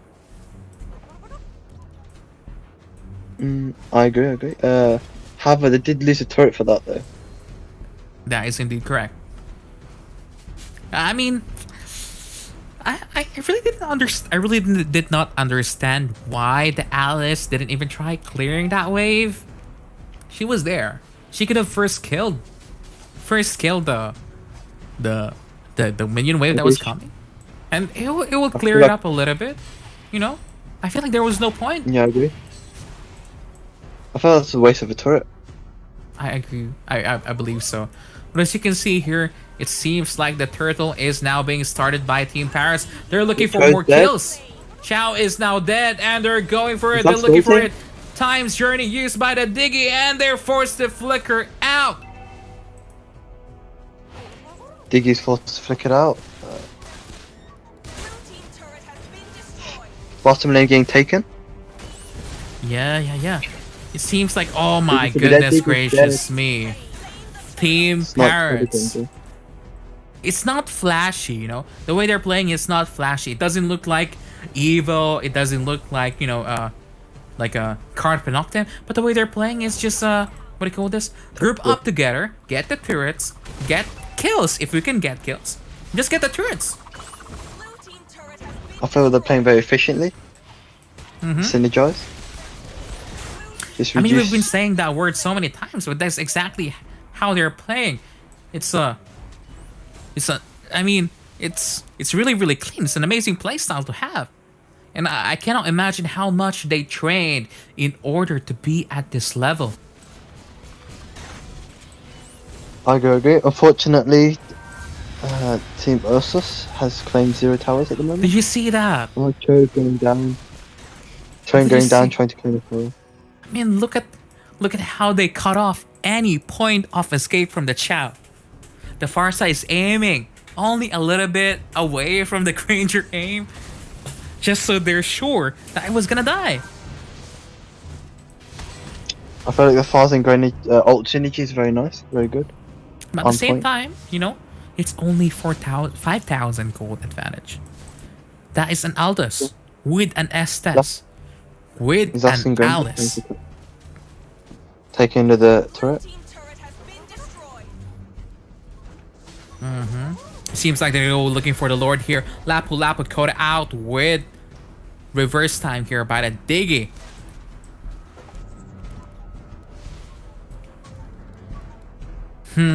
This is gonna be tense. The Lord is gonna be up in the next 10 seconds. I am not sure what the game plan out for Team Osus because the Diggy keeps getting caught out. That is something that you don't want to do, because this might be a free Lord now, because the cooldown of the Diggy is gonna be 30 seconds. I agree. However, the Aldous did block body block though, keeping him alive at least. That is something that you don't want to be doing as a Diggy support. You don't want to be using your ultimate just to save yourself. You kind of want to use it to save your team instead. Could But it seems like, Aldous has a different plan. I am not sure why he didn't go in for it. I feel like he was scared from the Zaz. But at the same time, a big clash is happening now on this turtle pit. Alice goes in. Back lane. He gets one. He gets... Oh my god. 2 kills now from this Alice. Zaz is gonna fall down, but he takes the Diggy on their side. Lapu Lapu trying to clear out this fight. The Zaz has nowhere to go. And this is the victory that is Team Osus is looking for. I feel like they may get their win condition. I feel like Alice did a very good job at hitting the back line. Red team turret has been destroyed. Yes, indeed. I mean, see, this is what happens when you just have a superior composition. You're able to win out the games a lot more. Turret has been destroyed. They reduced the gold lead very much, reducing it by 2k. That's Oh. nothing now. See, Aldous is going for the Lapu Lapu.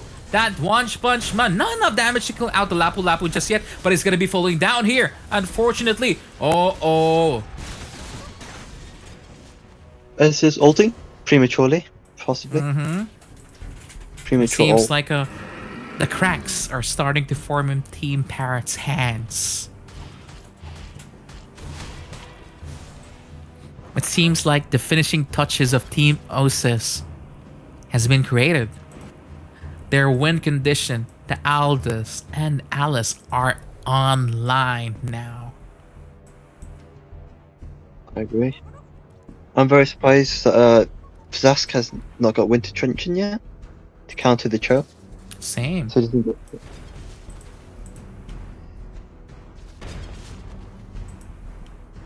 Because I feel like that's what he needed exactly Maybe. here. I mean, Team turret has it's gonna be so difficult killing out this Alice. It's gonna be up to the Zaz to burst down the Aldous and the Alice at this point in time. Okay, I feel like Parrot's win condition is Zask at this moment in time. Oh my god, this Diggy. No, it's But- Dicky's getting caught positioning just a bit too much. Yeah, I mean, the Aldous just, checking out the vision, checking out where Team Parrots are. They saw that they're all in the Lord Pit and they're just going to be avoiding it. Just like what you've been saying. It's now time for the perfect split push for this Chow. They don't have an answer for this one. They have to be grouping out together here. Alice is now looking to go in. The Aldous attacking Zaz in the backline. Shutting down almost the Zaz. And this is a disaster now for the side of Team Parrots. But they're looking to turn it around. The Alice is now low in HP. Winter Truncheon has been used. She's almost gonna fall down, but that turned out into a 1-for-1 trade. Aldous now goes in for this Farsa. She's not gonna be able to escape. Well, look at the bottom lane. That Chow almost get the inhibitor turret, but at the same time, they do manage to secure the Lord right there. Intense fight, very efficient. Osus played very well. However, nobody's killing Lord. Yes, indeed. I mean, Alice is there. I feel like he's gonna be able to save this turret really quickly here. So, it was a fantastic trade from Team Osus here. Very surprising to see the team Osus has taken the gold lead, being behind all game. Yeah, the main reason for that one is because the side here of Team Osus have been clearing the side lane every single time. Well, the side here of Team Parrots, they don't have necessarily the luxury to clear out the wave, especially that, as you can see, the Lapu Lapu is actually struggling against this Chow.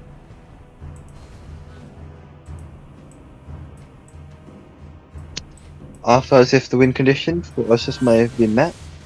This would be an intense game. I mean, they don't have the CC needed for the Aldous. There's not like a Kaya that will just single him out. There's not really a Chow that will single the Aldous out. So this is gonna be really a skill check. Who's gonna be playing better? Is it gonna be Team Osus or the Team Parrots? I feel like Team Osus did very well for themselves to keep themselves in the game. I believe so. But as you can see here, Chow is just continuing his split push here in the top lane. They're looking to maybe just outsmart the side here of Team Parrots in their macro, because like now, Diggy. They don't want to fully commit on Diggy though. They realize the moment they use all their skills, Aldous in the bottom lane is just gonna be instantly ulting, targeting the Farsa, denying the main damage source coming from the side of Team Parrots here.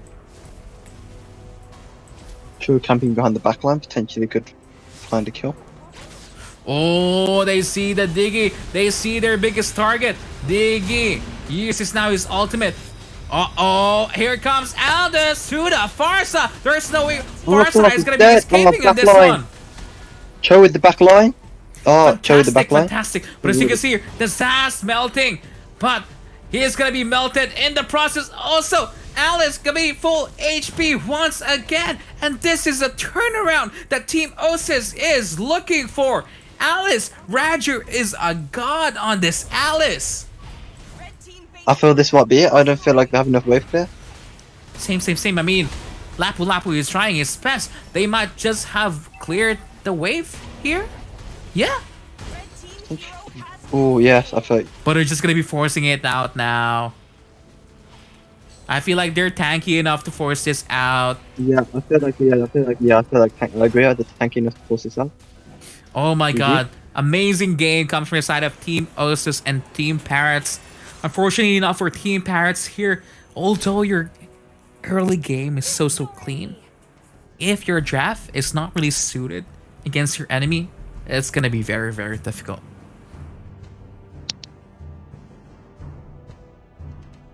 I feel like the Zas got quiet with it. I feel like they tried it very well coming from the back line, catching the Farza out, catching the Farza and the Zaskan. Yeah, that was just a fantastic play there coming from Roger. I mean, that Alice able to attack the backline. They knew exactly what to do at that moment in time. They knew that they can split push. They knew that there's no answer coming from that side of Team Parrots. So that they just, maybe it's part of the plan all along, They're like, okay, kill us early game, get the goal lead early game, but mid and late game, we're gonna wreck you. I agree, totally. I totally agree. I totally also very surprised. I'm very happy that Osus was able to keep themselves in the game, playing very tactically. It seems like Group C wants to have a lot of game number 3s because this is the second game so far in the group stages that have reached 3 games. I feel is everybody ready? Yeah. Now, I have a quick question for you, Phantom. What went wrong here for the side of Parrots? I felt like Zask needed the winter trenching to not get caught out Same. as easily, and I feel like I don't think like Team Parrot did anything wrong, except for not checking bushes properly. Because Cho was able to get to the back line, kill Farza without a problem before she could ult, and then go for the Zask and do 80% of his damage, make it render him useless. So I feel like Parrot didn't do anything wrong, but I feel like Osus just outplayed near the end. Same. I feel like Team Osus was just not ready for that late game to happen because they know they're gonna win the early game. They know they have the skills to win out the early clashes in the turtle fights, early objective taking, but maybe this is the weakness that Team Parrots has. I agree. I feel like they had nothing for the Aldous. I feel like Team Parrot didn't have much for the Aldous. Or everything they had died before Aldous could get burst. Same. But, thank you so much once again for tuning in for Mobile Legends European Championships. Thank you so much for Team Transition, Cynic Gaming, and for Moonton for helping us create this tournament possible for you guys. So thank you so much. It seems like our teams are ready for the third game here, Phantom. Are they? Team Osus called in for sub, didn't they? I believe in so. Yes, indeed. Yes, we were. Also to say thank you for having me here, inviting me, and letting me be here in this amazing moment in time. Oh, you're always welcome. You're very welcome, my bro. Anytime. Yeah, Osus once again, pulling out go the on. AJ Gaming. Oh, their Ling is here. The Ling is Oh. here. That's the person that I've been looking for. Oh, they're pulling out their big guns for the third game. Oh, Potentially secure the win. that is a big risk, but I feel like they're ready. They're looking Could for be the this- victory. Big risk, big reward. The winner of this match is going to be facing Deus Vult. Both teams are ready, and let's go straight to the game. Your team is banning.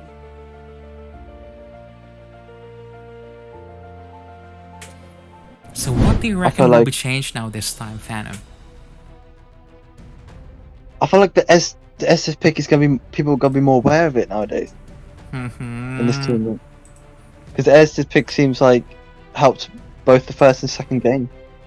I wouldn't be surprised if he gets banned right now. Same. I feel like I mean, Incendio, one of the favorites to win this tournament, lost against an Estes with evil. Very intense game. But it seems like they're gonna be banning out the Lunox here. Not probably gonna be a first pick Estes by Team Parrots. I agree. I don't feel like Team Power will first pick it.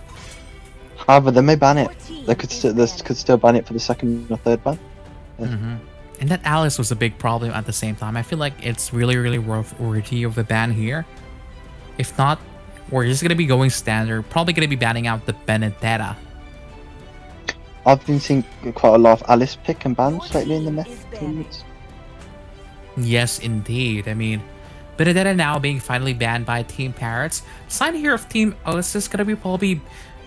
what should they ban? I feel like they're gonna be banning a Mathilda here. Your team is banning. And this Could be might a be an drawback. Eve ban. I think it's gonna be an Eve. I feel it might be potentially a Jawhead ban. Or Oh, Diggy. it's a Diggy. Diggy Your ban. team is banning. Now I feel like it's a Yeeve ban. Yeah, they do not like facing against that Diggy. We've seen our fair shares of feed Diggy, harass Diggy, legit Diggy, and almost every single Diggy game. 100% win rate. Yes. I agree, it's 100% win rate. Diggy could be a win factor.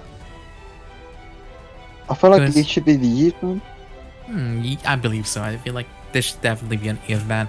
But I will see what Team Osus have in store for us tonight. Maybe However, we're- they could bait the Yeeve. Some people prefer to leave the Yeeve and go for the Ling, because some people believe that the Ling destroys Yeeve. Oh, That's the Alice ban. Is picking. I feel like they just banned out themselves. I feel like they're trying to bait the Yeeve pick. I feel like they want Pirate to go Yeeve. I can see that now. Because now that AJ Gaming is there, they have the Link player that they need. But instead, they're gonna Oh. lock in for the Jawhead, securing their tank instead.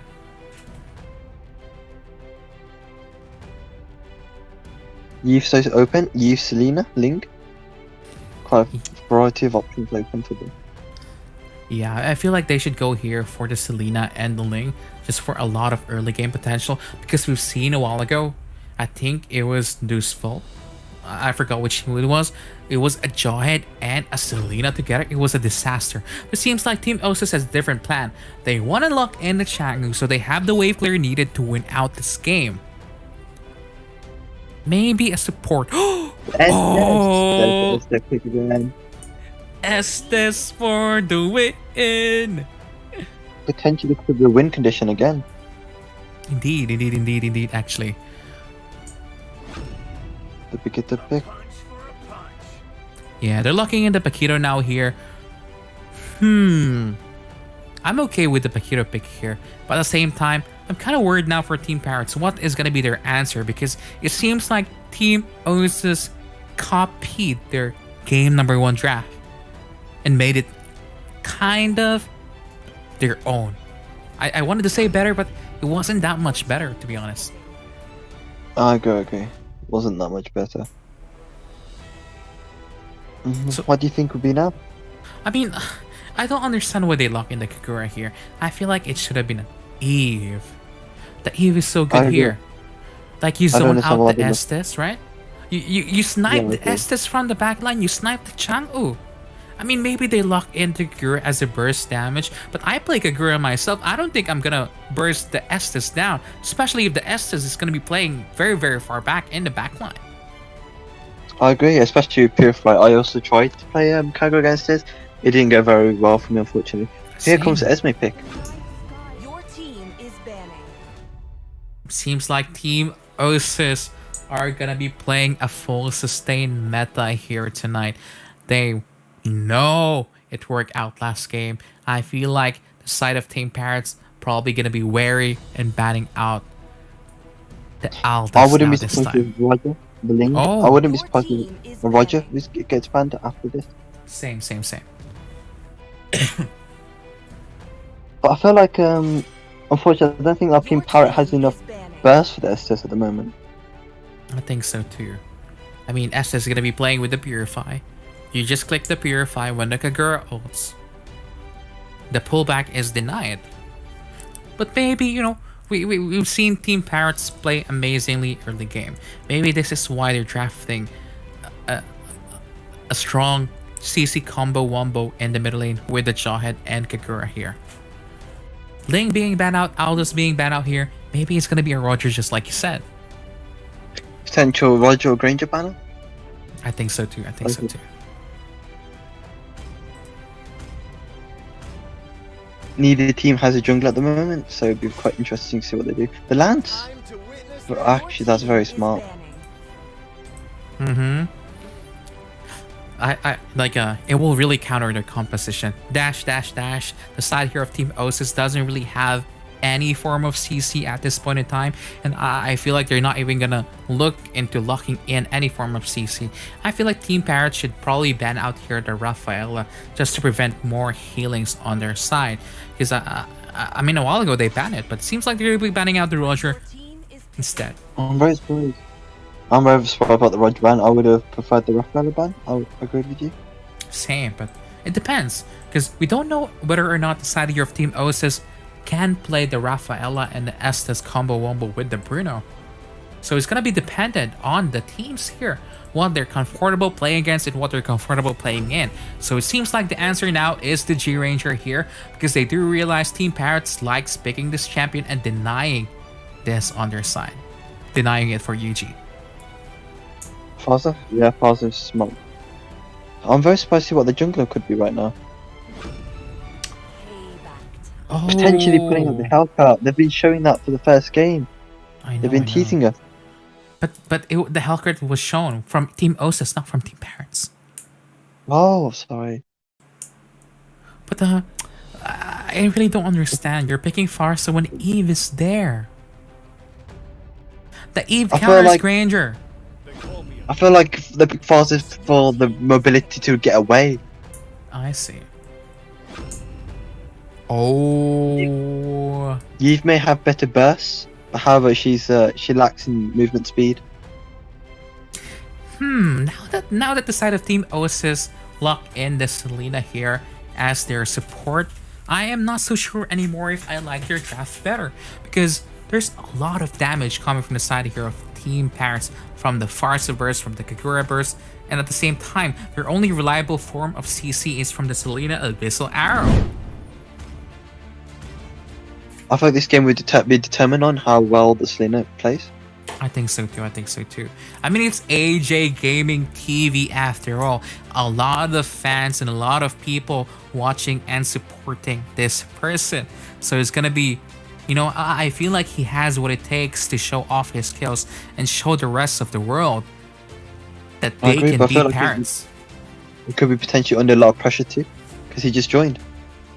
Same. This I would mean, determine if he's being kept in or out. It might be their golden ticket, their golden boy. However, I'm very surprised that the Team Parrot didn't take any Purify for Selena. Same. I feel like they're confident with their dodging skills. Let's see if Or- that pays off or not. Maybe it's not even about the Selena. They're just taking Flame Shot and the Execute just so they can burst down this Estes, which is unfortunately gonna be forced to back out here. Jawhead trying to steal the red with the sneaky steal. I don't even think they realize. They do not know. I mean, they know, but can they do anything about it? No. I feel like it's too late. It's too late. A potential Miss- Granger kill? Yeah. Potential? I feel like this is Potential very Granger. deep. I feel like this is greedy No. now. I feel like it's time to recall. I feel like Jawhead should have recalled now. Yeah. I mean, they know he's there. Oh, they're going for counter invade. Yeah. Like, I feel like that was a greedy part from the joint. I feel like he should have just recalled, just like you said. But it seems like he has a different plan. He's looking to kill the Oh, Granger. Granger. Wow! First Wishing a blood goes dash. in for the side of Team Parrots. Granger unfortunately missing his dash through the wall. But this is Getting killed. disaster now because AJ Gaming. Here in the top lane, as you can see, Estes trying to support out. Oh, flame shot. Estes potentially could kill the father. Oh my God. Die. I don't know. The minions is stacking him. The minions. Wow. 253.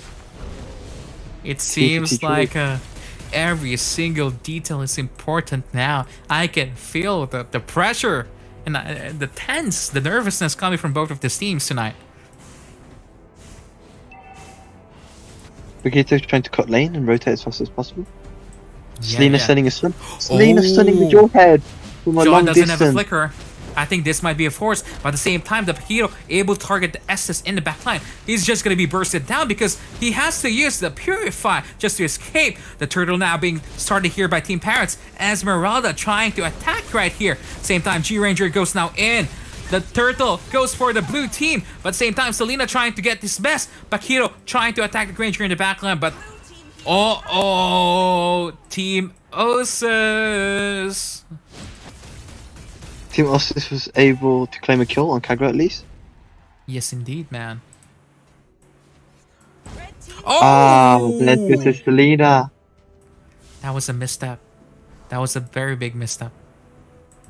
I gotta agree with you right there. I mean, it's not over just yet. I mean, it's only 3,000. It's only 3-3 in our kill scoreline.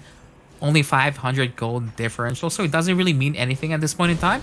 But, you know, it kind of just feels better if you see your team leading, especially that this is Well, a fight Chang for your won tournament here. life.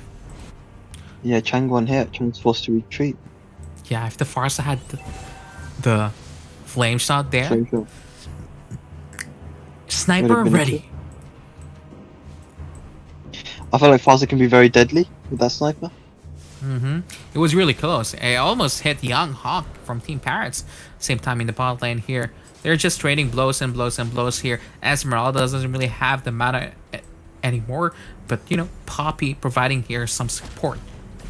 James Yang attacking the forcing the Paquito. lane. Chang might be dead. Chang's dead. This could be a free lane for the team.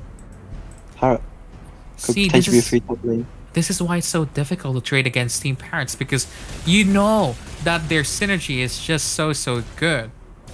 I feel like No, I feel like the side of Team Osus here, instead of like looking for trades, maybe they should just look for 5v5 clashes, because I feel like that's where they're better at. Kagura being stunned out by the Abyssal Arrow, but able to escape with that Umbrella Flea. Parrot claiming a kill, taking a 2k gold lead. With just one rotation, because they kind of wanted to do the same. Jod able to get Esmeralda in the backline. They're going to be contesting this turtle that's going to be about to fall soon. Granger trying to secure the turtle for himself. Estes But again. the heal! Estes, The heal! The heal's just enough. Keeping the Granger alive. But you know, the heal was not enough. Because now, the side here of Team Parrots is saying, this is why we picked this champions. We picked this because we can burst you down, we can combo wombo you. Yeah, they're now once again ahead. 3,000 gold lead against Team Osus. Potentially top. Potentially top. Oh, top. wow. Granger getting caught out. Granger can go out. Granger potentially dead. Unfortunately not. Unfortunately, it was not on range. Selena getting claimed. Top tower getting claimed. Potentially free bot tower. After potentially free bot tower. I feel like this is looking very grim now. There is not a lot of late game champions coming from the side of Team Osus anymore. There is no more Alice. There's no more Aldous. They only have Esmeralda, which is not as tanky as before anymore. And they're going to be relying a lot on this Chang'u that can easily snipe by this Farsa. Look at the zoning control. The Estes life is just vanishing in an instant. I agree. Damn, look at the 4K gold lead. 6 minutes in, 4K gold lead. This is looking dire. I feel like this is the first time that Team Parrots are dominating heavily in this degree against Team Osus, because from the last few games, right, they were ahead in turrets, but not so much in gold, like 2,000, 3,000. But now they're making everything work on their side. 5,000 now in their favor. I agree. I feel like the Selena pick wasn't the best pick for them. Same. I felt like they could have gone more sustained. They could have gone for Yves, to be fair. Yeah, but at the same time, oh my goodness. Wow. Team Osus is just slowly falling down. Meteor shower from this Chang'e, hitting nothing but germs. I mean, Esme, careful. Yushin Shin trying to claim Esme? I mean, Esme knows that Yushin Shin there? Oh my gosh. That was a bad decision by Team Osus right there. He knows that the YSS was there. I am not so sure why he braved himself and tried diving in that bush. With 20% HP, it wasn't very tactical. However, Team Osus could potentially claim top lane. No, never mind. Yeah, I feel like they're gonna have to be playing this one really safe, because at the same time there's a fast rotation that's gonna be coming from as far as the Jawhead and the Paquito.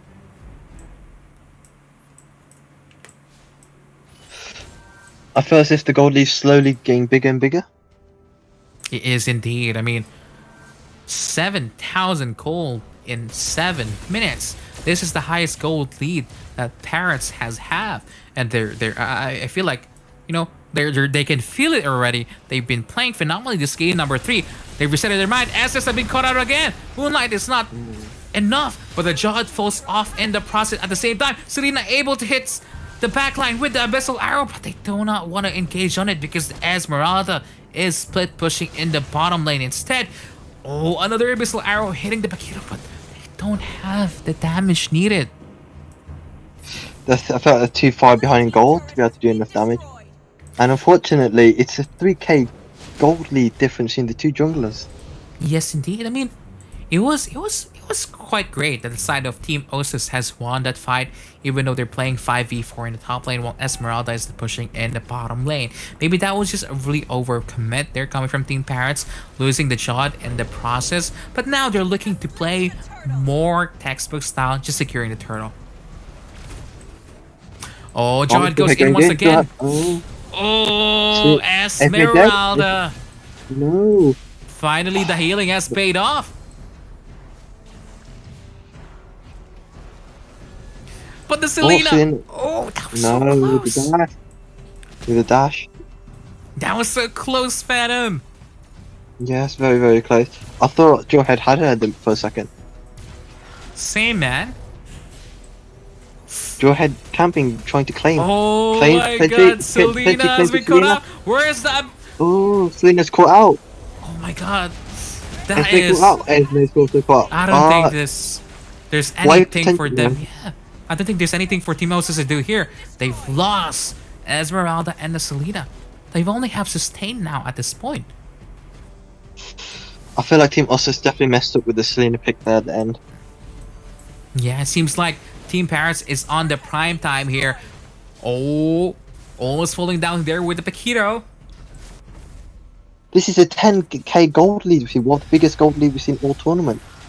I mean, it was the fastest game, the first game around, but this time, you know, it's the biggest gold lead. Yeah, Team Parrots is playing a little bit scrappy, not as clean as the last few games. But I feel like the main reason for this one is the Estes.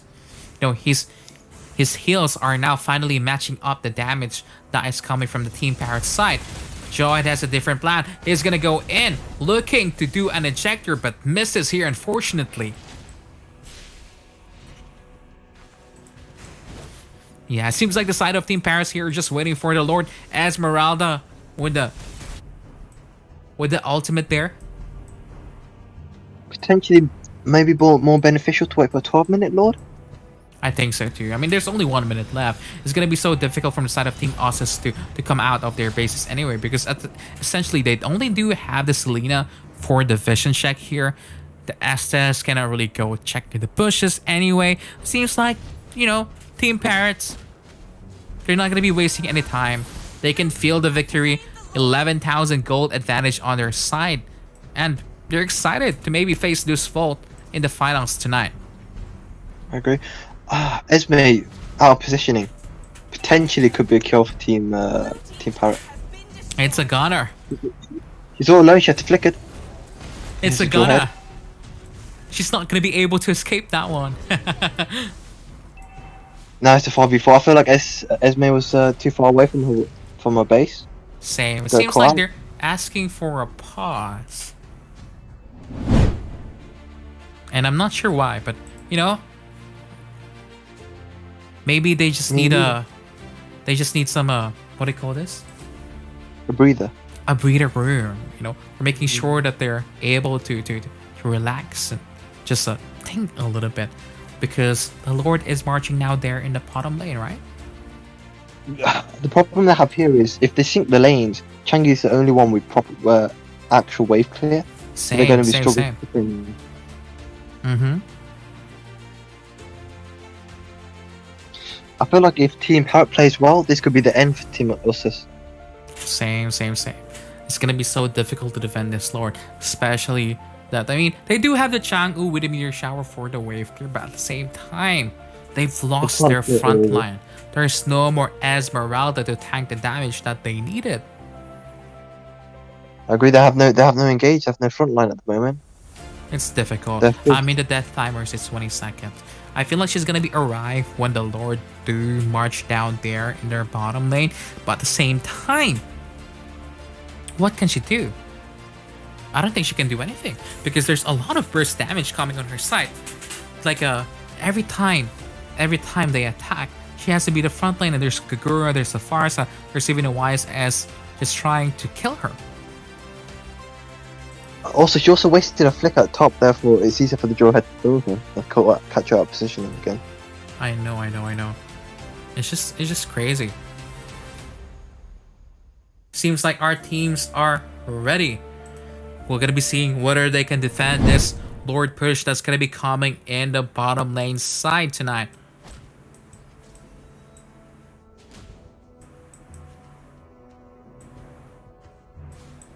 What do you think so far, Phantom? Can they do this? Can they not do this? It's gonna be so difficult. The Lord is now here. Esme alive in 7 seconds. Better airstrike used to zone out and get this middle lane turret. They're gonna be trying to secure the bottom lane turret just now, man. Esme is now alive. They would need a miracle to come back from this deficit, because the side of Team Parrots can feel the victory on their side. Oh, but they're making a mistake. Paquito dead. Java dead. Nah, it's GG. It's not I feel like enough, it's game over. sadly. Oh, That's game over. I feel like the ECG would just focus tower, and that's GG. yes, indeed. Congratulations from the side here of Team Parrots. They're gonna be facing Deus Vult for our final game for tonight. I'm very excited to see that game. Same, man, same. I mean, commiserations for the side here of Team Osus. They played really well. What do you think went wrong on their side this time? I felt the went wrong was the Selena pick. I feel like they would have benefited better from more bursts, such as the Yi, or even a potential Lilia pick, just to zone out some of the heroes. Because Selena is a pick of comp, and they don't really have a pick of composition, you see. The problem was Granger was going 2 tank items with only 1 jungle damage. He wasn't doing enough damage to burst any of the heroes now. That is also true at the same time. It's just so difficult from the side here of Team Osus. Like, I agree with you in this one. Maybe instead of the Selena pick here, they could have gone with a different mage, just like the Eve, just so they have access in the backline at the same time. So, congratulations for Team Parrots. We're gonna be having a short break, and we're gonna be having the finals tonight. So don't go anywhere. Thank you so much for staying here with us. Don't forget to share, like, and subscribe to the stream. Don't forget to share, like, and subscribe to the stream, and we're gonna be right back. So see you guys. Okay, guys, see you.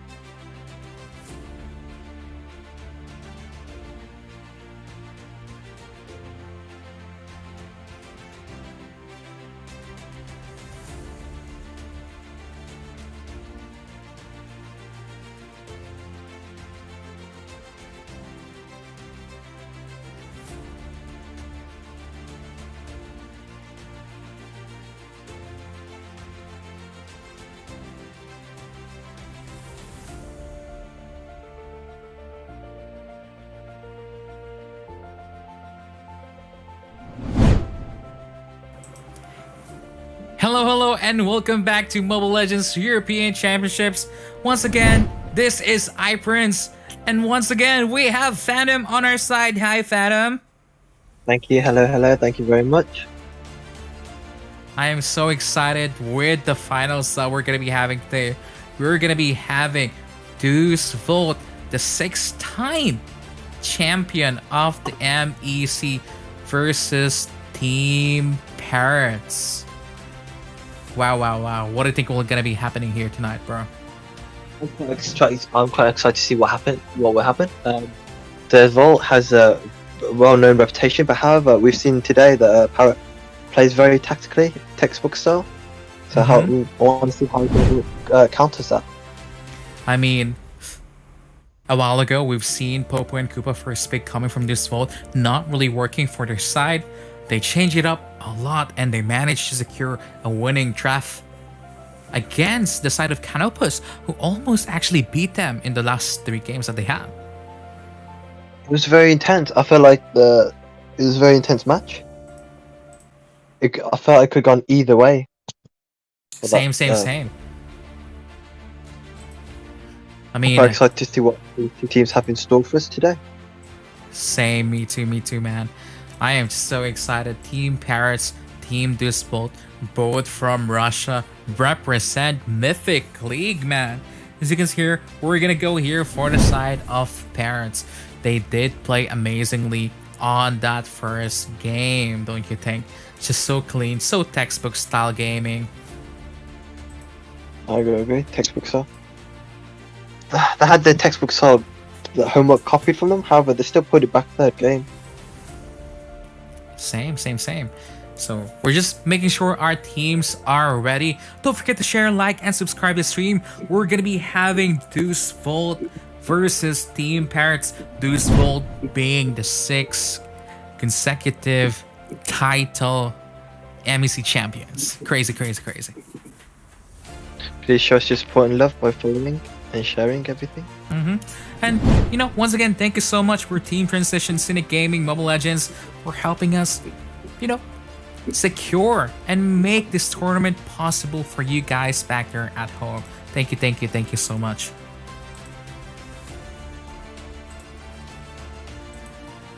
Looking forward to the next collaboration with other people, also the neck mech too.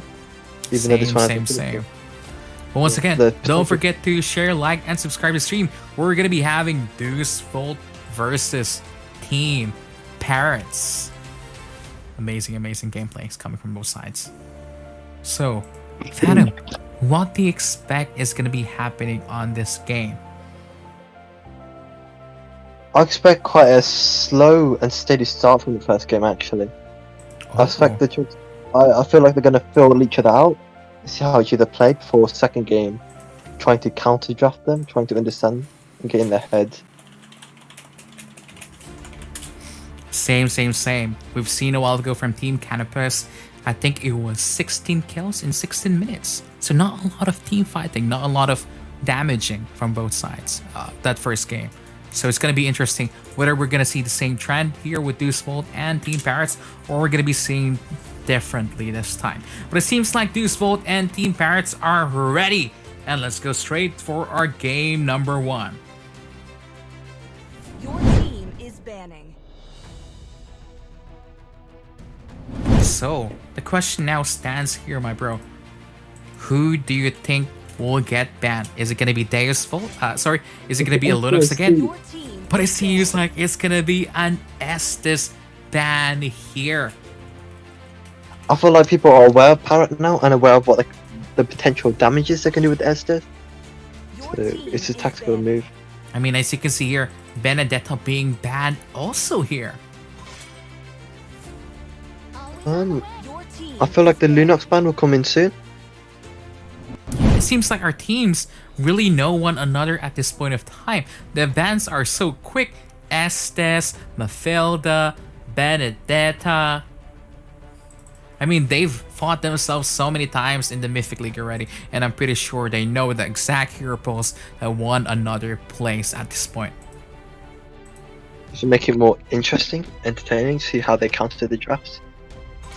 Same. But it seems like the side here of Team Parrots don't want the Diggy anymore. They ban out the Diggy. They remove that from the champion pool of Sao.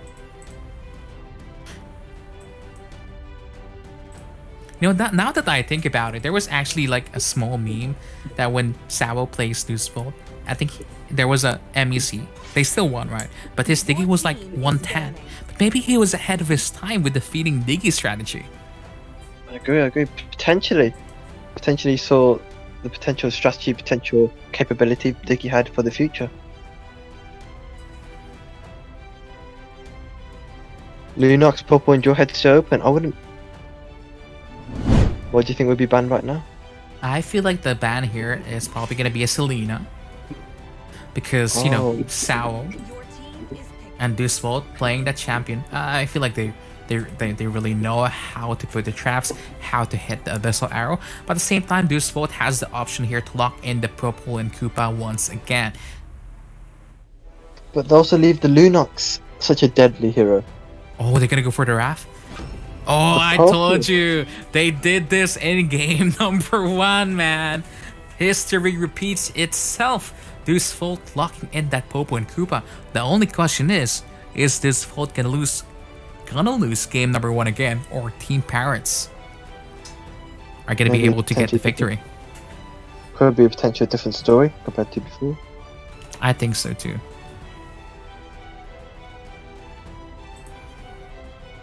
I mean, they're hovering in with the Karina here and the Farsa, but it seems like they're looking to lock in the Alice, but it seems like it's gonna be a Farsa instead here. Quite a question. It's a Jawhead. It's a locked-in Jawhead. Please don't be a Jawhead Farsa. Your team is picking. It's the locked-in Jawhead of Palazzo. I feel like Very that's too early interesting. for a Farsa because Ling is open. I was just about to say that. You know? I agree. There's they could potentially could be baiting in the Ling though. I mean, they have Popo and Koopa already. You can always say they want to bait the Ling, but if the Ling is godlike, any CC is not enough to kill your Ling. That's very true. Especially it's Mara playing the Ling. It's not just a Ling player, it's Marl. I mean, he has a lot of shoes to fill in the spot that One Shot has taken away. One Shot has left on his team, but it seems like the glue is now being locked in on the side here of Deus Vult. We've seen a while ago Defender playing this champion such an amazing fashion. I agree. It provides so much sustain. It's some people argue it's as good as a Uranus, potentially better on side. But this hover on Layla here, don't mind them, they're just having fun. Alice, probably a good answer here, but for me personally, I feel like instead of locking in Alice, he probably should have just locked in the Lunox. We all know Lunox is actually so good against Ling. When Ling uses his ultimate, the Lunox can just do a brilliance and just use Chaos Assault. And just pew the Ling one is flying. The problem right now is that it seems like Team Parrot has a weakness for Lunox. They have a Lunox weakness here. They potentially could be forced to ban it. What I realize is the pew mages are back. Yes, I agree. The pew mages, the Lunox, the Harif, and the Chang'o. But the ban here, probably gonna be the Lunox ban here. Just as expected.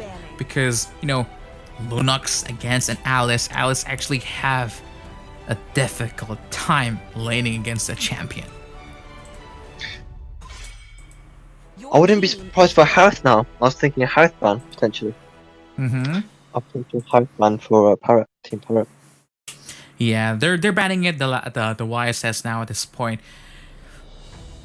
I'm kind of scared for Team Parrots here. They do have a tanky Alice on their side, but that is a mid-game champion here. I feel like Team Parrots should probably look in to ban out the mages, maybe a Kagura here. Or if not, maybe a Changu, because we've seen Deus Vult play Changu in the middle lane a while ago against Canopus. It's a Changu ban. If not, a Kagura. Yeah. We'll see if they decide to do that. Chicago, he's right. Oh my god. Spot on. He's spot on. Spot Chicago on. ban. Yeah. I mean, Chang'e is manageable against Alice, but Kagura actually is able to one-shot the Alice, so I think that is a decent ban. Deus Vult now probably looking to thin out the jungle here, the core. Probably going to be banning out the Roger. If not the Roger, maybe the G-Ranger? Nah, the G-Ranger is countered by Ling. I feel like it's potential Roger ban right now.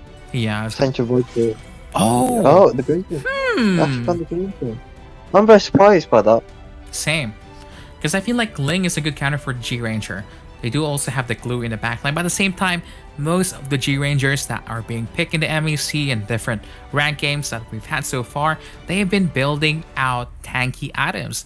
You can actually build Brute Force and then Immortality, then good luck killing him with the Ling. It's gonna be almost impossible. But as you can see here, they're just baiting out the Layla pick here. I feel like they're gonna go for the Roger here instead. Or maybe just pick another side and maybe a Parrots, maybe a Kaya, just so they have that CC to counter the lane. I feel like it will be very good. Put the Kaya in the side lane. But instead, they're gonna go for the Lapu Lapu. Your team is picking. Interesting pick. My question is, do they have anything to catch Ling at the moment? But They don't they may have have a anyone to problem catch Ling. catching Ling. They The might Ling has free access to the Farsa. Yeah, I agree with this. I think there might be free game for Ling. Free food, I see. See, this Yes, is what I was thank you. talking about. You're exactly correct, sir. Changi It's a pick, potentially. Changu. We've seen this before. They lost. Is it a premonition? Is it gonna happen again? Will Deus Vult lose game number 1 again here, Phantom? The one, the insta lock the Changi, and Oh my god, a 1-1. very. We haven't seen Oh. it often. We haven't seen it for a while, but it's still quite a popular pick. We haven't seen it for a while. That's the first time that we're gonna be seeing 1-1 played in this tournament at all. I mean, I feel like if you're gonna go like this, why not just pick Beatrix instead? But it seems like they picked the 1-1 here just for ultimate. She's able to stack with a lot of these tanky fighters coming from the side of Team Parrots. And the answer against Ling is a Hayabusa. What do you think about this draft, Phantom? Who do you think has a bigger chance to win? I feel like Haya's gonna struggle early game and potentially early game with the pop ult, as well as the 1-1 shield to try to catch her out. But with the Fars and Jawhead, if they can position themselves properly and out rotate, I think that Parrot has an early better draft, better early game. What do you feel like? I agree with you on this one. It's gonna be up for our players and how they're gonna be rotating in this game. I do, I'm still a firm believer of a Ling. If the Ling is really godlike and has really fast fingers, it's just gonna make your life so difficult. Because we've seen it before. Who do you think have a better draft? Which draft do you think has won?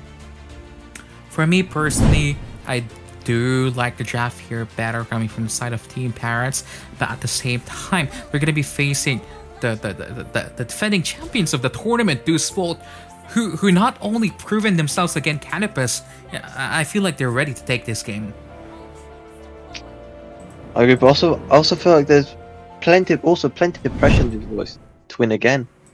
Same. It's gotta be quite a lot of pressure right there. Because these two teams have fought together in a different tournament already so far.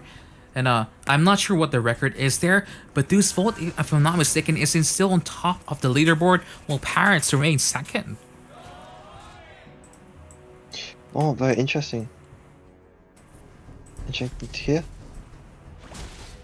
Yeah, and as you can see here, an early invade coming here from the Farsa and the Jawhead, just forcing out the strong early game that they do have. I feel like the Jawhead here together with the Farsa should probably just camp the 1-1 there in the top lane just to make sure that Alice gets her stack. The moment that I said that, The Jawhead is there. Yeah, I agree. I feel like round the 1-1 is easy pickings for early game. I feel like Same. But you know, Popo and Koopa is there also, not in the best part of the bush. Gonna be checked out almost to half HP now, 50%. both at 50% HP. Haya now taking his blue to secure his blue for the turtle. To secure that, make sure he has his blue for the turtle. Ling close by. Yeah, I mean, 1-1 being dove here, bat that ages. Oh, Popo and Koopa doing a lot of damage, but at the same time, there's a reverse damage coming from the side here of the Alice with the first kill of hers. Chang'u now providing support. Changi goes the kill. First blood goes here for the Changi side goes of that Deus Vult team. But Chang'u in trouble. Hayabusa now Changi- with the quad shadows, Changi- with the ultimate. Not gonna be. He escaped. Unable to claim. Yeah, unable to claim the lives due to the minions. Now, as you can see here, they do realize Ling doesn't have a buff, so they're really confident in starting this turtle first here. They're using all their skills. They're sure that they're gonna secure it, but at the same time, Deus Vult just trying to contest it. Just trying to make it a little bit more difficult because you kind of don't want to give a free objective if you're gonna be losing them anyway. Agree. Popo potentially out positioning here. Nobody beside him to help him. Or forced to flicker it away. I agree. I mean, they don't really have the ultimates to burn out anymore because they use them all in the turtle fight. But you know, surprisingly, Ling seems invisible. Don't you think? Ling's just trying to steal farm. I feel like Ling's just trying to steal farm right now. Trying to delay high as much as possible and stealing his farm. Yeah, but like normally when we see Ling at the turtle, they full on fight that one. I mean, I can imagine that they do have the Chang'u, so they're playing it a little bit passive. They're looking to secure maybe more farm for their side because they already secured 1 kill. But you know, you're Ling and a Popo and Koopa. That's a lot of CC and a lot of combo wombo. Especially that the Lapu Lapu now here is out of position. Seems like Ling doesn't want to go in. Oh, he's flying now. The flicker. Oh, okay. The Lapu flicking away. Yeah, the glue has glued himself to the Lapu Lapu. Defender might be in trouble here. He's gonna be killed by Yuji. Oh, he's gonna be able to escape. He survived. Wow! Fantastic save there from Defender. That's such a well played. Outplayed right there.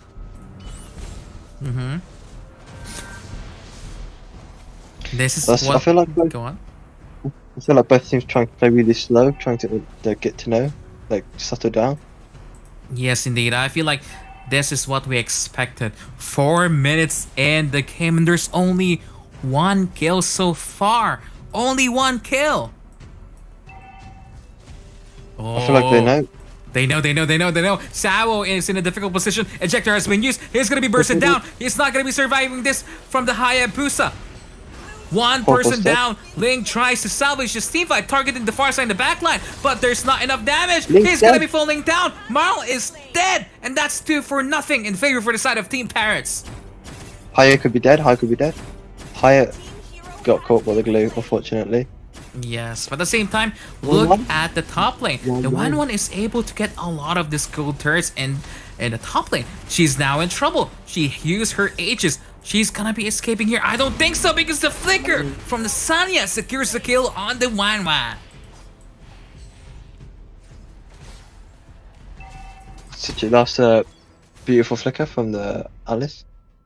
Yeah, Scream. Popo and Koopa here trying to poke down this Alice. Not enough damage. Farsa now looking to secure the glue here in the bottom lane. Ling has a different plan, trying to scout out, trying to steal as much jungle as he can. I'm not sure if he was managing. Oh, See, Haya was forced to use Retribution, therefore Ling could potentially go for turtle right now. that is true. But at the same time, Ling does not have the purple buff here to fight, so it's gonna be really difficult for the side of Deus Vult to contest this turtle. I mean, they're in the perfect position. The goal differential is almost exactly the same. Kill score is in favor coming from the side here of Team Parrots, but at the same time, side of Parrots Sure. is slowly but surely scaling with this Alice and this Farsa. Potentially trade. Potentially they could have traded towers. Yeah, I feel like they traded towers. Yeah, that was a trade for towers, first year, and a How turtle. could potentially a free turtle claim for Parrot? Yeah, I mean, it's not really free. There's going to be a fight here. Sao now here in a bad position. Maybe this is a curse, but Changu with your shower, able to secure the Farsa in the backline at the same time. Ling now targeting the Jawhead. Pochem able to escape, but Yuji with the Hayabusa just got stuck on the glue. I did Feel not like expect the game to be this close. I feel like the glue is causing High a lot of trouble with the ult. And it's so difficult to actually evade those ultimates coming from blue because Alice getting yeah, Alice Alice is in is- trouble here, able to clear out the wave, but there's just one solid one. Farsa actually been caught out here by the Farsa. Changi getting caught up by the Faza, trying to rotate. See, there's not a big gold lead here. They're very similar. They're similar on kills, similar on gold lead. But the pressure is on because I feel like Deus Vult is not expecting this amount of resistance coming from Team Parrots. It seems like Team Parrots is the one dictating the game. They're the ones that are engaging on the Deus Vult, and Deus Vult are the ones that has to play very, very responsive. But I feel like Deus Vult people could argue that Deus Vult have better scaling due to the 1-1. That is correct. That is correct. I mean, the one, the Changu here just cleared the mid lane here. At the same time, they've heard you, Phantom. They said, okay, the 1-1 is getting fed in the top lane. Maybe this is the time that we To gang. kill him. Football Sure. wasted ult. Potentially a Yeah. wasted ult right there, but football. Yuji, what are you No, I doing? think- Ow. Oh. Potentially that's and that's it. There we go. That's good. Oh my god, that was such a force coming there from the Yuji. He really wanted that turret, but there's no point. Marl is now here to say, hello, Paul Naref. You're gonna be dying from the hands of Marl. I thought that's a bad fight. I felt like they should have taken that fight at the 26th turret. Yeah, I mean, they have what it takes to escape, but Sao now out of position here. Flicker still up for this Alice, but burn now from Sao. Like this, I feel like this is the first time that Deus Vult has been starting to engage on their side now this time. Maybe, delaying is a different play style than what we're used to. They're playing it clean, they're playing it safe, they're playing it by the objective, not take unnecessary team fights, because if you take fights like you're unsure that you're gonna win, it can really swing the favor against you. I agree. And Deus Vult finally taking the gold lead at 2k. Slowly but surely taking the gold lead. Yes, indeed. I mean, look at the bottom lane here. There's a wave that is pushing already. I am not so sure what is going to be the answer for this 1-1 anymore. They tried ganking her multiple times. She's still able to get kills. She's able to escape. But now 2 in the top lane. This is enough information for Deus Vult to maybe have a fight here on the middle side. They could potentially push mid or go back top and try to force a fight another fight. Yeah, they really, really want this top lane turret. This is the textbook gaming that Team Parrots want, but unfortunately coming from the side of Deus Vult, they do not want them to push any tier 1s. I feel like you're pronouncing that name wrong again. Is it Deus Vult? Okay, Deus Vult. Perfect. Deus Vult. Oh, look at the Alice able to burst down the Changu in the backline, but that is an immediate attack from the Link to the Farsa. She's dead. not going to be able to survive on that onslaught. Marl now in trouble. The buff, the purple buff is not there. But it's just going to be escaping because the Popo Koopa and the 1-1 now has rotated here in the middle lane. Lil said, I'm tired. I don't want to be ganked by Hayabusa. I'm gonna go attack. attack, attack. Alice goes in now with a flicker. Chang'e in the back line, but the Wanwan ult just zones them out so perfectly here. 1-1 ult was rendered useless because High used his ult to immune it. I mean, personally, I feel like that was a fight that the side here of Team Parrots could have extended, because actually the Chang'e died, the Farsa was already flying there by wings. It could have been a winning fight for that, but instead they decided to play it safely. Alice You out know? positioning with no money. Alice out positioning. Well, never mind. There's a death bush here. I think Marl knows. Oh, Polnareff out of position once again. Everything is used, and they're gonna be securing this mid lane turret. Tier 1 here. Glue is now stuck on this Hayabusa. At the same time, I don't think he's gonna be able to escape. What do you think, Phantom? I feel like he better escape. I don't feel like they have enough burst. Oh my god. Just ban out the glue or pick it yourself, don't you think? I agree with this. It's. I feel like Glue is like a Uranus. You need a huge amount of burst to kill him. Like, I'm really surprised. How has this 1-1 only died one time? It's rather than we've been playing very passively, and Deus Vult has rotated perfectly to support. I agree with you. It's like they have Jawhead, they have Hayabusa, they have Farsa on their arsenal. It's like an easy kill on the back line. Maybe they're targeting the Chang'e instead, that's why she died 2 times, because normally we see Chang'e undying every single game. Both Chang'e and 1-1 are deadly late gamers, so potentially maybe to focus on one at this time. Yeah, look, they're looking for a gank again here in the 1-1, but it seems like they're the ones that are being ganked instead. Leo with the shield, gonna be surviving. Oh, Yuji, you're in big trouble because the Popo and Koopa able to secure that stun, and they're looking for it. Deus Vult knows that they can win this fight, and they're gonna be looking out for his lord now. I thought this potentially is a free lord right here. I thought there's a potential is. free lord. I believe so. I feel like it's gonna be difficult to contest this one. It's gonna need a miracle for the Alice to contest and secure this lord for Team Parrots. Draw's going top to clear top. I don't think it's contestable now. At this point in It's time, so I think difficult. Parrot has to focus on defense only. Okay, what I don't understand, right? They keep on ganking the Wanwan, but they're ganking it as 2 people. They tried it multiple times. Why not bring the Farsa with you? I also agree with that. However, if you bring the Falter with you, they have free push mid. That you have a free mid open lane right there. But That's I the think only problem. yeah, I see, that's true. But now there's a fight here in the bottom lane. Popo and Koopa just saying hi. Hey, here's my Koopa. Do you like my stun? Unfortunately, every time they go to gank 1-1, Yuji ends up dying. That is correct. I feel like there's just a lot of missteps. Team Parrots maybe are tired from the 3-game series that they played against. Team Osus a while ago. Agree with me.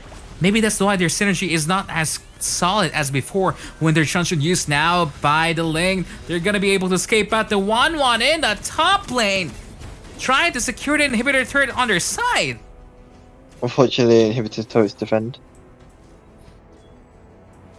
Yeah, that was wasted all on tank there. That was a very wasted all on tank. I feel like this Kinda is a pointless. free. Yeah, I agree with you. That was a wasted ultimate for a tank there. Maybe he was overestimating his damages a tiny bit. The problem is the tank is very close to his farm, considering he's a jungle. Yeah, I mean it's okay to overestimate, but just not too much. No, I agree. Changi nearly being at full build, which is going to do quite a bit of damage. Yes, indeed. As you can see at the items here, 1-1, 11,000 gold. Crazy. Both 1-1 Ling at full build, and they're both late game heroes. I mean, I'm thinking of this. The answer coming from Team Parrots. They do have what it takes to defend this. they do have the Alice that can just go in the back line, stun the Wan and the Chang'e. And they do have the Farsa that can just burst down the heroes that will be targeted by the Alice. But it's gonna be so difficult to do that because they're gonna be wary of the Jawhead. There's a meteor shower that's gonna be coming in their way. The only problem is they don't have enough CC to catch 1-1 or Ling. That's true. They're very lacking CC this one. That's why actually, remember during the draft, I suggested maybe instead of locking the Lapu, probably they could have locked in the Kaya just so they have that single target CC that will counter out this draft coming from Deus Vult. I agree. That would have been such a more tactical pick, just to counter 1. It's guaranteed a kill. Yeah, I feel like Deus Vult right now is just really waiting for the Lord here to spawn. 47 seconds now. And there's just, waiting patiently. Because Team Parrots... Go on. I feel like these Volts are looking for engagement. They're 10k gold ahead. Yes, but it is late game after all. The Alice has insane amount of items. It's not only the Link and the one that is full build. The Alice has almost everything on her arsenal. Oh, that was a fantastic engage. Chang'e is in trouble, and this might be a turnaround that Team Parrots are looking for. Oh, Alice going in. Oh, this is gonna be very, really difficult. Marl now here trying to position himself. Yuji attacking the backline here.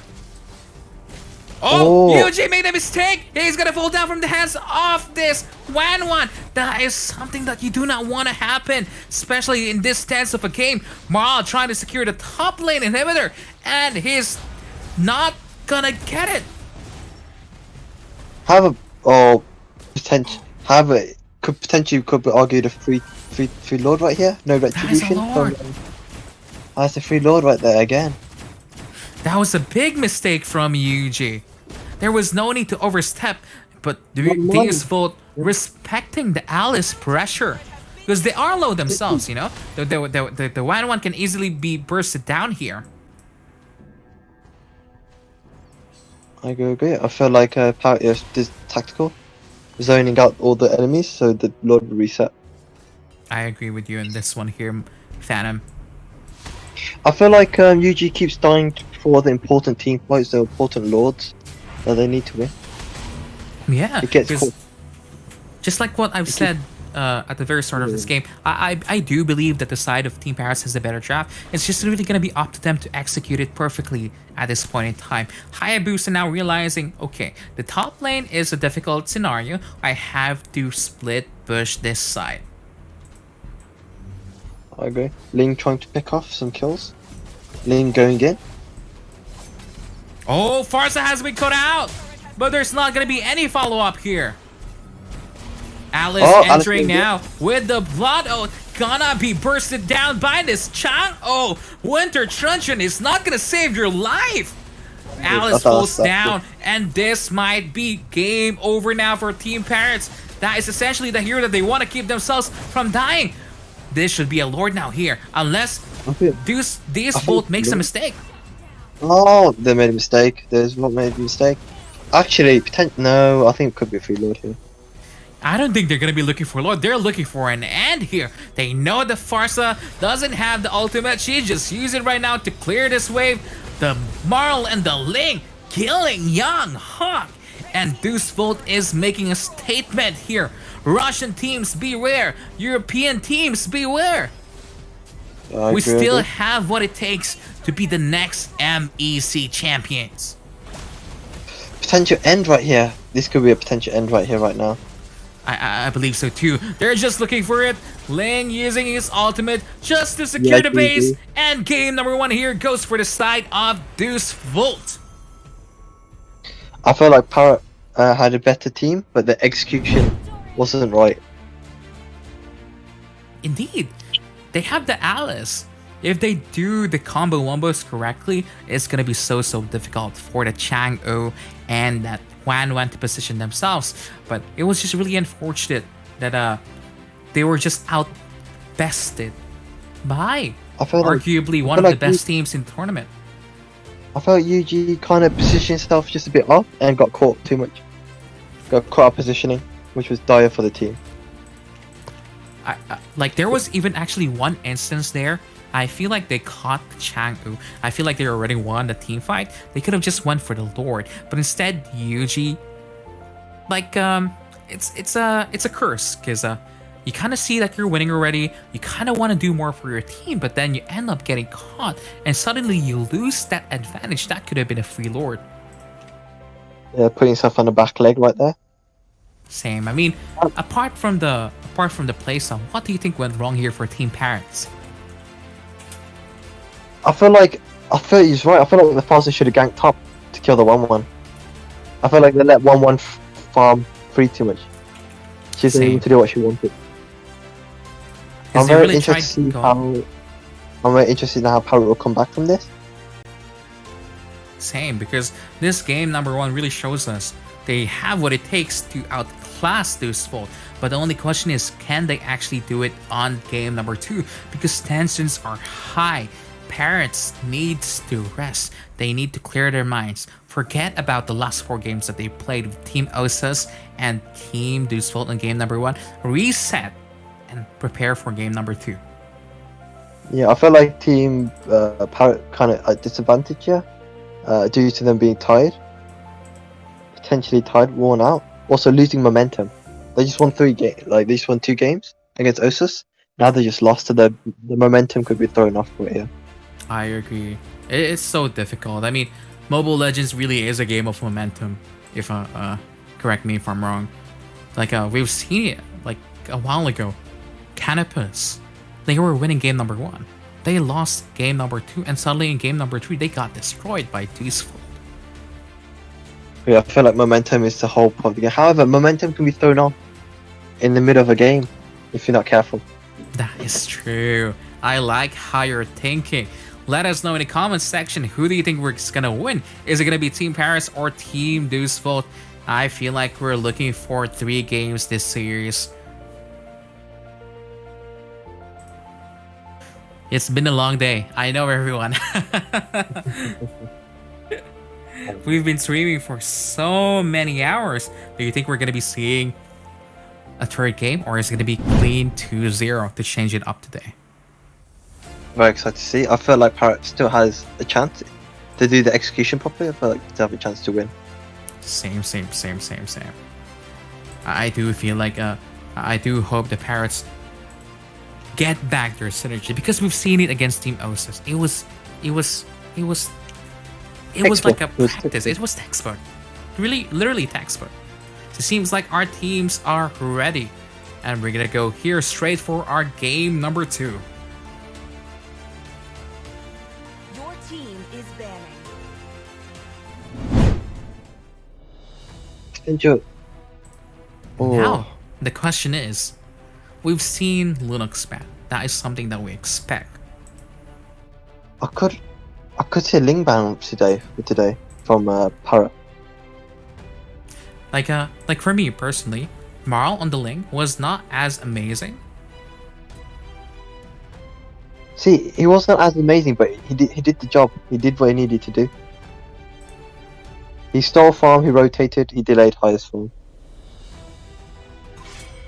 Yes, indeed. I mean, look at this. Eve now being banned here by Team Parrots. But it's going to be interesting whether or not the Diggy to Estes is going to be open against Team Parrots. I feel like both teams are aware of Diggy and they know the potential of Diggy, so they might ban. Might be a potential for ban.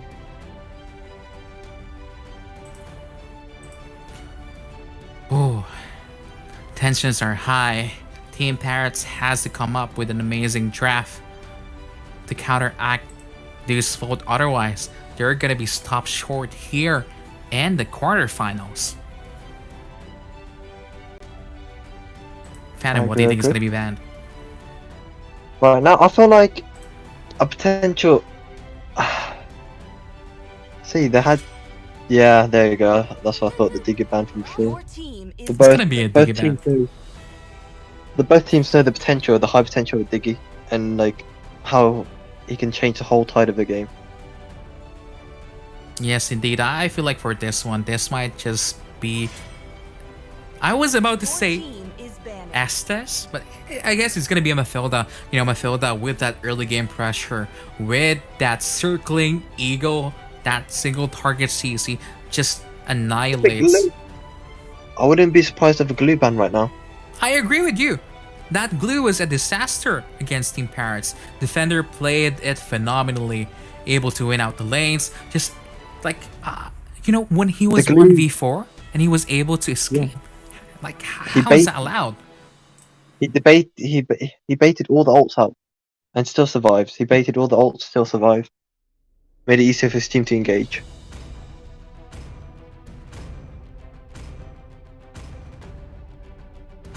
So Ling, yeah.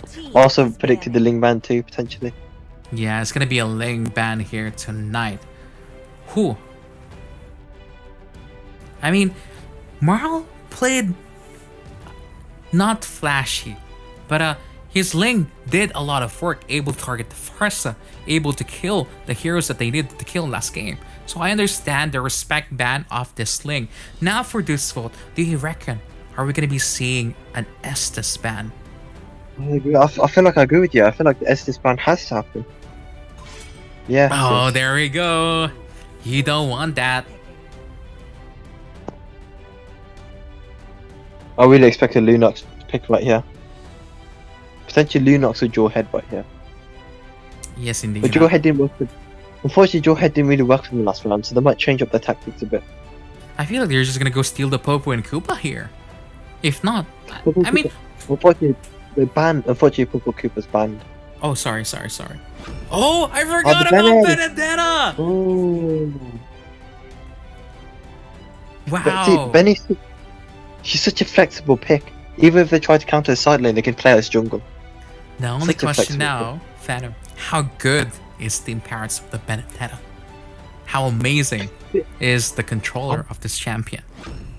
I was watching some of the games yesterday. I feel like a counter for like Benedetta, maybe possibly Phobius. It's just unkillable late game. That is indeed correct. I had my fair share. We drafted Benedetta in a Harif, and the enemy just picked Phobius. Uh-oh! Yeah. But it seems Very like hard Deus to- Vult doesn't want to pick the Selena here. Instead, they're going to be opting out for the Farsa, just removing the champion pool of Team Parrots.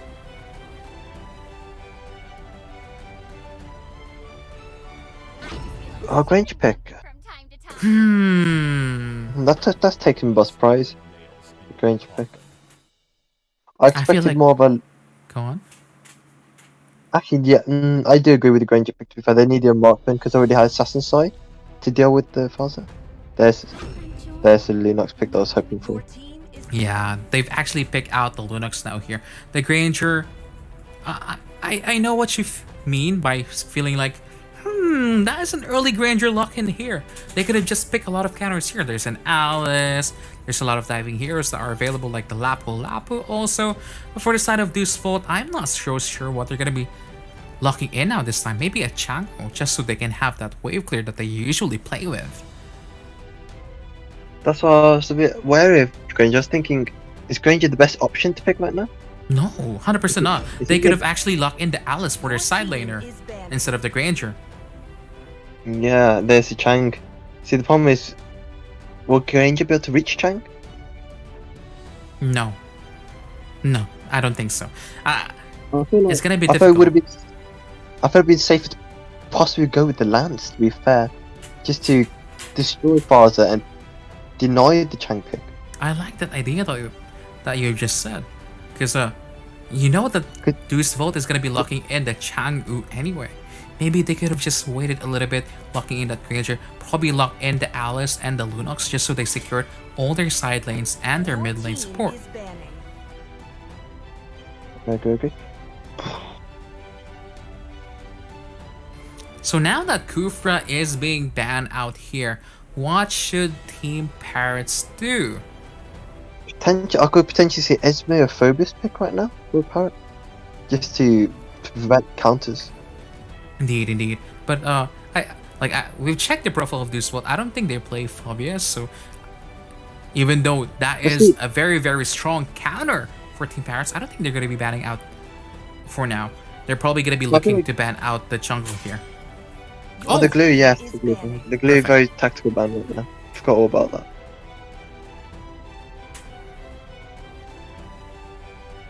I feel like Deus Vult has strong mechanics on every hero pool, so That is correct. it's very hard to say what they will go. I mean, there's a lot of heroes still available on that table here. They're probably gonna be looking out to ban a side laner here, or probably a tank. They already banned out the Kufra. They're just gonna be banning out the Alice. See, that was the plan that I wanted to do a while ago from them. I wanted to maybe put the Lunox as a mid lane support, pick a Benedetta, and then Alice. No one is gonna be killing those two champions. Yeah, it opens door for junglers too, because at the moment Granger isn't looking very hot like them. That is true. So for the side of Team Parrots, probably gonna be looking to ban out another jungler here. Maybe maybe a Lancelot, just like you said. Yeah, I was thinking exactly that. I was thinking potentially ban the Lance. We'll see if Team Parrots has the same idea as you and me, Phantom. Because probably they're gonna be looking to ban out maybe another side laner here. See, they ban the Kufra, and Kufra's really good counter for Lance. Oh, they do ban out another diving hero, the Lapu Lapu. That's a big tactic. I mean, the Paquito pick, I'm kind of okay with it. But this hover on the Minotaur, no sir. I agree with that. The Chow, yeah, I agree with the Chow pick. The Chow didn't the Chow do good for them at one? Yeah, the Chow did good for them. The Chow backline. Yes, indeed. I mean, they do have the pressure now of a split push pressure, a push pressure with this Chow. But it seems like Team Parrots is going to be locking in this Harif just to provide that extra damage. But, you know, Phantom, I'm kind of thinking, aren't they drafting a lot of heroes that needs a lot of farm? Now there's a Lunox, now there's a Harif, and now there's a Granger. See, they went with the early tanks as you chose. So as long as Cho and Benny can rotate efficiently, that shouldn't be a problem. But this is why I suggested such as a Lancelot jungler for the early. Because Granger is kind of early, but Lancelot is better mobility and better engages and better escape overall. Why is S coming from the side of this Vult? Interesting draft coming from the both side here, Phantom. Do you think there is gonna be a game number 3, or is it just gonna be a clean 2-0 sweep from Deus Vult? If I'm being truthful, Deus Vult has a definitely stronger early with the Bakito and the Faza and the Jawhead. That's a deadly early. If Deus Vult can take out the early, win the early, snowball the game, I feel like they have it in the bag. Yeah, we've seen Sao with the Jawhead so many times already, able to attack the pack line, flickering in on the G Rangers just a while ago. I think it was against the Canopus. Yes, it was. Sao is such a strong. As a tank main myself, I think I idolize him as a Jawhead main. Yeah, but at the same time, yeah. you know, Team Parrots, they've drafted themselves heroes that has a lot of outplay potential. There's Benedetta, there's Lunox, there's Harif, there's Chow, there's Stranger. Every hero has a dash. But the problem with that is they rely on late game. Mid game. They're mid game heroes, most of them. That's the only problem. That is correct. Because Harith is one of those champions that kind of needs maybe an enchanted talisman or anything that will give him at least 30% cooldown reduction just so he can spam those chrono dashes. So you can see here, he's going to be laning against Leo. Probably not going to be too worried here. Probably going to be just zoning out this Farsa on this way. As you can see, there's an early invade here. I think that's greedy. I think that's way too greedy. Yeah, that's way too greedy. Look at them. Granger potentially dead. Granger's God. dead. That's way What way is too that? Wow, such a misplay by Parrot right there, in my opinion. I'm Look- confused. And Yusin getting the free blue. That is a start that you do not want to have. This basically means on the first turtle, this YS is going to be level 4 and this Granger is going to be a lot of levels behind. Even though the felt invade and died, however, I think he was able to still secure the blue. Yes, from this- indeed. So it's bad, but it could be worse. If he didn't Could be take that worse. blue, it would have been much more dire. But I just don't understand. It's a Jawhead. They know exactly how much damage a Jawhead will do with that first skill of his with the rocket. It can basically kill you at level 1 or level 2, sorry. I agree. As well as that, Devu has this way stronger early. Yes, we've talked about that already. Their heroes are a mid-game spike, so it's gonna be interesting what's gonna be happening on this first turtle. But because as you can see here in the top lane, I'm kind of surprised that Paquito is actually winning against a Benedetta. Because normally, when you play a Benedetta, you cut the lane, so you get ahead and able to gank the YS on the red buff. Maybe that is the reason why the Marl here was able to get the orange buff without any problems at the start of the game. Okay. Also, if Benedetta was a bot, I would understand the invade, but the invade on blue was still It's very just- questionable. Really, really questionable. I missed that word. You know. But as Then you they're can see going for here, the ult. yeah, Oh, securing the turtle at least. Parrot securing the turtle. yeah, I feel like they're gonna be very happy for this one, giving them a lot of time to breathe. But Jawhead looking to engage much more here. Farsa already putting so much pressure on Lil Sanya, and this is a difficult part for the Harif because he needs that cooldown reduction before he's gonna be able to fight. And currently, he's probably sitting around 25% cooldown reduction right now. Not enough just yet. I agree, not enough. However, losing the blue isn't as dire for Granger because he doesn't need it as much. But he's not only losing the purple buff, he's losing the experience. He's losing on the stacks on his jungle item. Yeah, I agree. Oh, but as you can see, Chow able to catch the Farsa in the backline. 7-4-6, and that's one kill coming for the side here of Team Parrots. Oh. Chow trying to look for the Yusin Shin. It's gonna be so difficult catching that Yi Sun Shin for now. He does have the immune. Sao now in a very difficult position. I'm unsure why they didn't really force that once again. Maybe this is one of the issues that Team Parrots needs to address. They play textbook style, so in some situations it's really good because they are able to get the turrets, but sometimes you need that angst, you need that confidence to pull off some impressive outplays. I agree, sometimes you need a high risk, high reward. Take back the lead. Maybe this I thought is now the chance because he was instantly stopped by the ejector of John. Fantastic play here coming from the side of Deus Vult. Marl is in trouble. Lunox diving. Young Hawk is Lunox. dead. Unfortunately, Linux died. However, it potentially could be a free turtle right here. It seems like so. Farsa has already used the feathered airstrike, and that is a 2-for-2 exchange in favor coming from the side here of Team Parrots. Team Parrot taking back the gold lead that they lost at the beginning of the game. Yes, indeed.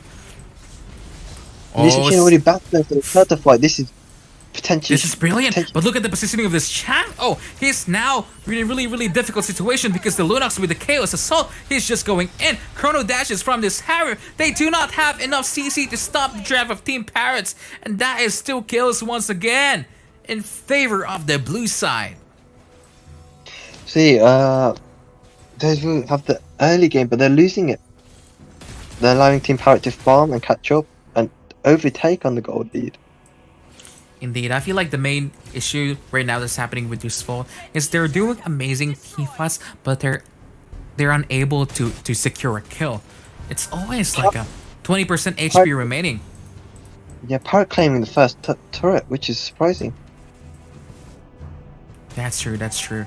But at the same time, the gold differential is not too bad. It's only around 1,000. That is nothing at this point in time. But looking at the items, Harif already completing his mid-game spike here. Yeah, how it may 1k may seem not much, but however, it's an early game, has an early game comp, so you would expect them to be in the lead. Indeed, because G Ranger is actually almost 1,000 gold lead ahead of the YSS now at this point in time.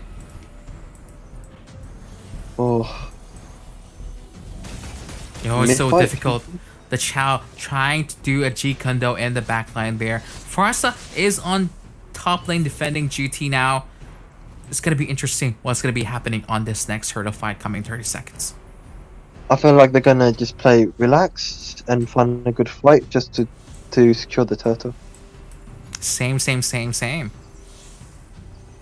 I mean, I feel like this is the position that Deus Vult doesn't want to be in. You have an early game comp, but you're struggling early game. That's something that is so difficult to reverse, especially that there's a lot of mid-game spiking champions coming from the side of Team Parrots. There's still Lunox, there's Harif. Faucet, oh no, never mind. Essentially exposing the position of Parrot. But at the same time, they do have the Chang'u. The Chang'u's job is just clear out this mid lane every single time. So you can see here, the turtle is now being engaged on by both of our teams. But Chang'u about to fall down. Benedetta attacking her in the backline. She's not going to be surviving this one. That is a shutdown. And here in the...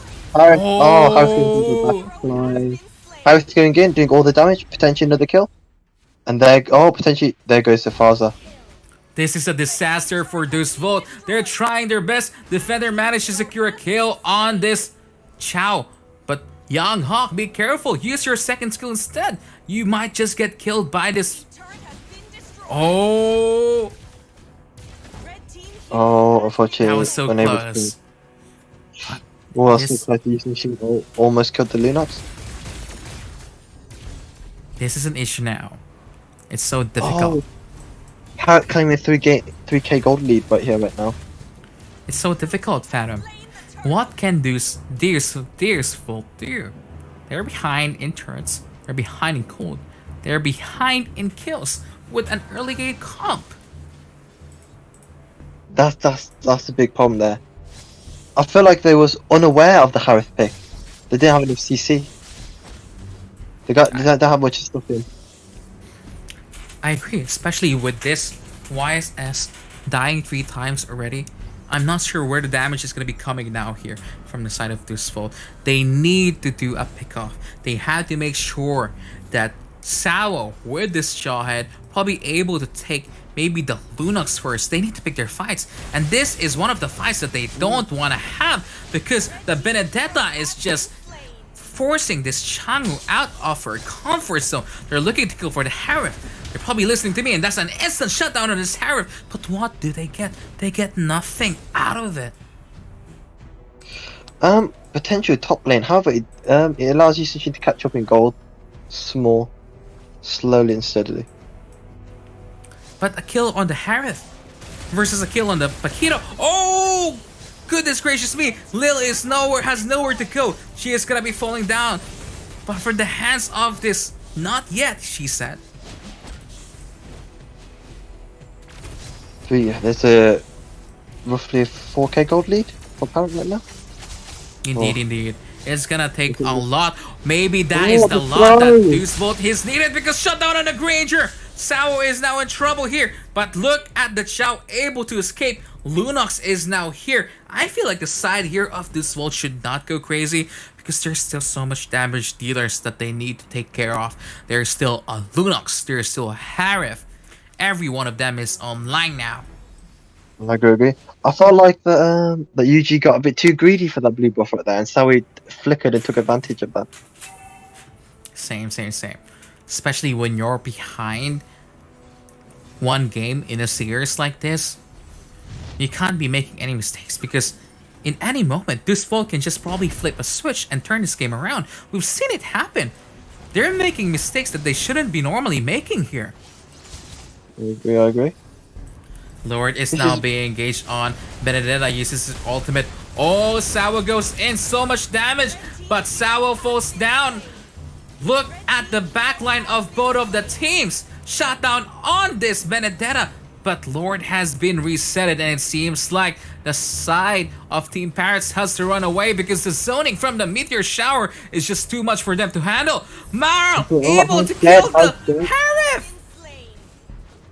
I thought this potentially should push mid. Just Blue team turret has been destroyed. Wow. they just lost a 3k gold lead. That's only 1k. I feel like this is something that Team Parrots really needs to address. There's they're really good when it comes to coordinated fights, but when it gets so messy, like if it goes scrappy, they somehow they fall apart. But as you can see here, Chang'u is in trouble. She's being changed by the Benedetta, but she's just way too fast. Unfortunately, Chang is way too fast. Been destroyed. Chao! Lunox potentially. Lunox is low. Chao's low. Or potentially free Lord right now. They're looking for Sawo gets the Chao! Bakito follows it up! And this might be a disaster situation coming from the side of Team Parrots. Lil Hanya in the back line, probably looking to attack Izamu. Oh my god, Lunox, you're just one health. Yuji is now in trouble. They get you, Yuji! And Sanya, you're late for the party. What are you waiting for? Oh, they cut the Bene. They caught the Bene. Trying to record. I think it's a free Lord. They're unable to contest that. I think that's a free Lord for them right now. Deus Vult. I am not sure what Sanya is waiting for there.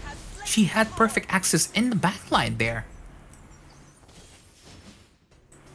I feel like Sonya was too far away from the whole team. She was in the perfect position. I feel like if she just walked in, but maybe she was just trying to be careful because there is the giant pressure at the end of the day. There's also a mini stun coming from the far side, so if he gets top, but still he has Purify, you know. It's a. I don't think it's a worth trade. I'd rather have a Harith for the wave clear, just in case. At the same time, Sao will have overcommitted there. Maybe not the best trade, especially that the Lord is just marching down the top lane. Maybe got a little bit very eager there. And now, seems like Lord has been wasted. However, Davies threw away the. Sorry, Parrot. Oh, the moment we say they threw it away. Seems like Team Parrots wants to fight back. Turret has been destroyed. Oh, it's a 1-for-1 trade. The Benny for the Chang.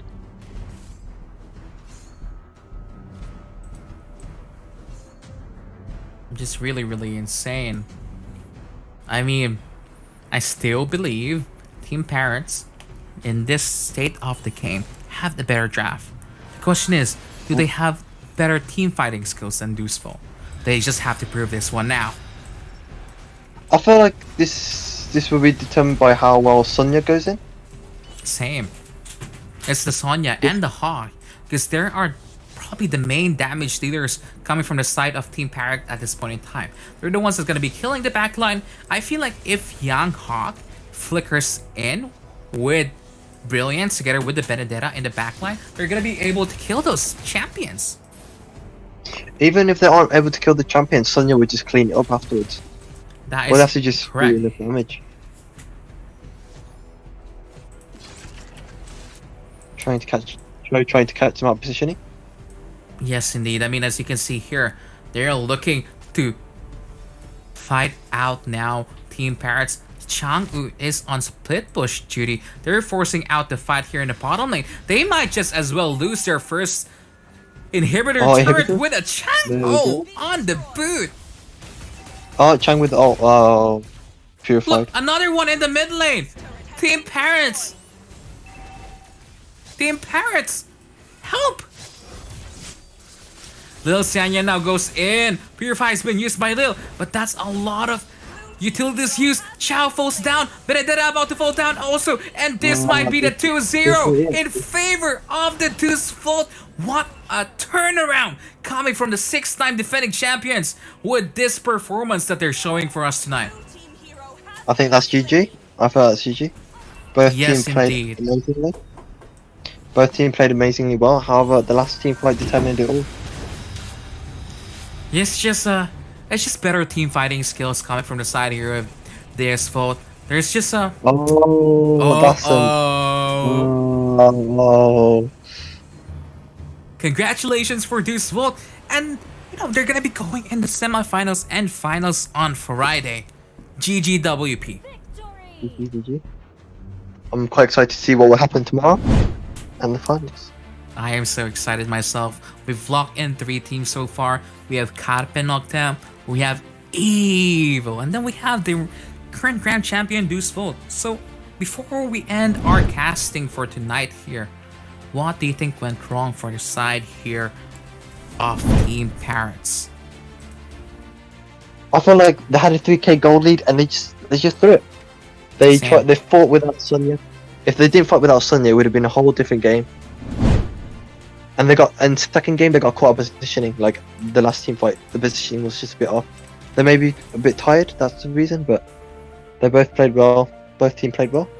Because I feel like both games, right? They arguably have the better composition. You already can see Deus Vult didn't really have an answer when the Lunox and the Harif and the Benedetta were just diving their backline. It was so difficult. But I feel like Team Parrots kept making a lot of mistakes, and that's why, they lost both games, unfortunately. I feel like they underestimated the dual head and the throw. Granger got thrown a few times for catching out of positioning. Mm-hmm. And letting Chang free push and hit inhibitor top, and then chasing after it to lose another inhibitor was a big mistake. Should just left it. Should have defended both inhibitors and just left it and chilled for a bit. That's true. They were just overcommitting with a chase. They let a Chang'u split push. Not only that, they tried killing this Chang'u. They left mid lane inhibitor turret at the same time. Yeah, agreed. So- I would say. She also wasted ult for the Chang'u. Yeah, but mistakes do happen. Sometimes nerves are there. I'm pretty sure Team Paris is going to take this as a form of a lesson, and they're going to be coming back stronger for the next tournament that we have. Thank you so much. Thank you so much, everyone. Yeah. I think this is it for our stream schedule tonight. Once again, thank you so much for Cynic Gaming, for Munton, and for Team Transition for always supporting our tournaments. Thank you so much. Thank you everyone for watching the live and staying tuned with us all. Yeah, let's have a quick preview of the brackets that's gonna be happening tomorrow. Clowns versus Light. What do you think about this matchup? I've seen both Clown and Light played already. Oh, really? No, I mean like separately, not together, unfortunately. I see. I've watched him played against both of them, and at the moment I've played against 3-member Clown Tier 5 queue whilst just playing with their friends. At the moment I feel like Light has the advantage right now. I feel like they have better mechanics and better chemistry overall, unfortunately. But We'll see who about knows? that one tomorrow. Maybe they may prove me wrong. They Mm-hmm. might prove me wrong. Maybe Quite excited to Clowns see were what they here to prove us wrong, but how about the second matchup that we're going to be having? Unique Synergy versus Red Devils. I'm actually neutral on that one because I have prior little knowledge to both of them, but I feel like they're both going to do very well. I'm quite excited to. That's probably one of my favorite games. Same. I'm really looking forward for Unique Synergy and Red Devils and Clowns and Light. Once again, thank you so much everyone for watching. It was a pleasure to be casting with you guys tonight. I know it's been a long day, but thank you for bearing with us. Thank you for having me for Preston. Thank you very much. I think it's time for us to say goodbye coming from the casters. See you guys tomorrow and have a great night. Good night. Good night.